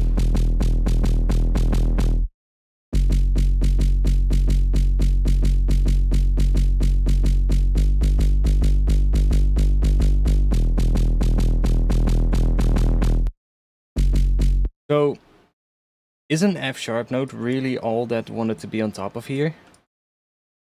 Like, if that's really the case, then oh my god. Then we just spent 5 hours looking for one single note. Right? Well, 4.5 hours. I mean, sometimes it happens.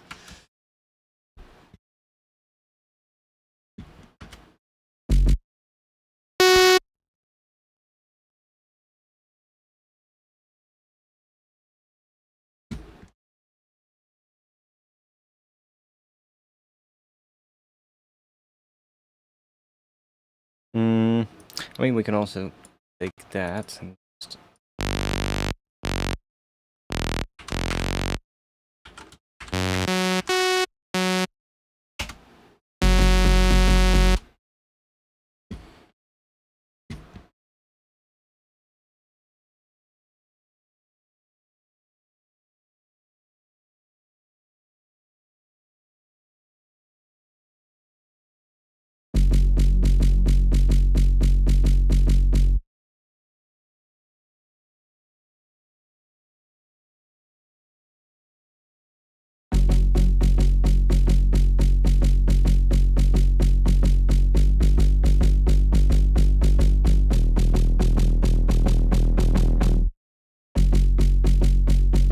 I think it might actually be. Oh my god.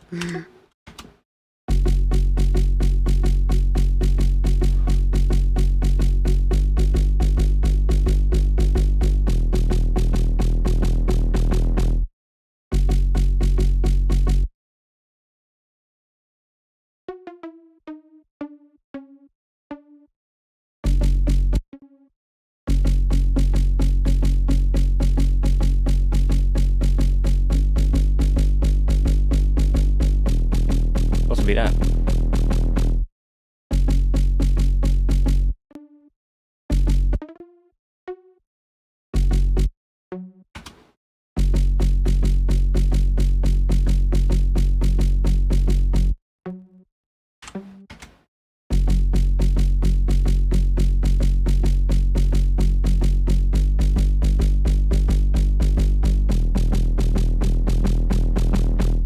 That's it. Fucking hell. Took us 4.5 hours, but we found it.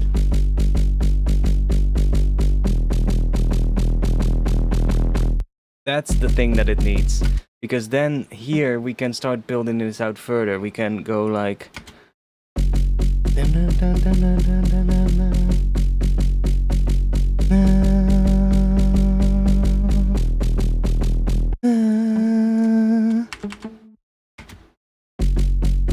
So we stick on G for one more bar here, so when the chord changes.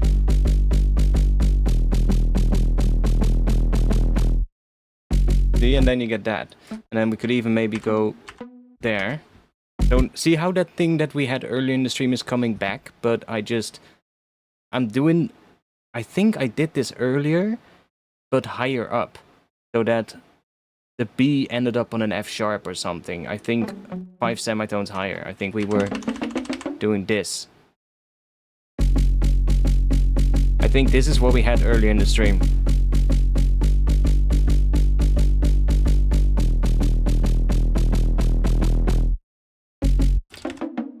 But because of that C sharp note on the first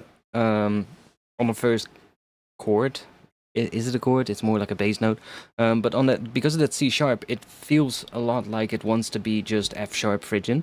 Whereas if we have this on F sharp, it could just as well still be B minor, because we're not playing that C sharp. So we can, if we add a B somewhere high up in a melody coming in somewhere, or we just leave everything out like that. It doesn't have to. There doesn't have to be a B on top of here, but because there's no C sharp here now, and we're not playing that fifth, it kind of, well, hopefully will work better.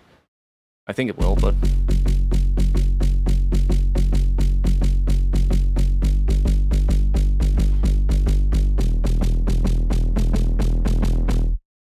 Although I think here to have some other thing as well.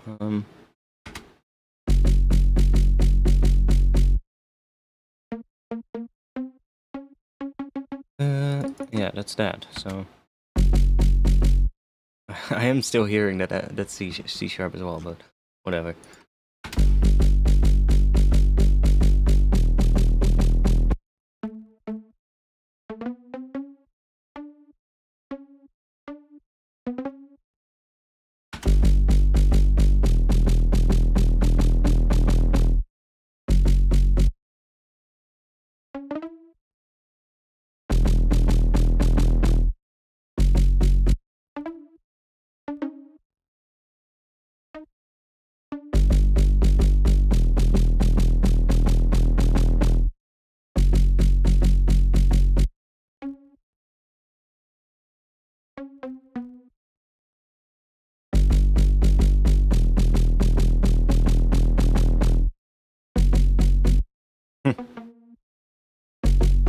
It really wants to keep going back to that, doesn't it?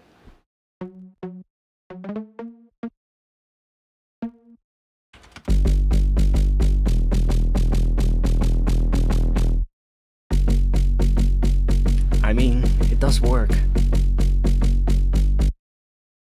does work really well.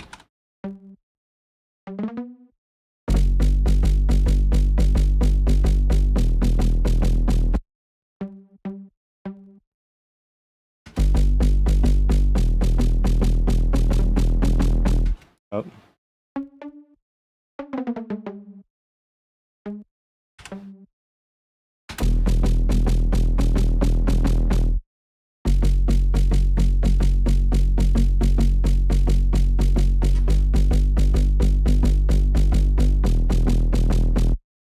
Yeah, it just really wants to come back to that every time.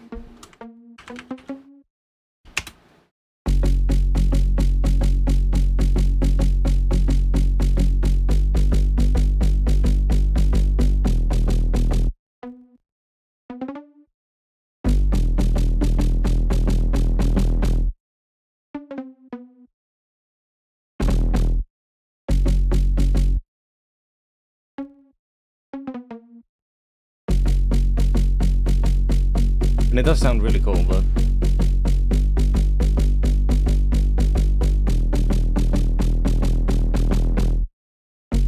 Ooh, that's actually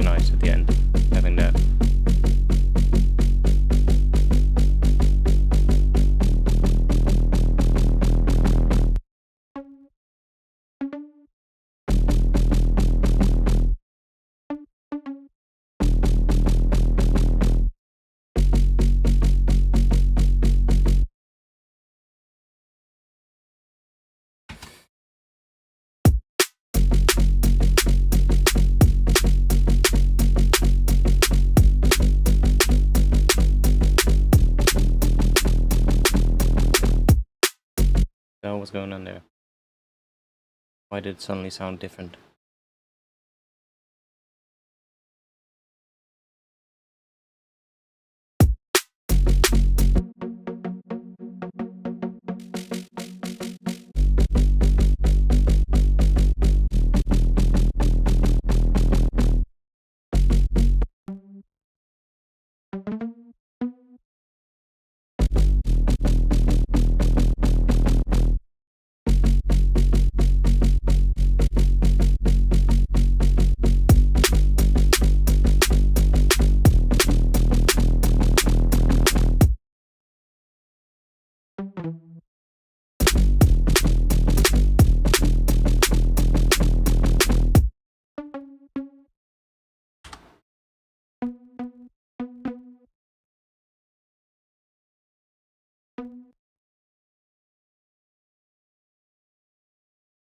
Oh, wait. Oh no, it's right. It's right.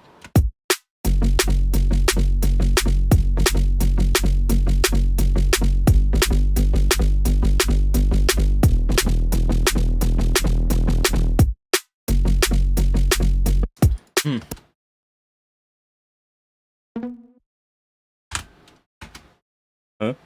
I didn't do that.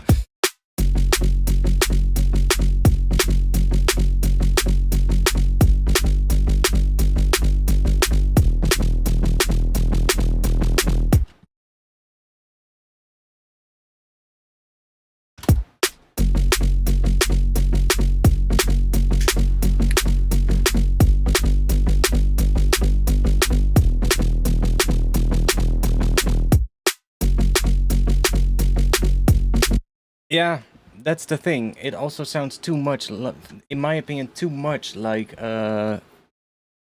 one of the Camo Crooked Matthews tunes. Because we're using that note.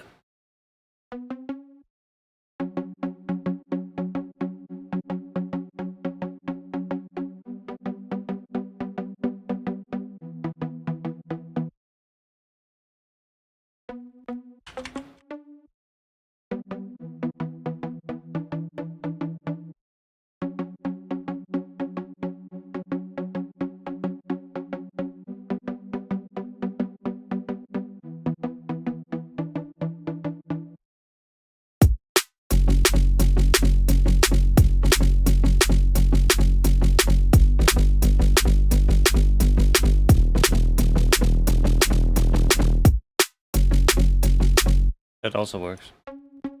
But I kind of wanted to do something with that B minor, but it sounds kind of weird.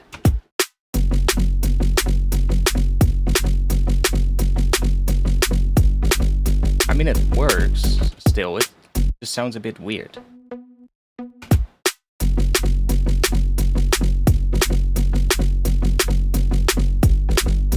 No, but there's a particular tune of them that sounds very similar in terms of like a rhythmic kind of groove as well. So like there's one thing if you just have the same chord progression as one other tune, but if you also have a rhythmic pattern and then a similar chord progression to that as well, then it gets kind of, you know, it gets very similar very quickly. And that's kind of what I want to stay away from.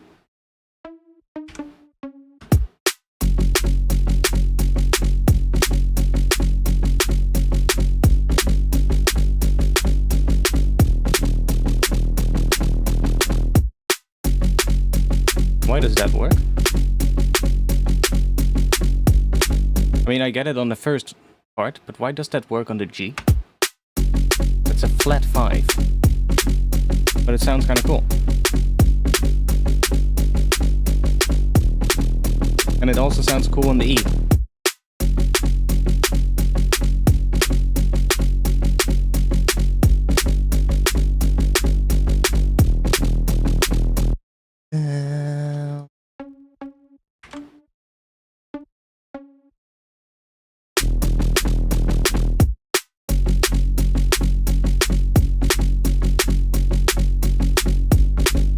Ooh, I kind of like that.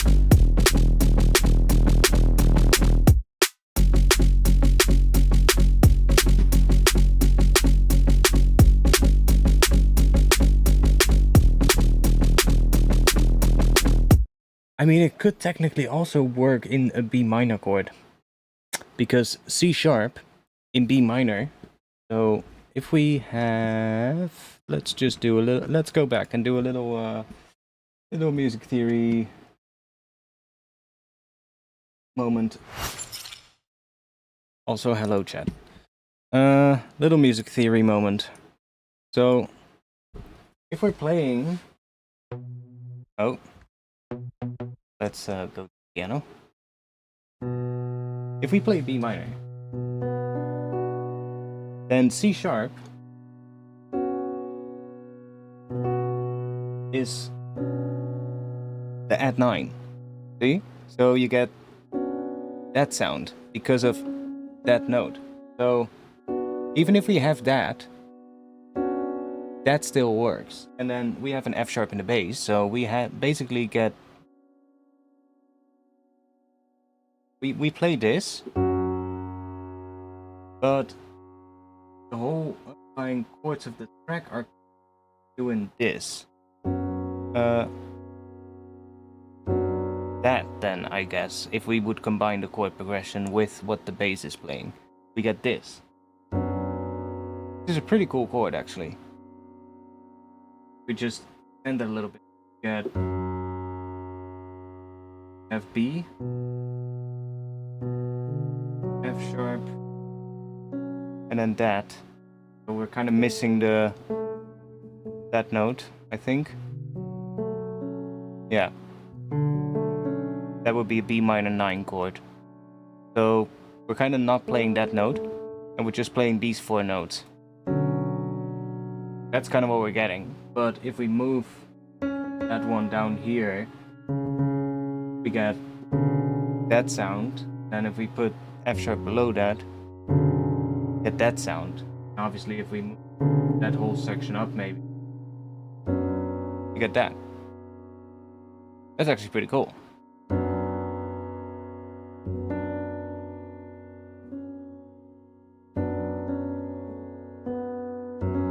Yeah, minor 9 and add 9 chords usually sound really moody. I love the sound of them.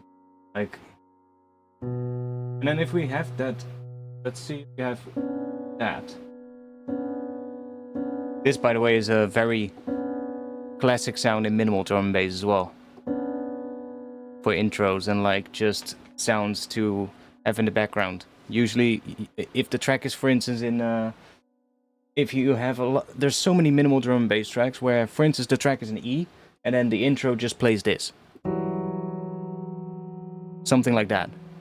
That just rings out, and underneath it's just some drums, and then the next 8 bars, you get just another one, you know?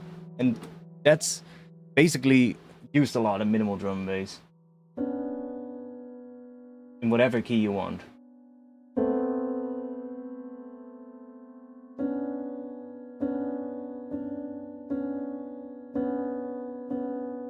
So we have multiple bass notes. So we have F sharp first. That works. Then we go to G. So now what this becomes, we have a G major with a flat 5 as well.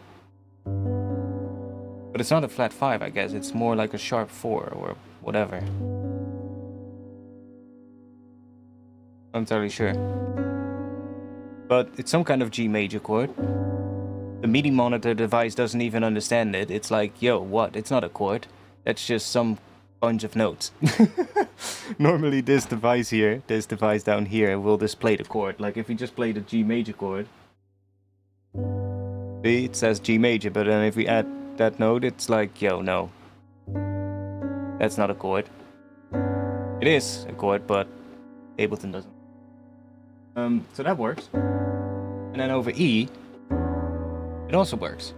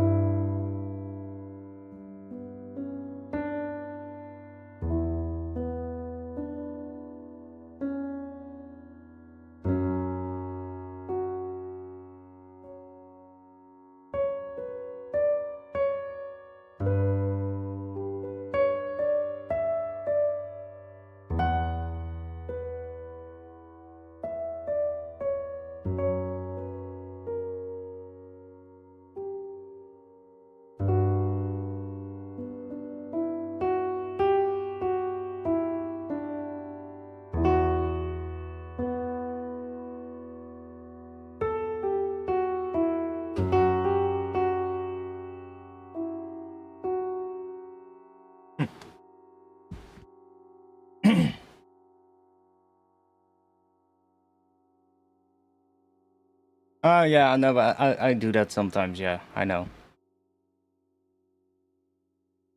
Yo, Numocron. It's getting late, by the way. It's 1:30 a.m., but whatever.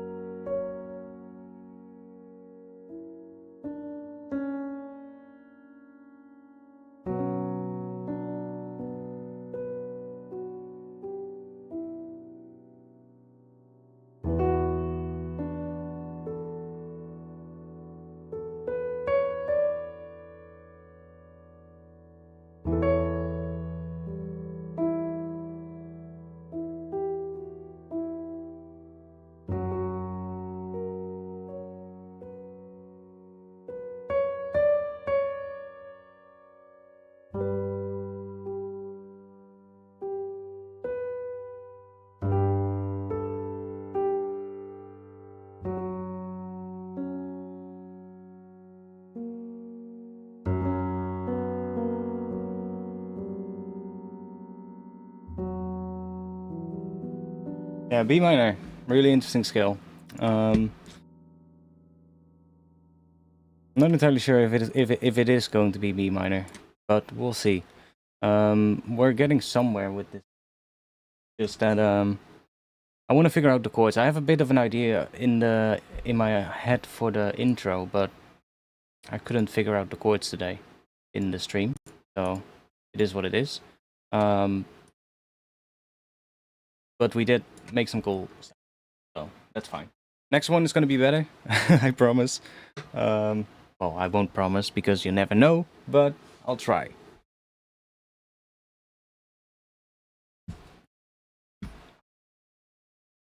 But I really like the sound of this scale.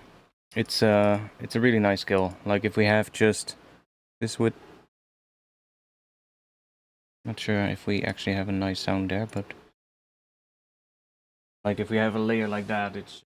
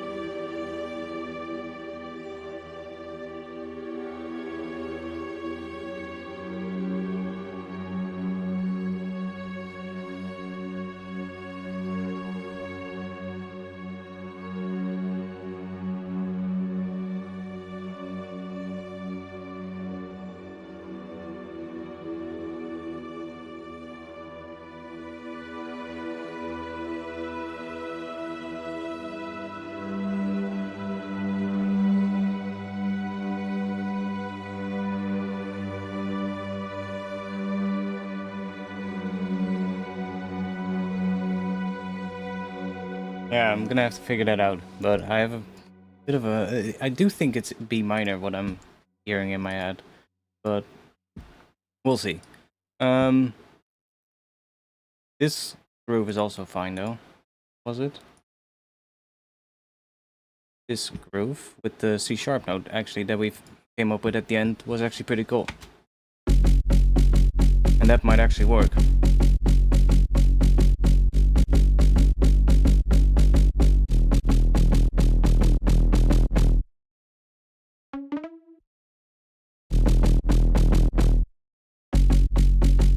I actually think this one will work. Just need some good drums.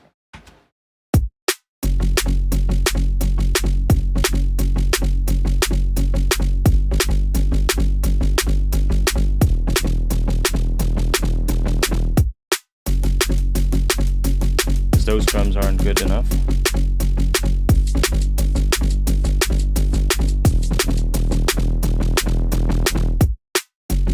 But definitely that lasting, this kind of works. So I'm gonna see if I can figure that out tomorrow, because I'm gonna have to stop streaming. It's almost 2 a.m. so I'm gonna have to shut up, otherwise people are gonna get mad. Anyways, I'll be in the Discord. So if you wanna have a chat or just hang out, come chat about some random shit, join the Discord. Link to that is in the description. I will fix the bots after the stream as well, so that next week they will be working again, and I can just use the commands for everything, because I keep forgetting to fix it, so I'll do it right after the stream. I'll be back next week, 8:30 p.m., 8:30-ish p.m. Amsterdam time. Sometimes a little later, sometimes a little earlier, but usually 8:30 is when you need to be there. I'll see. Maybe next week we'll probably work on this one if I can figure the intro out, and sort of like the idea that I have in my head, and sort of like sketch that out, to at least so that I can hear the idea that I have in my head, because right now I have parts of it, but I don't hear the idea yet, you know? The thing that I have in my head, it's not there yet in here. There's parts that are, you know, parts of it. Because the bass definitely, like this thing, that's fine. We need something like that for sure. With the noise, something like that. That is definitely sort of like the base layer of the whole thing. The notes of that are correct. Everything that I'm hearing, yeah, that's what it is. But this top thing isn't yet. It's now closer than what we had earlier, though. We had this thing earlier. What was it? Yeah, this thing. That's with the harmonic minor, that note. Even though it also sounds cool, and as you can see, it's basically the same pattern. See? We're doing the exact same thing, except the notes are different, but the sort of like the pattern is the exact same. It's kind of like, well, almost the exact same. Here we jump up a whole note and then a half note, and here we jump up a half note and then a whole note. But other than that, it's basically the same kind of movement. We're starting here and then going up at the end. It's just that the difference between the notes is different. And this is closer to what I was hearing, what I have in my head, but still not entirely it. But yeah, it's closer, so we'll figure it out. Next week, I hope to have that figured out, and then we'll get to it, and we'll see if we can have another stream like last week, where we, where we started with a bit of a small sketch, and then we basically turned it into a full drop. So we'll see if we can do that next week. Like if I can figure at least a short chunk out of like the drop, then we can probably do that. Hey.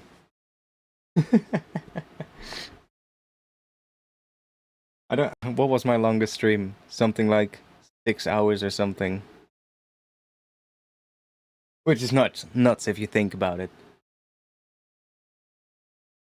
I think it was something like 6 hours, maybe a little over 6 hours. But